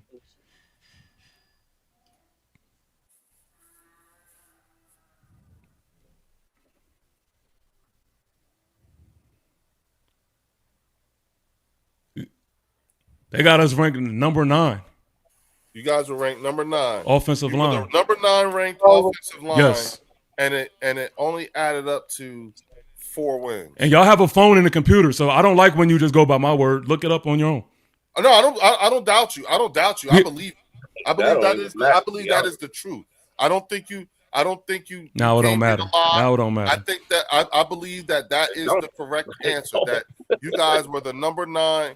I know that's y'all arrogance. Shit like that don't matter to you. It's facts. You ranked number 9, but even with the number 9 higher, you got more rank than your wins. Yeah, I was gonna say, even with the number 9 offensive line, it only produced 4 wins. Yes, because there were a lot of different factors that I just answered already that catered to. But no, I'm saying. But look, y'all keep talking. Okay, so look. No, I'm saying what you're asking. Okay, so look. You're asking us to. Yeah, there's a reason on why they don't want me to really get to it. And look, there's a the 4 wins. If we were really that, then why did we bust y'all ass if y'all are the top dogs? If y'all are the guys that y'all say y'all are, then why did we bust y'all ass the way we did? Because we had. Hey, come up with something besides that one game, bro. Listen. Come up with something else. That's getting boring. I can talk about both games. I can talk about both games. That's the thing. I really can. But you don't even remember it. You can't talk about it. Wait. Hold on. You lost that game. Listen. You see this? You see this? Okay, but you know why we lost? You know why we lost? And there's a reason on why they're going to cut me off from everything that I'm saying is because they know it's facts. The reason why we lost is because you had ref help. And you know that. You know that. Bro, we was on highlights. Listen, Art, we was highlighted all week long for y'all fumbling the ball. Jalen Hurts fumbled the ball, and the referees literally gave it back to y'all. That was a highlight. It was going viral. That actually happened. Okay, I'll take ownership of it. Yes, everything happened. Art doesn't know what he's talking about. Okay, wait, but forget Art for a minute. We'll take it. I receive it. Okay, I receive it. You know what I'm saying? As a matter of fact, I receive it so much, I will give you that game. Okay, I'll give you the first and the second game. So I'm going to up your record to 5 wins last year. Handicap. Not even that. Okay, because if you go by that, then it's going to get those games. I will give you that. You whooped our ass in both those games, and I'm giving you that first. I'm giving you both games. 5. All right. That's where I want to run something by y'all. I want to run something by y'all to put it in context. All right. We played Dallas. We lost, and I'm talking about the losses here. Mm-hmm. We lost to Dallas 37-40. We lost to the Chargers. No, I'm sorry. We beat the Chargers. Excuse me. We beat the Chargers. Mm-hmm. We lost to the Broncos 33-32. We lost to the 49ers 34-24. We lost to the Bears 24-20. We lost to the Packers 27-20. We lost to the Lions 34-27. We lost to the Vikings 16-13. We lost to the Commanders 29-21. These are playoff. Some of these teams are playoff teams. All of these teams, all of these games that I just mentioned are less than like 1 score games. But they're still So losses. y'all looking at the record like I understand that. That's why. Listen. There's a reason on why y'all cutting me off because y'all just want to talk about wins and losses. Y'all don't want to talk about the actual nuances of the game, and I understand that because it helps y'all sleep at night. It helps y'all sleep at night. It helps defend y'all. But see, this is the thing. If it's all about wins and losses, listen. If it's all about wins and losses, then why can't y'all explain? Why can't y'all explain on primetime why we fucked y'all up? How come there's no explanation for that? A bunch of excuses. Wait. The reason I don't want to hear shit about Super Bowls. That's not going to help y'all this upcoming season. I'm about to give you. Understand? We've been look. Listen, we've been did what y'all did. Y'all can't Super Bowl us, man. First Super Bowl with Hurts and Mahomes, we lost by a close game. You talking about close games? Why are you talking to a Giant fan about Super Bowls? We ain't bringing that up. Get there. That's all y'all do is bring it up. By a close game. You talking about pathetic shit. TP, listen to me, okay? I'm giving you the new. TP, listen. Both I'm those listening. games. I'm listening. The one you won and the one we gave you. Okay. Out of the 5 wins y'all got last year, the two that y'all sweeped us in. Okay. Those 2 games were 2 very, very bad days at the office for this team. That's what they were. You're in the same boat that the Cowboys are in. You're just a tune-up team right now. You know what I'm saying? You're a tune-up team. We made them bad games. Right team. You realize that y'all had no choice but to have bad games. Y'all stepped on the field with us. It was going to be a bad game. Yes. Hey, do you realize? Hold on. Do y'all realize that we whipped y'all ass with little Jordan Humphrey as our number 1 receiver? Yes, you did. Y'all realize that? In both games. Yes, you did. So what do you think is going to happen? What do you think is going to happen when we got leak? We got leak on the field. Like, what y'all think is going to happen? I think full-fledged. I think Malik Neighbors is going to burn us. I think he's going to score 400 yards, 4 touchdowns, and get 250 yards receiving. You know what I'm saying? And I also think y'all probably not going to win more than 6 games, if that. That's cool. I'm thinking 5, cool. Leo. Because y'all love to, y'all sleep in the past. You know what I mean? That's what y'all history tells us. But y'all got to hit the update button. Y'all got to hit the update button. That's cool. When I hit the update button, when I hit the it's refresh, simple-minded thinking. When I hit the refresh, right? If I hit the refresh, when I hit the refresh this very instant, you know what it tells me? Theory. It's all theory still. So does y'all playing without AJ. Say that again. Say that one more time. So is y'all playing without AJ? Yes. No. So with y'all playing with Devontae Smith as wide receiver 1. That's theory. You've seen that too. I have not seen that. None of us have seen that. Yeah, the last time I seen that, I did see that.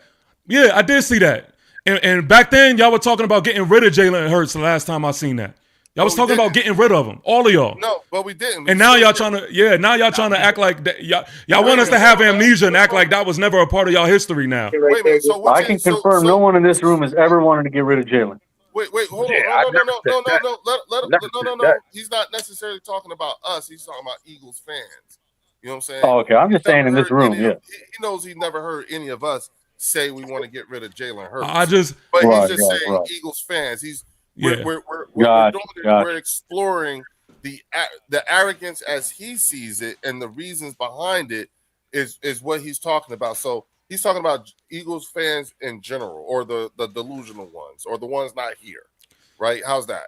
You know what I'm saying? For sure. And look, a bunch of people is going to make that claim, but his rookie year, a lot of Eagle fans, more than most of Eagle fans, were talking about getting rid of him. But we could play the amnesia game if y'all want to. Come on. No. Stop We're not. Stop it.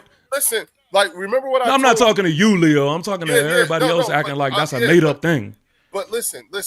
One thing, and I think I've said this before, but one thing that you and Chris, because you guys are from another fan base, one thing that we've always told you, you know what I'm saying, when you talk about, you know, all this stuff, a lot of it is based off of what the local media says versus what fans say.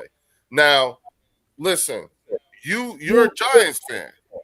Name a quarterback over the last 20 years that the Eagles had where a large contingency of the fan base said get rid of him.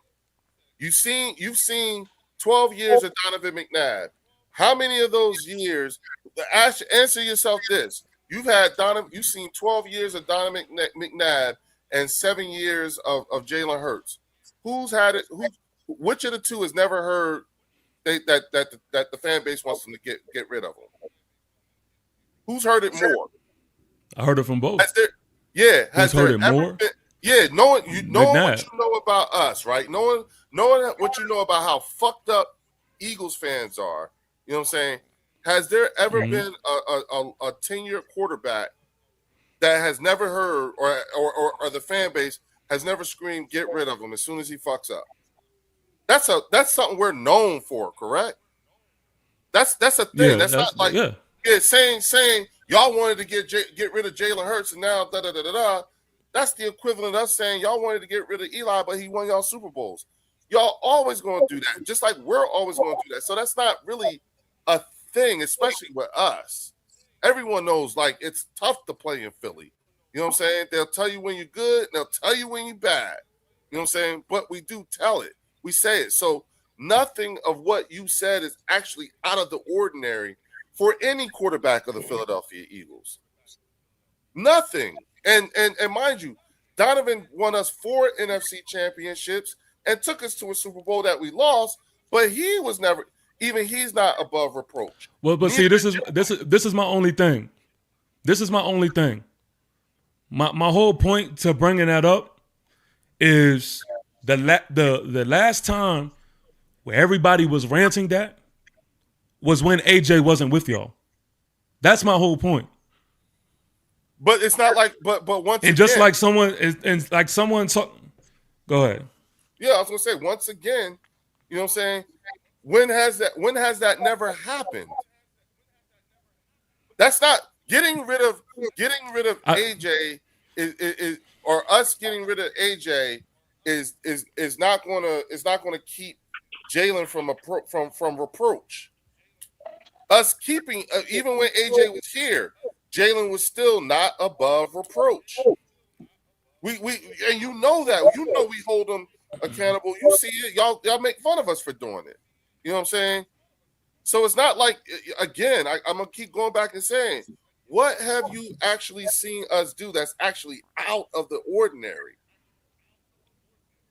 What, like, seriously, when it comes to Jalen Hurts? So this is the thing. Jalen Hurts now, yeah, you're gonna have your sprinkle of fans that is gonna mention to move on from Jalen Hurts. But for the most part, when I hear from Eagle content creators and Eagle fans, is that Jalen Hurts is the guy.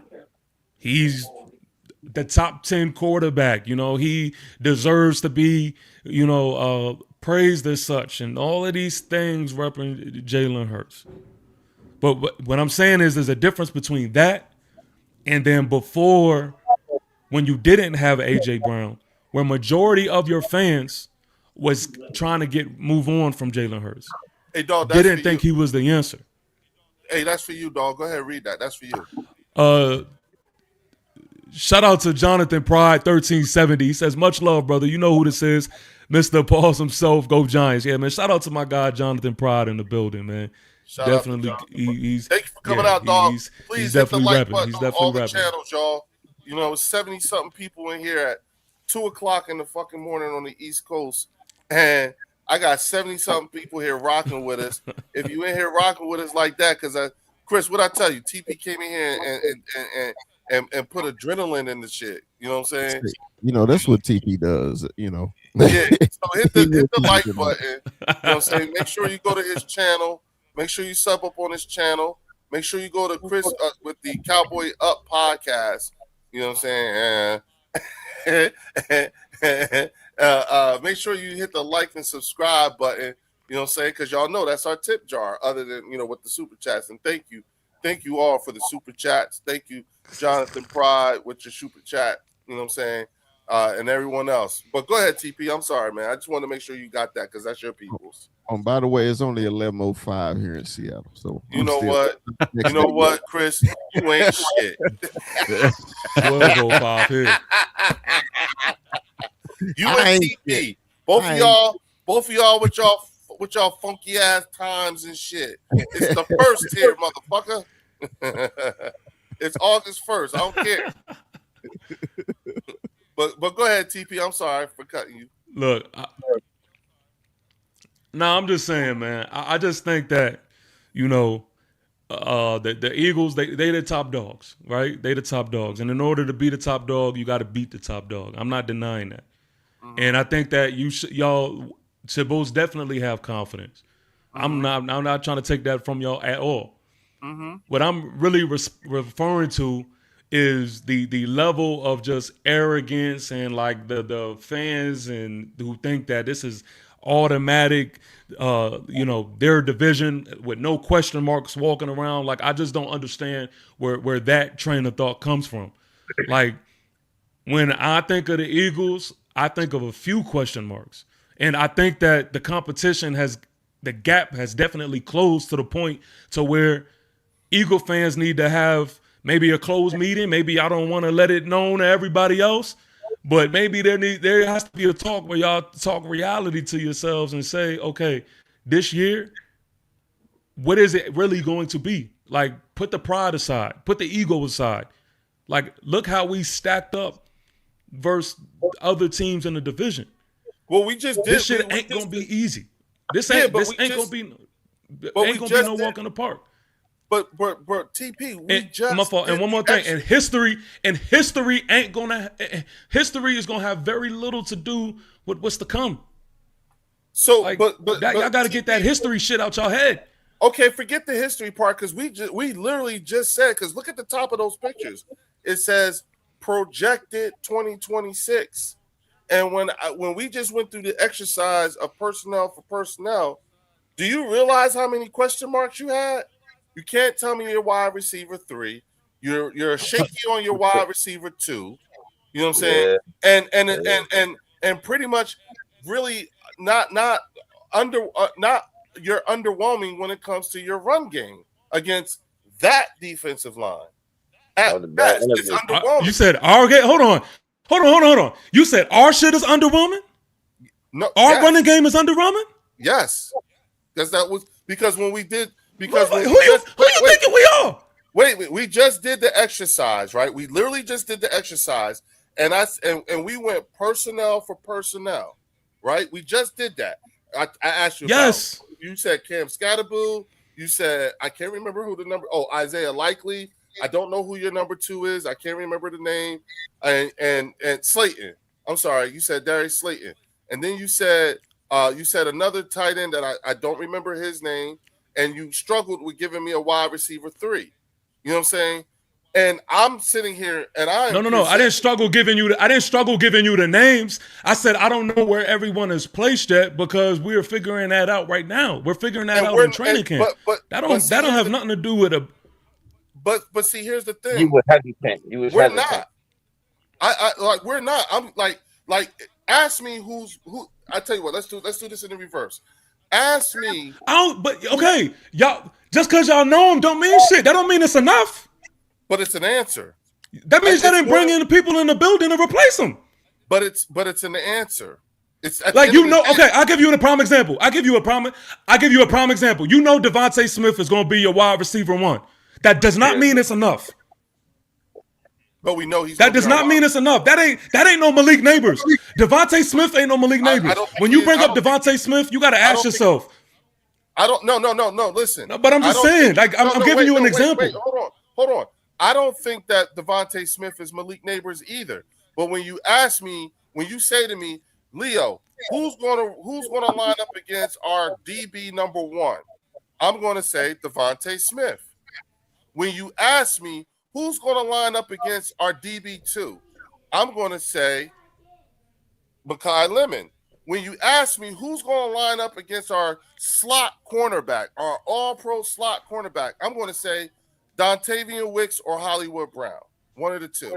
When you ask me, what does that prove, though? What is that? You have that, but what does that prove? It proves that it proves that I have an actual real answer. You didn't. When I asked you the same questions, you were shaky on a lot of them. You got a blueprint. Let me ask you this. Okay. So let me ask you this. Y'all don't have anything in question in training camp right now? And nobody's fighting for a roster spot? Oh, you talking about from our depth pieces? Absolutely, yeah. Yeah, our depth pieces. Anybody? I'm talking about anybody. Everybody, yeah. Y'all, so your wide receiver 2 is definite. Your wide receiver 3 is definite. It's either Mekhi Lemon or Dontavian or Hollywood Brown. Okay, then we're in the same spot. What are you talking about? No, we're not. You can't even think of a name. You can't even confidently give a I name. gave you the name. No. See, look. Don't start that bullshit. And everybody in the chat can see what's going on. You asked me a specific question on who was the guy. I gave you names, but I told you I can't give you a definite spot on where these guys are placed because we're still figuring that out in training camp. It wasn't that I couldn't give you a name. Time out. Remember, I pretense this entire thing with look above the faces on those pictures. It says projected. When we were going through it and you were struggling, I said you came up with the term. You helped me out and you said guesstimate. So when we were guesstimating and projecting, you struggled with a lot of your answers, whereas I put pictures up and I gave you names. That's what a battle looks like. That's what a battle looks like. So if I can't give you a definite answer, that means we're doing our job. Okay, so hey, ask you something. Maybe Darius Slayton. Maybe I may wake up and I may think it. You say it again. Who's battling with who for the number 2 and number 3 wide receivers positions? Okay, you have, if you're adding our actual targets in the mix, like I said, 1 and 2 is definite. Malik and Isaiah Likely.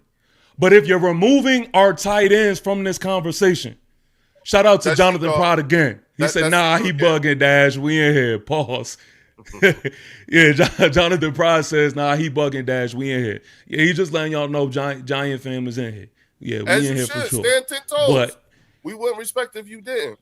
If you're asking about a 1 and 2 as far as target share is concerned, you have Leak, you have Isaiah Likely. That's concrete. If you're just speaking on just wide receiver in general, and you're removing Isaiah Likely from that conversation, then that's when you get into the actual battle. That's when you're getting into the actual wide receiver battle as is. You have the Darius Slaytons, you have, the Moonies, the Calvin Austin, the Malachi Fields. Like, that's when you get into that. They're battling for that right now. Mm-hmm. That's what I'm saying. I can't. And so I can tell you who I may want there, or I can tell you like whatever, but that may not be what it is. So do you think that's not an issue? Do you think your wide receiver 1, wide receiver 2, and wide receiver 3 will be burning Quinyon Mitchell, Cooper DeJean, and Tariq Woolen? Like I said, our money isn't in the air. Like, it's on the ground. I'm not looking at our matchup like that. Okay. What I do know is Bond is going to have a long ass day trying to get through trying to get through this offensive line, then a Patrick Ricard, and then to Cam Scatterbo. That's going to be a long ass night. Like, that's what I'm saying. And y'all defense as a whole. And exactly. So here's the thing. Now you have an opportunity to put an address on it. A long night for who? Name somebody on that defense. Each person you just named on that offense, right? Name the person on the defense that's going to be a long night for, or the group of people. Who's going to be a long night? Who you starting linebackers? There you go. Who you starting linebackers? Jahad Campbell and Zach Bond. Oh, both of them. So it's going to be both a long of night. them. So it's going to be a long night for Jahad Campbell and Zach Bond. Yes. Okay, so what's your end name on the left? Which both your ends names? Both of them. Jonathan Bernard and Nolan Smith. Both of them. It's going to be a long night for Jonathan. It's going to be a long. It's going to be a. Yes. Yes. Got you. Y'all better do y'all That's what I'm saying. Do y'all research on who Andrew Thomas is, man. Y'all do y'all research. Okay, got you. Well, no. Well, yes. I know you saying it's delusional, but y'all not well researched. But all I'm trying to do is I'm just trying to show you exactly where that arrogance that you perceive to be, that thing that you perceive to be arrogance, where it's coming from. That's really what it is. I still don't know. But I still don't know where it's coming from. Look at the picture. You sound more arrogant than Eagle fan. No. Here's the thing. After a 4-5, I'm sorry, my bad. A 5-12 season, because we're going to give you both those games from last year, right? But coming off of a 5-12 season, right? What were you guys in 2024? What was your record? Not last year, the year before. What was your record the year before? Man, I don't know. Oh, wow. Oh, I don't care either. Like, okay. I don't care. So, like, what is that doing for us? No. It's helping you to understand from what place the arrogance that you keep talking about is coming from. Based off of the evidence for the last that shit ain't gonna help y'all. That shit ain't gonna help y'all this year, man. I'm sorry. Hey. That shit ain't gonna help y'all this year. Okay. Like, I understand for argument's sake, y'all want to bring up the Super Bowl shit and all of that. Like, no. That I'm not even. Listen, I never even mentioned the Super Bowl. I'm only talking about your team and only your team. And what I'm saying is that based off of the evidence that your team, fuck the Cowboys and fuck the Commanders.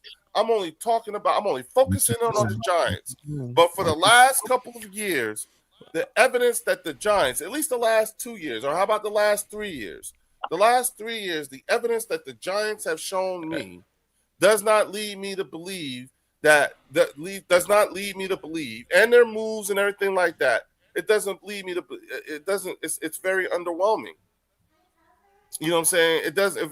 Now you guys are definitely trending in the right direction. You know what I'm saying? You guys are in the midst of a multiple year rebuild, just like the Cowboys. We're in a multiple year retool. Big difference. You know what I'm saying? That's not what I seen when we lined up. When we lined up against y'all, that's not what I seen. What you're saying is not what I seen. Hold on. Wait. I get your point. I get what you're about to say. I don't even know what you're about to say, but I get it. What I'm doing is that I'm just telling you the answer to your question of where does this perceived arrogance come from? That's the answer.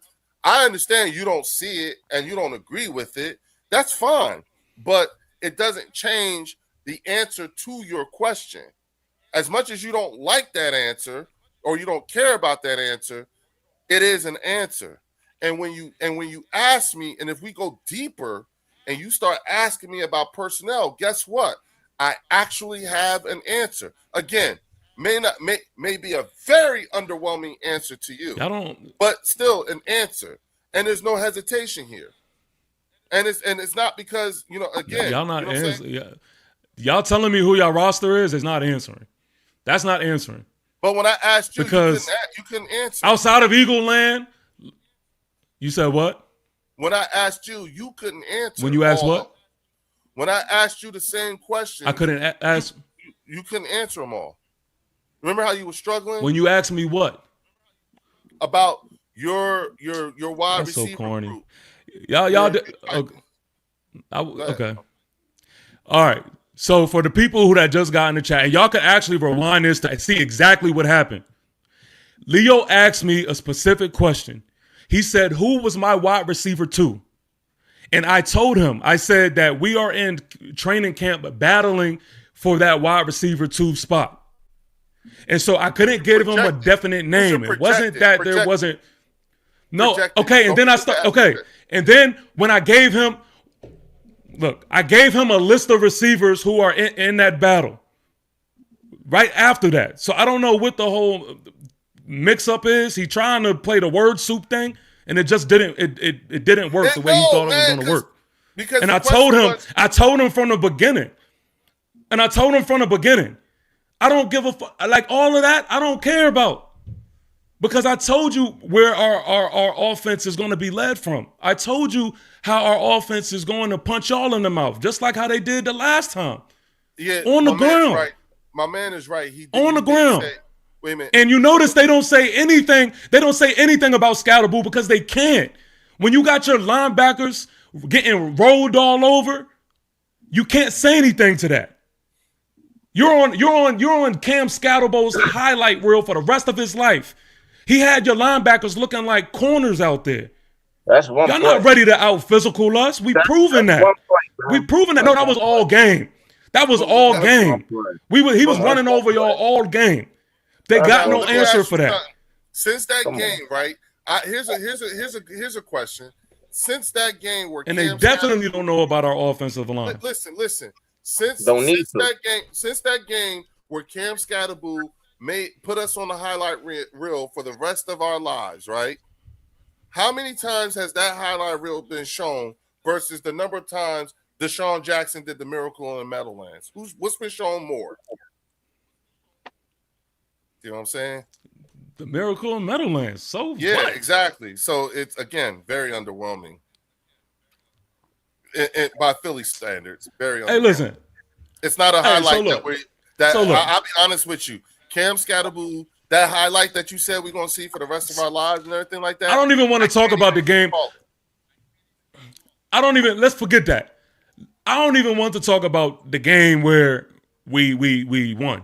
Let's talk about the game that we lost, because I see that that's a thing where y'all like to bring up. Oh, he only like to talk about the game that we won. I'm not the one shying away from that, because I want y'all to do your research if y'all remember it. That's the only thing. If I want to bring up the second game where we lost to y'all I want y'all to not be like act like y'all have amnesia. That's the only thing. No. So the game that we lost. No, y'all won that. We gave you that. I gave you that. Y'all won. Y'all won because no. We had a fistful of jersey and we did some other shit and it wasn't a fumble and all that. It was and I told you the reason why you won that game and you won the first game is because those were two very bad days at work for this team. Okay. And what came it was just ironic that their two very bad days at work was just against us. Against the same team. They just happened to be against us. And against the Cowboys too. And you know what that gave us? You know what came out of that? We ended up with a 10-7 record last year. And y'all came up with 5. And that's me making the adjustment. So instead of us being 11-6, we're 10-7. And you guys are still we still doubled the number of wins you had.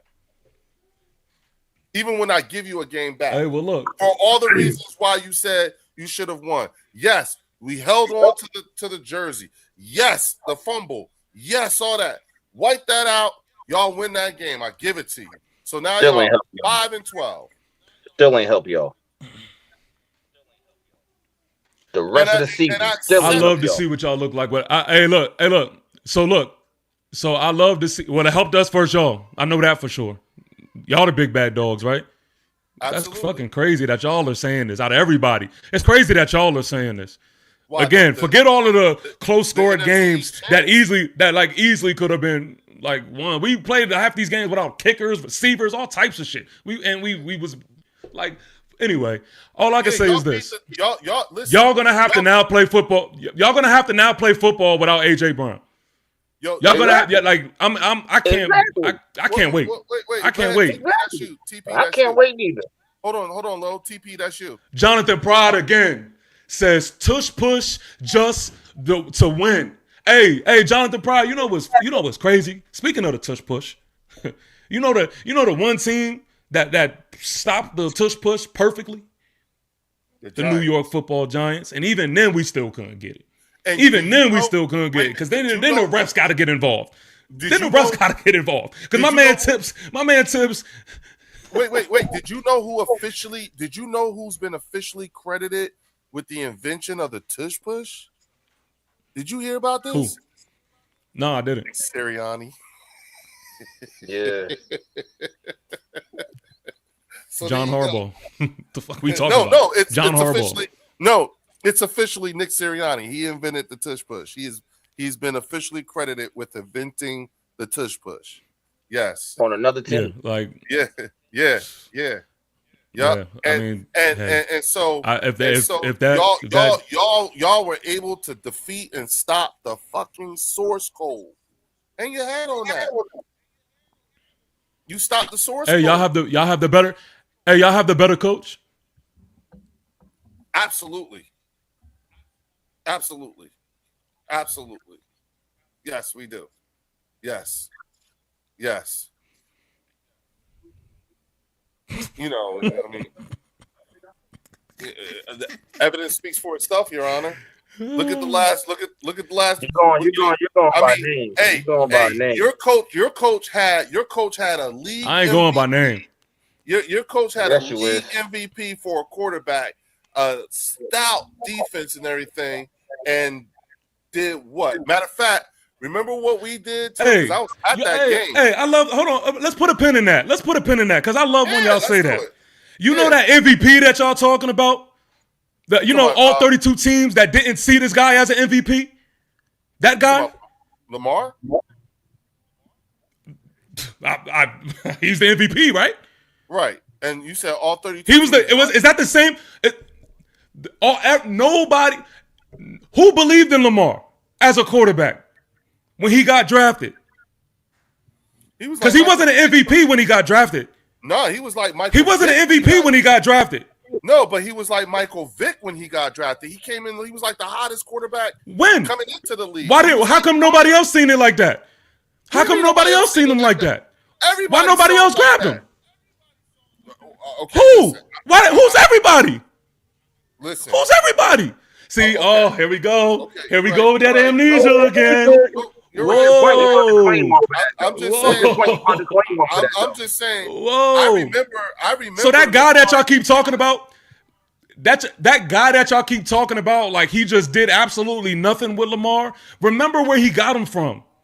Like a lot of the whole league didn't even know what Lamar was going to do, and he helped develop him into what he is now. So y'all make sure y'all throw Harbaugh's name in that when y'all want to talk about what he didn't do. So he didn't win a Super Bowl with Lamar. Stop putting every. He didn't win a Super Bowl. Okay, but still, you brought up the Lamar thing. You the one who said, "Oh, what did he do with the MVP?" Like, don't forget, he wasn't always an MVP. Okay, you brought up the Lamar thing. So what did he do when he wasn't? He did the same thing when he wasn't an MVP. He did with the MVP. They did not win the Super Bowl. They didn't even get to the end. Okay, but or did they? Yeah, they did. First of all, listen, y'all look at things as just like a Super Bowl or like it's just nothing. He's been dominant in his division since he's been in this. He's been consistently dominant, and also. I want y'all to realize this when y'all think about the Ravens, like when at some point, when are y'all going to say to yourselves that, okay, maybe the coaches put them in a position to take it further in the playoffs and the players didn't rise up to the occasion? Because that happened a lot in Baltimore. That's you, dog. Jonathan Pride again. Keep talking to him, Jay Pride. Says Lamar better than Flacco and he won with Flacco. Facts.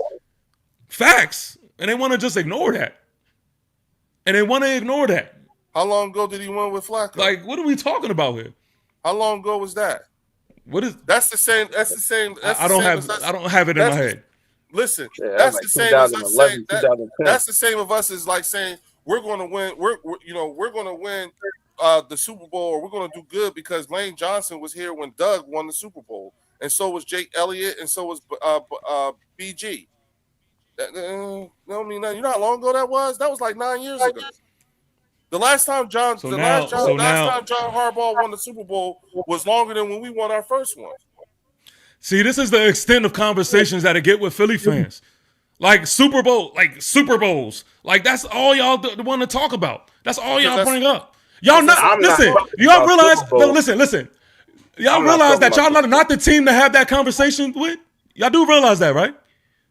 Like y'all don't want to do the ones to have that conversation with. The most recent. You know what that means? But do you know what that means? Like that y'all not recent.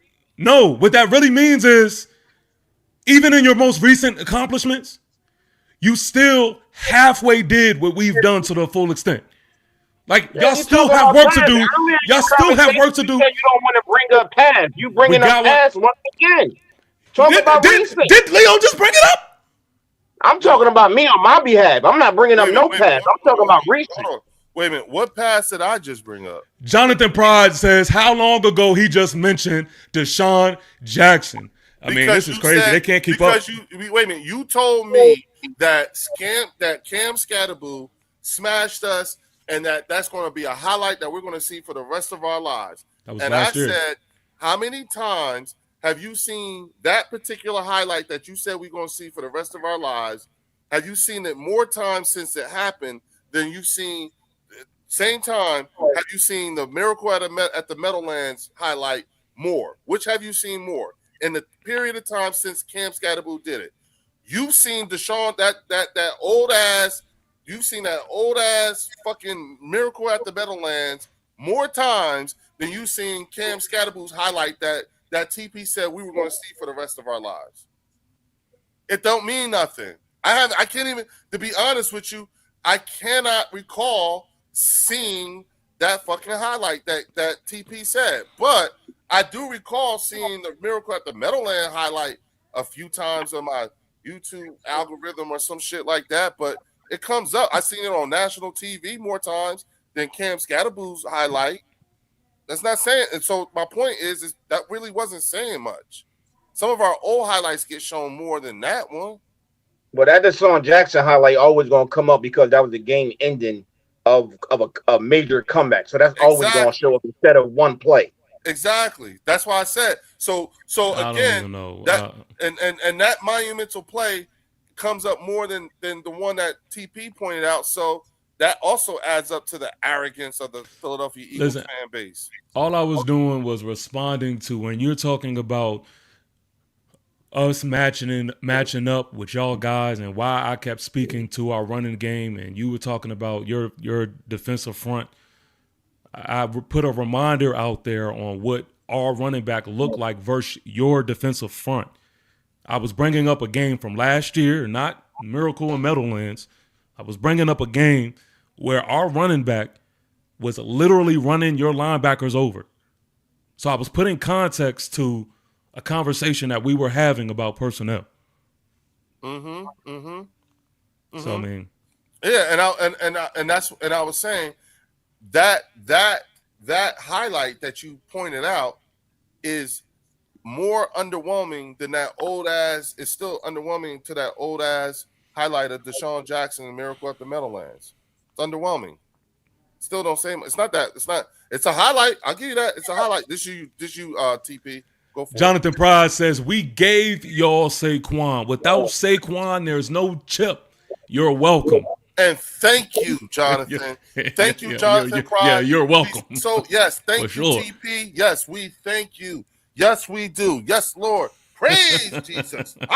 Yes. And thank the New York. You know what? And praise them. Thank the Giants for motherfucking Devontae Smith, too. Thank you. I'm sorry.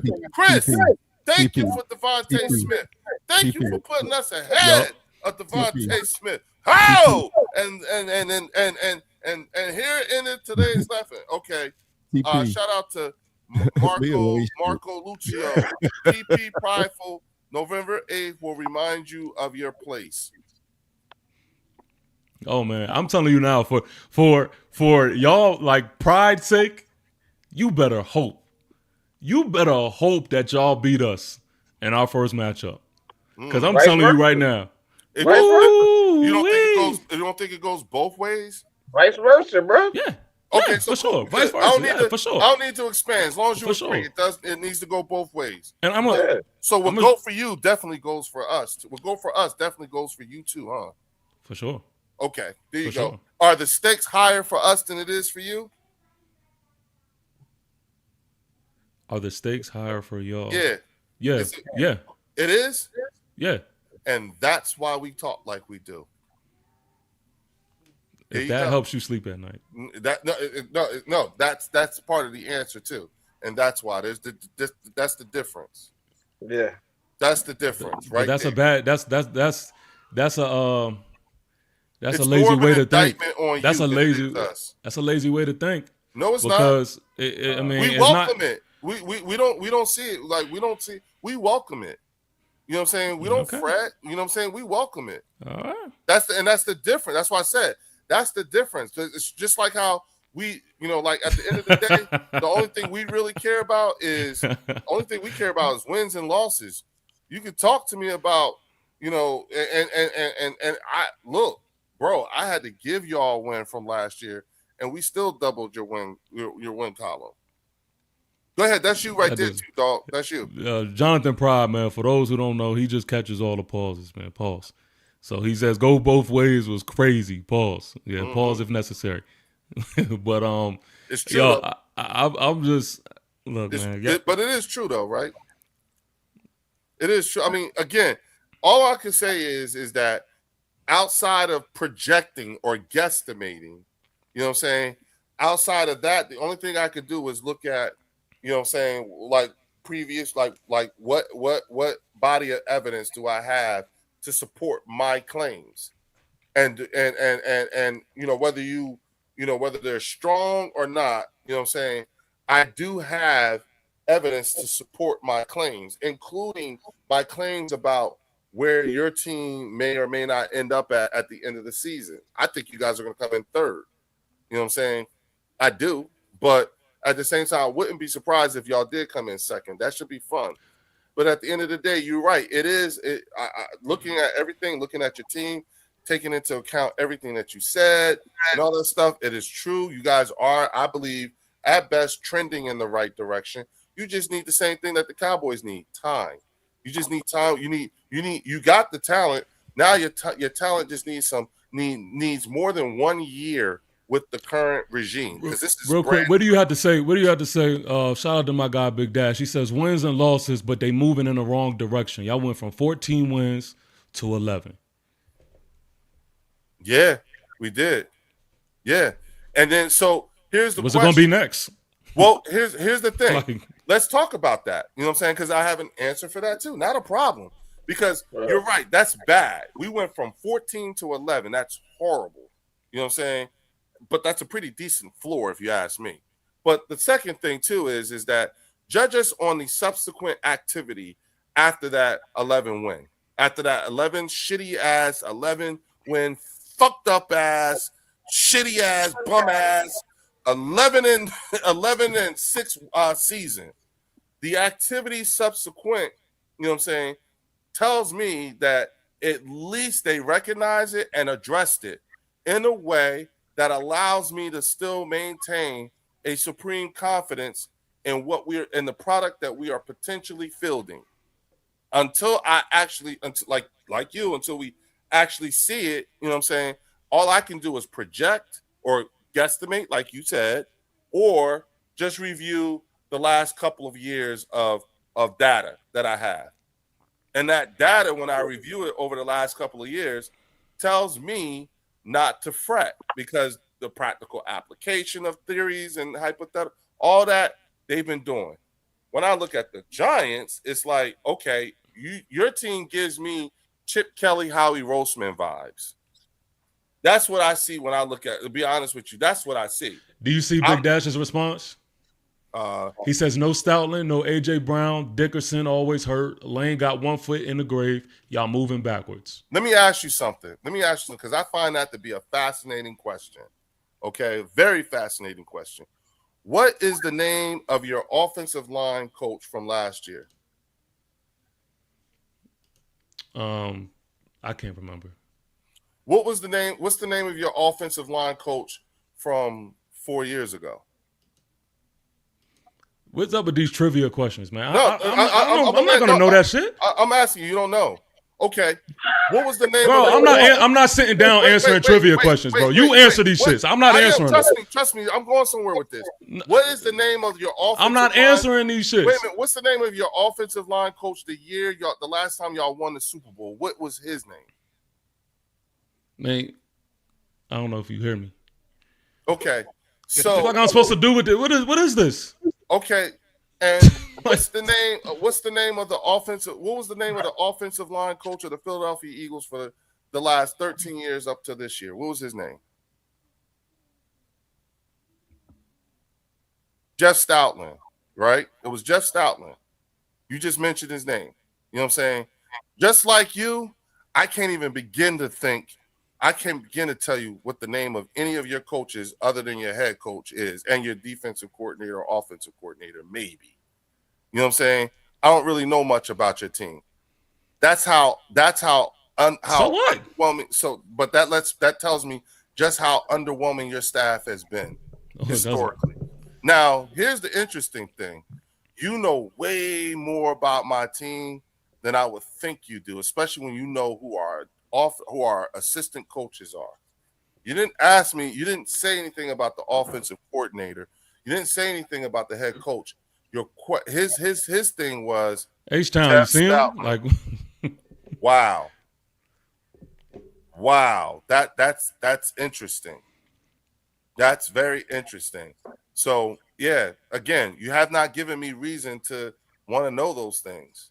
What have you shown me? Cam Scatterboo can smash Zach Bond and get 500 yards and 6 touchdowns. Okay. What you do with it? Nothing.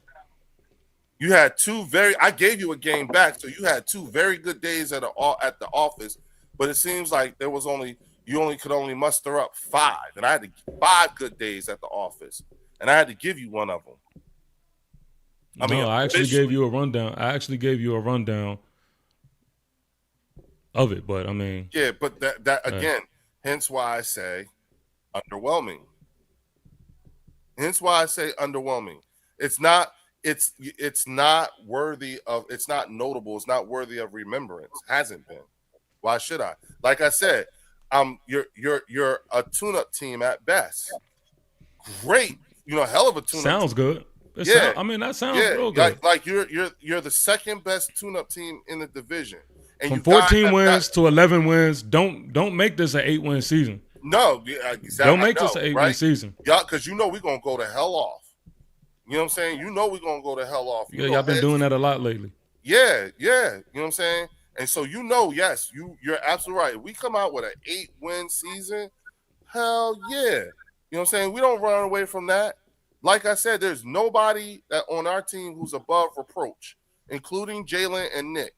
They will hear it. They will get it. You know it. Trust me, you won't be able to say more than we can in terms of level of disappointment or anything like that. We take ownership of that. No one's ever shied away from that. Not saying you said anyone did, but I'm just saying, come on, man. You serious right now? We don't. That's the difference. I don't even like how y'all talk about the whole, like, in the comments right now. The whole point is to win the big game. Like, y'all are just like this dynasty of a team or something. Like, who do y'all think y'all are? Who do y'all think y'all are? We're these guys, and the defending NFC East champions right now. That's who we are, and we're gonna and we're allowed to talk this way. You don't get to govern how we get to be. I'm just saying, like, y'all talking like every year, y'all like the Chiefs or something. Like every year, y'all in the big dance. And listen. Until you say otherwise, that's exactly how we're going to conduct ourselves. Absolutely, we're going to demonstrate to you what it's like to be a winner at this time in time. You know what I'm saying? Listen, at least you can consider yourselves to be modern era winners. You really can. You understand what I'm saying? But when you talk about all-time records and all that shit, especially against the Giants, I think we have more wins over you than you do. And it might be by 1 or something like that. It's not much, but we are ahead of you. Now, yes, you guys have 4 Super Bowls, and we only got 2. But at the end of the day, you know what I'm saying? It's not that. Yeah, just like with Dallas, that's not really much. It's a flex, but it's not as big of a flex as, you know what I'm saying, as you think it is. Just like the way you view the way we think of AJ being gone, and it's actually more serious than you think it. You think it's more serious than what we think it may be. Mm-hmm. You know what I'm saying? It's the same thing. Same thing. Well, I'm gonna say this because I got to get up out of here, and y'all done a great job at making this season even more interesting than what I already had it. Right. And I want to thank y'all, man, because we started this show with talking about how the Eagles at once upon a time were the biggest rivals for the New York Giants and vice versa. Mm-hmm. And as it stands in my heart right now, y'all kind of like woken that back up. Like I'm feeling like good back in the day type hatred for y'all, and I mean that with love. You want to fuck us up? Oh my god, Like I'm not even gonna hold y'all. Like I want this game. I want this game. Man. Check this out. Guess what? You want to hear something? You want to hear something deep? You want to hear something really deep? At this particular time and time, I believe you want this game more than we do. Yeah, because I believe you want to beat us more. It's more intense for you than it is for us. It's just a stepping stone. And you know what? You know why though? But one, it's sad. That's for one. But for two, is because the reality check didn't jump in yet. Like the reality check, the reality check isn't there yet. And so when the season starts and y'all realize it's going a little bit differently than what y'all have planned it. Oh, the reality check for us. Yeah, for sure. Oh, I'm sorry, my bad, dog. I thought you were saying the reality check for you hasn't set in yet. Because you know, we just had to I just had to give you an extra game and up your record last year from 4 to 5 in order to make a valid argument. Y'all the big dogs, right? Huh? Y'all the big dogs, right? Absolutely. Hey man, don't have us walking in the Lincoln Financial, man, getting y'all up out of there like we did, man. I don't want that. Let's not have that again, man. Yeah. But here's the thing. Let's let that happen. I hope. Man. Let's let look. Check this out. Y'all. Let's say y'all can sweep us. Do something with it. I ain't gonna lie. If we sweep y'all, if we sweep y'all, y'all gonna have to talk to us with some type of respect, man. Like y'all, you gonna have to call me sir when I get up here and stuff. Like things are gonna have to be different if we sweep y'all. So if you sweep us and don't make the playoffs, we still gotta call you sir. Nah, if you sweep us and make the playoffs, then if y'all sweep us, if y'all sweep us and don't make the playoffs, we still got to call you sir. Most definitely. I mean, are you saying y'all are making the playoffs, or we both? No. Listen again. No. Hold on. I hear what you're saying. So let me ask this because I want to clarify what I want to mean exactly. And we don't. Are you saying we both don't make the playoffs? No. And well. Yes, if we both don't make the most definitely. What do you mean? Yes. Now, if y'all made the playoffs, it's different. Really? But are you talking about if we both don't make the playoffs and we sweep y'all? Yes, y'all better talk to us with some type of respect. Okay, now sure. if y'all sweep us and we do make the playoffs, what then? Then, I mean, still have some type of respect when you talk to us. But I mean, I'm not, happy about anything. Right, which is why you're talking like you're talking now, because that's no, it's not. No, it's not. That don't mean nothing, because that's the same thing Cowboys fans say. Cowboys say they own the Eagles, but yet, what the Eagles did more than the Cowboys? Thank you, Dash. Like y'all went to the playoffs and were one and done. Like y'all, that's not a success for y'all either. Like no, it's not. No, it's more successful than y'all. Yeah, no. If that helps you sleep at night. Wait. We listen. You're absolutely right. You know what I'm saying? Going 11 and 6 and making it to the playoffs and getting bounced in the first round. You're right. It's not good enough for us.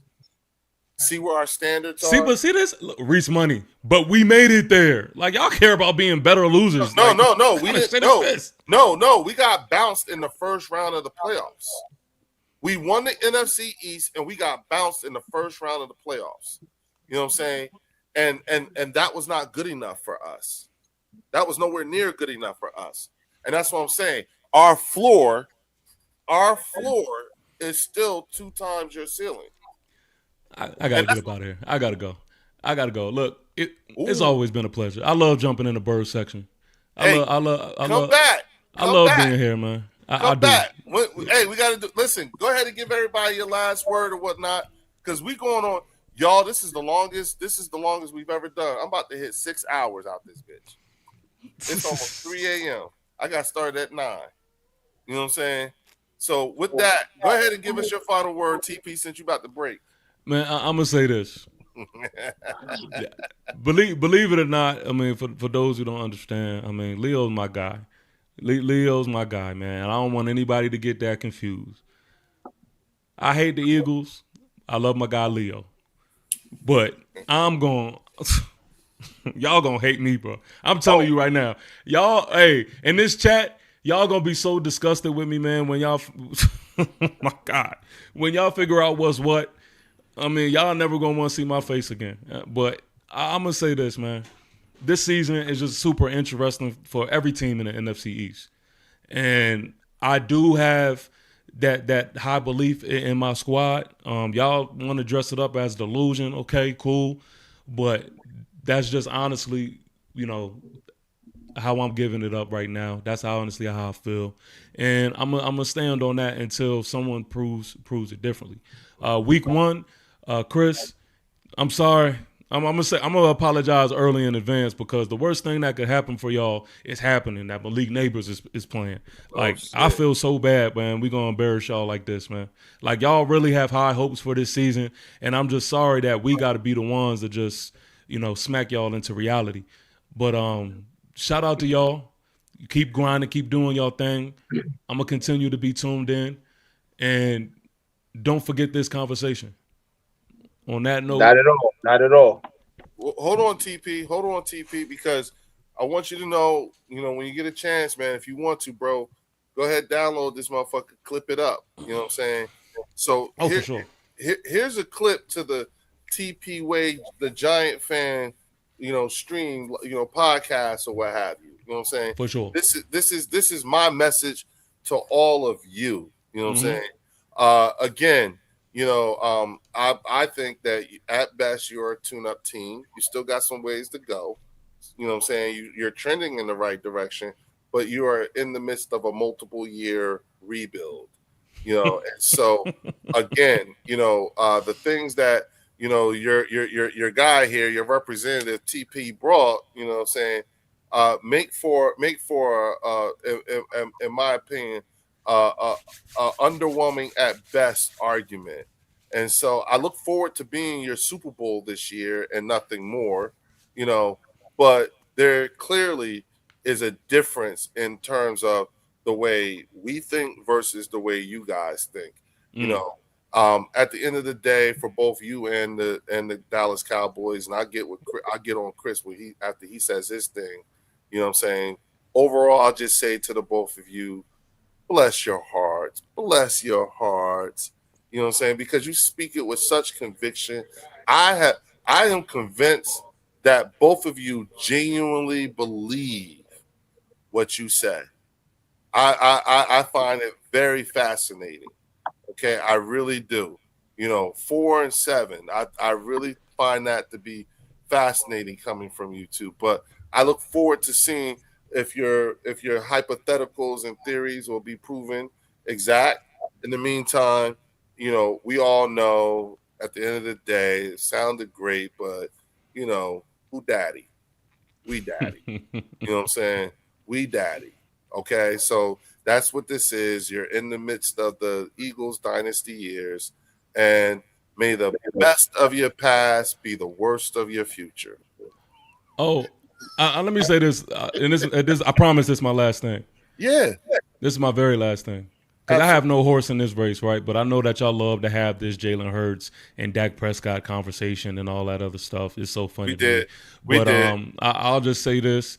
Y'all Eagle fans need to stop this, man. Jalen Hurts is not a better quarterback than Dak Prescott. Stop this shit. I'm out.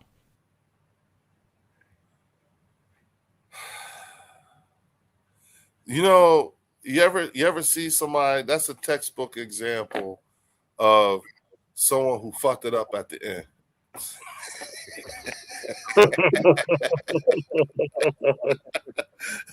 he was doing good, right, y'all? Right, Chris. He was doing good up until the end. Well, you may not agree with that. You love that end. Yeah. I love the parting shots. They were beautiful. Yeah. Well, let me space it out because I got to give my man John Old School an opportunity to give his final word before we shut this down. Go ahead, dog. Well, I have to say it was really interesting tonight. That's for sure. I mean, TP. I mean, I'll say he's a passionate fan, just like we are about our Eagles. He's passionate about his Giants. He has every right, just as we have every right to be Eagle fans. I mean, I don't know. I mean, just like every NFC East team, it's always going to be tight. I always say it's always going to be tight. I've seen games where it went both ways, like I've told Chris. It's what team's going to show up. And I just looked at the rankings while we were talking. And I mean, a lot of people that know the sport, I would say better than me, obviously, they've been around it a lot more, are ranking them in the 20s when we're in the single digits.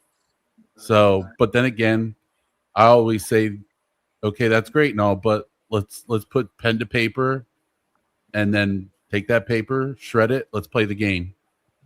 Let's see what this is going to be all about. And I mean, I think we're going to have a better record. It's going to be who's going to be second. I mean, it's anybody's for the taking. I mean, really, if we're going to get down to brass tacks, but I just think that the Eagles are gelling.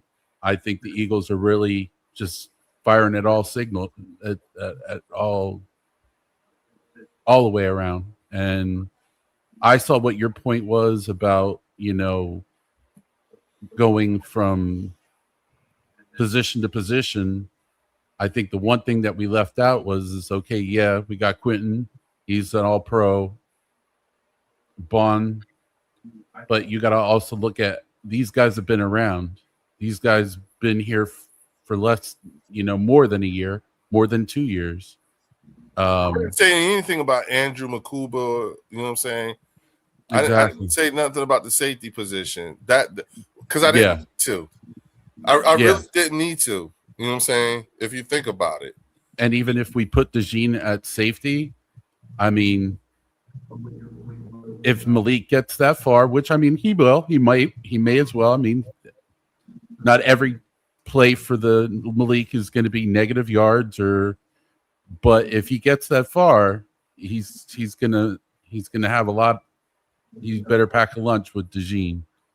All facts. I mean, I'm not putting Mitchell down in any way, too. I mean, obviously, I don't know. I'm just kind of dumbfounded by all that because I've seen how Chris was talking, and he's passionate, but I don't know. I guess the passion runs differently. That's what we need. But you need that. You need that kind of exposure. You know what I'm saying? But hey, man, thank you for coming out. Hey, no problem. Hey, Low Eagle, give us your final word. Yeah, I was just gonna say, pretty much, as far as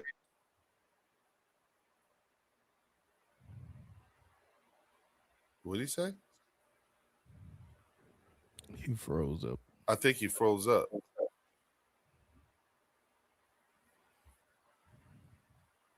Yeah, he froze up. He may jump back in. There he is. I'm good. There you go. Yeah, go ahead, bro. Yeah, with TP, like his confidence in his team, and coming off a 4-game. Damn, dog. Thing. Is he freezing up for y'all too? Yes. Hold on. Yeah, he's freezing up. You can hear me? There you go. Yo, you froze up, man. We didn't hear anything you said. Yeah, you can hear me now? Yeah. We can hear you now. Now we can't. Is this not the wildest That's thing? wild. This is crazy. It's keep going back and forth. This is crazy. Yeah, the internet is, I don't know what the heck going on. But I mean, shout out to TP though for jumping on here talking about his team and everything like that. Chris, you know, with the Cowboys and everything. I just feel as though nobody could really. I mean, at the end of the day, it's all about what's going to happen on that first game. Who's going to throw the first punch? See what's going on. See how the first month goes.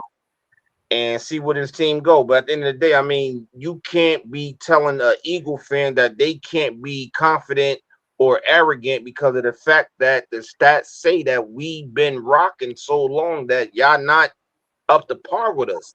So yeah, we can feel the way we feel, but until otherwise, the champ is here. So until somebody go ahead and take the belt, the champ is here. And all day, every day. Shout out to my Bird family, Fells. He fell off, Fells. Shout out Eagle Drew, the chat, everybody. But you already know, fly Eagles fly. My man. Appreciate you, bro. All right, now, Chris. You was the star attraction of today's show because you lasted the longest. Got to still. TP was the co-star of today's show. You know, the co-star attraction of today's show. You know what I'm saying? So you go ahead and take us out. You got good, comfortable. Had your damn feet up and everything like that. Look, y'all. He can go fix his own damn drink. I know the rule is supposed to be after your third visit, then you can fix it yourself. You know what I'm saying? But damn it, he went in there and fixed his own drink. So he said he felt like he home. So go ahead, talk your shit. Well, it's like this, man. Only football season can bring 6 hours of a podcast out of me. Okay, that's number one. Number two, man. I appreciate the invite that you let the my boys call me the big fella. Let the big fella invade the section. I appreciate that, fam. If anybody got a extra DVD or VCR that you want to lend me, go right ahead because I busted mine out.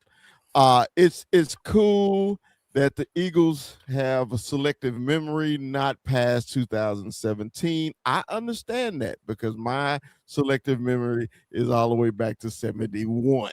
Hold on, Chris, keep talking. So I appreciate y'all. I love y'all passion.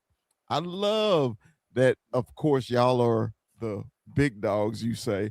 I love all that, okay? But one thing is true. You know, we are the stars and we are the attraction in the East.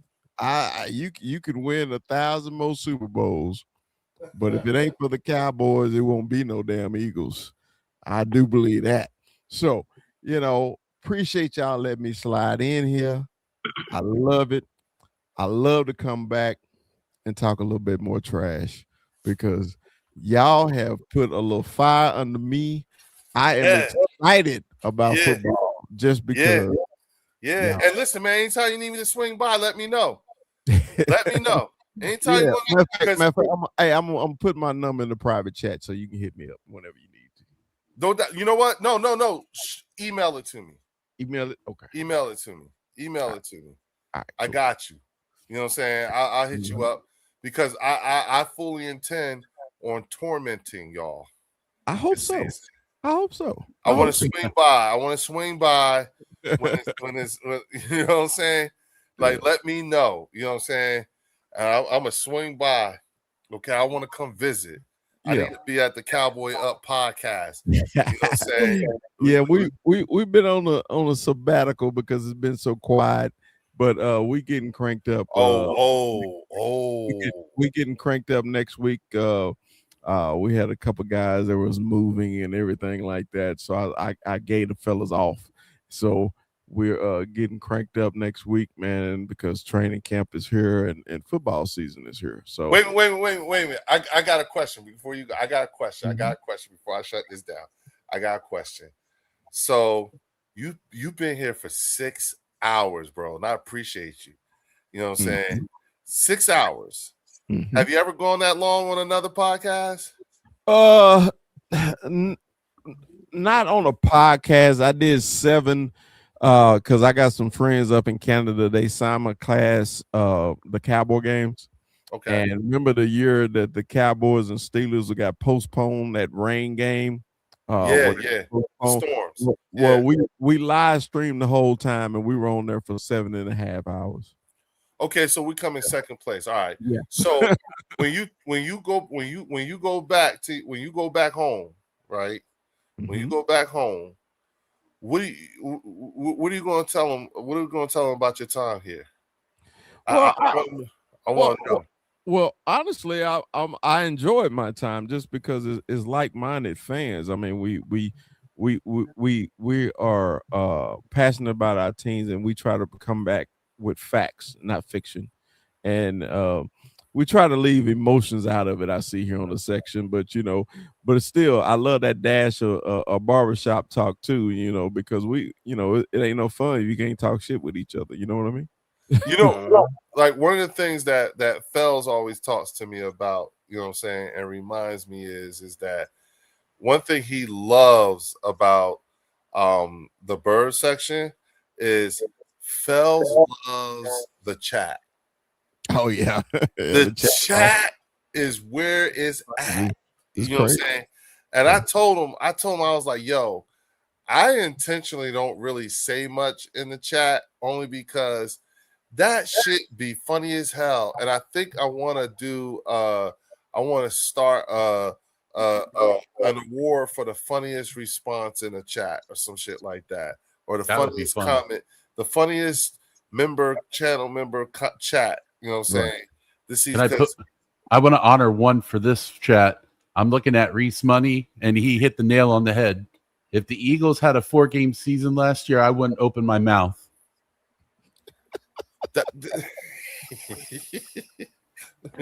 Y'all leave TP alone. He ain't here no more. Leave him alone. Hold up. Wait. Y'all ain't. Hey, Eagle section ain't shit. Y'all ain't shit.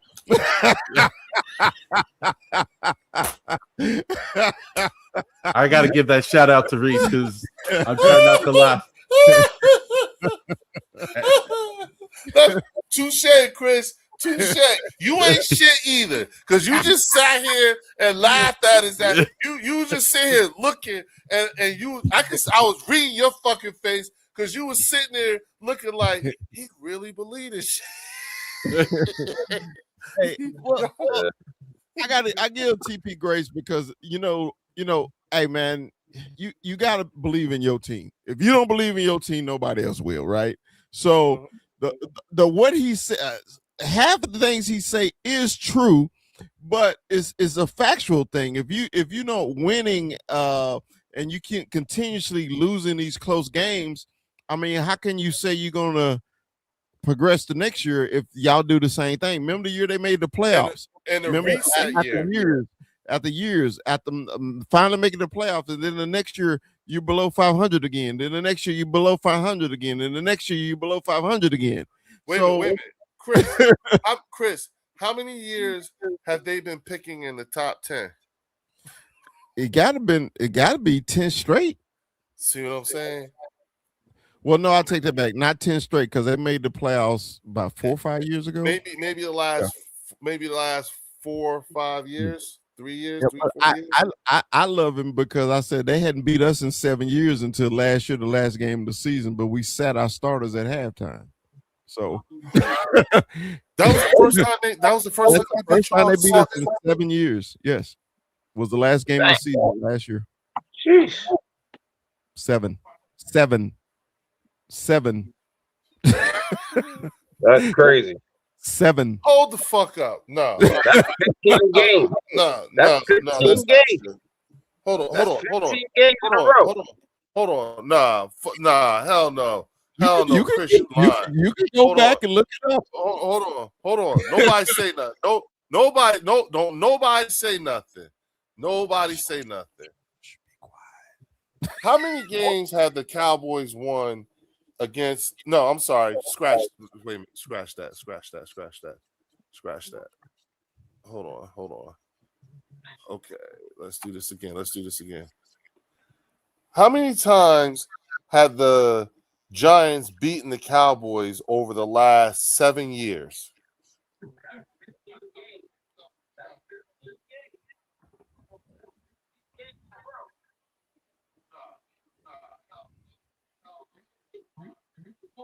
Holy fucking shit.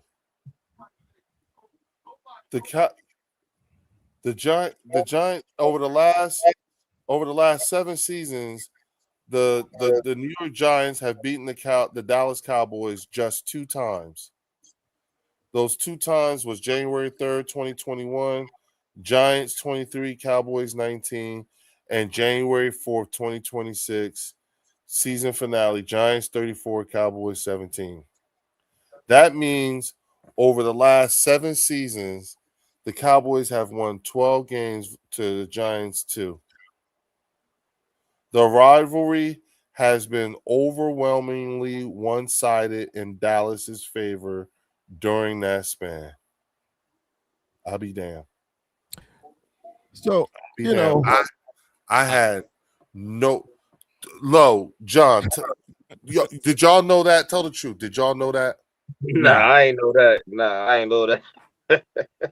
Why you wait till TP ass got off the damn? Because I actually enjoy Giants fan. I love when everybody say Cowboy fans are delusional. You know, that's the famous word for a Cowboy fan. But when you hear what they say about their team and the play on the field, now I see why y'all look at them like y'all do. Yeah, and when I mess with Eagle fans about selective memory, you always go back so far to fit your narrative, and then after that, you know, you have nothing else to say. But I'm just like, if I'm a historian, I like to know everything about your team from the time you kicked off the first time till today. That's how I feel about it, you know, because hey man, we can always talk shit about the present because that's the present what we remember, you know. But as a historian of the game and loving football, I like to remember it all. Wait a minute. First off, shout out to Marco Lucio with the $2 super chat. He said, "Put TB in the blender at the end. Go Birds, dickhead." And then he sent another $2 super chat. He said, "Like you said, Leo, bless the Giants fans' hearts." I love them. Well, yeah, we got to get out of here, man. We've been here a long time, man. Give your final words, Leo. Oh, shit, don't light me up. I'm ready. Listen. I've already, because we spent 3 hours talking about y'all before TP got here. You know what I'm saying? So you already know it's the same thing. The only thing you didn't do that he did is you didn't try to go man to man with me. Who gonna guard this one? Who gonna line up on this one? Who gonna line up on that one? You know what I'm saying? Who's gonna line up who's it gonna be a lot like put an actual address to this shit you talking? You know what I'm saying? And so that was, you know, like that was something that you didn't do that TP attempted to do. And unfortunately, you know what I'm saying, because you heard it, you know what I'm saying, those names don't stack up against each other for the most part. You know what I'm saying? Like you cannot just you cannot tell me you're looking at all these all pros and pro bowlers and saying, yeah, they ain't shit because of one game. And mind you, to help him with his point, you know what I'm saying, I had to give him a game. I had to take a win from us from last year and give it to him. And the funniest part about that, like the joke for me was he actually ran with that shit for a second. Yeah, he took it. He didn't say nothing about it. He ain't say that he actually took it. You know what I'm saying? So I'm like, oh, this is so much fun. And that's why I know it gets at him. And I plan like the same plan that I had to torment you guys. I'm going to torment his channel too. You know what I'm saying? You goddamn right I'm going to be on that NFC East round table every time he asks me because I'm coming in there talking shit. And just like him, don't y'all lose. Y'all better not have. Too bad you could have made a gentleman's bet. Right. You know what? Nope. Enough is enough. You know, I make a yearly bet with an Eagle fan every year. Really? You know, matter of fact, we bet the sweep one year. Last year we bet per game. One of my hats, matter of fact, Eagle fan I got from him. He signed it and everything because when y'all were up 21, I'm already on Liz looking for his hat, right? And we got that comeback. I say, oh, player, I already got mine picked out. Here it is. Send him the link and everything. So, and one year we bet a hat, of course, but the bet was I had to buy the Eagle hat wear it for a year, and everywhere I went, I had to say, "Fly Eagles fly," and I lost, and I did it too, and recorded it, it. Yeah, so I'm That's gonna what's stand on my word. If I make a bet, it's a bet. You know. Yeah, respect. I don't know, man. I don't know if I want to do that, man. I don't like that. For a year, I don't know if I could do it for a year. It's that year part that bothers the hell out of me. No. The bet was for a week. I said a year. Okay. I could do a week. Okay, okay. So I had an eagle hat on for a week, and everywhere I went, if it was a public place like a store or a restaurant or anything like that, if anybody mentioned the hat, I had to say, "Fly Eagles fly, go Birds." and my wife, when she's with me, she would record and everything just to prove that I did what I was said. Lord have mercy. See, okay. I'll say this. I did like the only reason why I don't do that no more is because I came out on the short end of that one time. There is someone, an old coworker of mine, who's a diehard Cowboys fan. His name's Pete. He has a picture of me in a Cowboys jersey. Had to wear it. He took a picture of me. You know what I'm saying? We ain't friends like that now. You know what I'm saying? So I don't know, but if he see this, you know what I'm saying, he'd probably be like, "I got that shit." You know what I'm saying? That was a bet with my man KJ from 302 Birds. It's their podcast, 302 Birds. So yeah. Okay.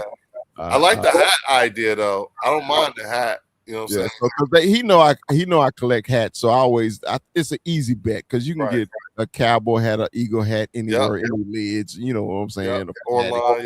Online. So he know I collect a lot of them. So that's why the bet was hats. Yeah, I like that. I'll take that bet with you. Hey, whenever you're ready. If you want to bet on the per game or the sweep, whichever one you want, we'll take it. The per game. All right. Per game. Because like I said, it don't matter. Like, I don't care how good we're playing or how much of a juggernaut I might think us to be. It's the NFC East. We always end up fucking split. We're gonna split it anyway. Yeah, we play tough. Yeah, we play tough ball, man. Yeah, it's just one of those things. I mean, you know, and it's the same thing. Like with the Commanders, it's like somebody gets hurt when we play them. Right. You know what I'm saying? You know, like Dallas Goedert broke his shoulder playing against them. We're having that historic season and everything. And then Jalen got the concussion that I don't think was a concussion, but you know, then again, I'm not a doctor. But it was just, and we were whooping their asses, the Commanders. You know what I'm saying? So it's like, you know, like, you know what I'm saying? Like, that's how I see the NFC East. You know what I'm saying? Well, I want y'all to know it is officially Saturday now here on the West Coast. Got your ass. It's 3:20 in the morning there, isn't it? Got your ass. Mr. It's only 11 o'clock here. Oh, yeah? I'm going to talk your ass to 3 in the morning, motherfucker, and I got you. Going on 4 o'clock. First. Going on 4 o'clock over here. Hey, listen, y'all, and busted. We rocking with like 60-something people in here. That's badass. It just dropped down to that in the last, you know, like 20 minutes. You know what I'm saying? You know what I'm saying? So 60 people in here at this time? Say that again? I said 60 people in here at this time? As of right now, 61. It was like the whole time it's probably been in the 70s and in the 90s. You know what I'm saying? It's been like it's been cycling, but for the most part, it dropped down. Now it went back up to 62. Well, shout out everybody to the chat, man. Exactly, y'all rock with us. Like, some of the 62 rock with us the entire time, so we must be good background noise. Man, especially for being the time it is on the East Coast, man. Much love, man, for everybody. 3:20 in the morning, yeah. Everybody you know rocking with the bird section like that, man. That's cool. Listen, I don't take it lightly. I don't. Y'all could have been anywhere for the last 6 hours, and y'all were here the whole time. You know what I'm saying? Without a game too. We wouldn't even not even a live game too. That's right. You know what I'm saying? And listen, for the channel, I'm going to be doing this thing. Like, I've decided on how I'm going to approach the season, And I think what I'm gonna do is, rather than try to live stream during the game, I think what I'll do is I'll have like a tailgating thing before the game. You know what I'm saying? Where we all can get together here on the Bird section. Whoever want to come through. I'll just be live giving my commentary, my thoughts about the game, what I'm looking for. Just talk shit, just hanging out or whatever. You come hang, and then as soon as the game starts, you know what I'm saying, I'm gonna shut it down and get into the game. Maybe hop back in during halftime and say a few words for a little bit, and then go right back to the game, and then we'll do that the post game reaction. You know what I'm saying? Because the play-by-play shit is just it's you know what I'm saying. That's when you'll see me animated. That if it's a shit game and oh my god, I'll get so fucking animated, I'll lose my fucking mind. Listen. I don't. What I don't want is I don't want footage like I saw that happen to Rio and them 2 years ago when we beat their asses 55. You know what I'm saying? We put 55 on them. You know what I'm saying? Rio was live that whole time. He was like, "Oh, these motherfuckers, yo." So I don't want that. You know what I'm saying? So yeah, that's the plan. Come back. Real quick, Chris. If y'all ever get down to Texas or to Seattle, man, hey, we'll go get us some barbecue, or the big fellow get out there on the grill. You know, it's Texas boys. We like the barbecue. Oh yeah, I love eating some barbecue. We'll throw down for y'all, fam. And once again, man, Leo, man, appreciate the invite, man. I had a blast tonight, man. Man, I'm so happy I came out, man. Thank you for joining me right here. And I will see everybody here on Tuesday. It won't be a channel members call-in, so don't look for a link. You know what I'm saying? That's only going to be for invited guests. You know what I'm saying? You know, and Chris, if you want, man, you know, I'll hit you up. But you know, definitely shoot me that email. I already did. I sent you the email. Oh man. And I'll shoot you a text, and then I'll send you the link if you want to hop back on in here on Tuesday, because I got some other people coming in I want to introduce you to. You're gonna love it, okay? All right. So look, with that, shout out to John, Old School Style, Low Eagle, Fells, Drew couldn't make it in here. My man Warren of the Eagles Collective Podcast. You know what I'm saying?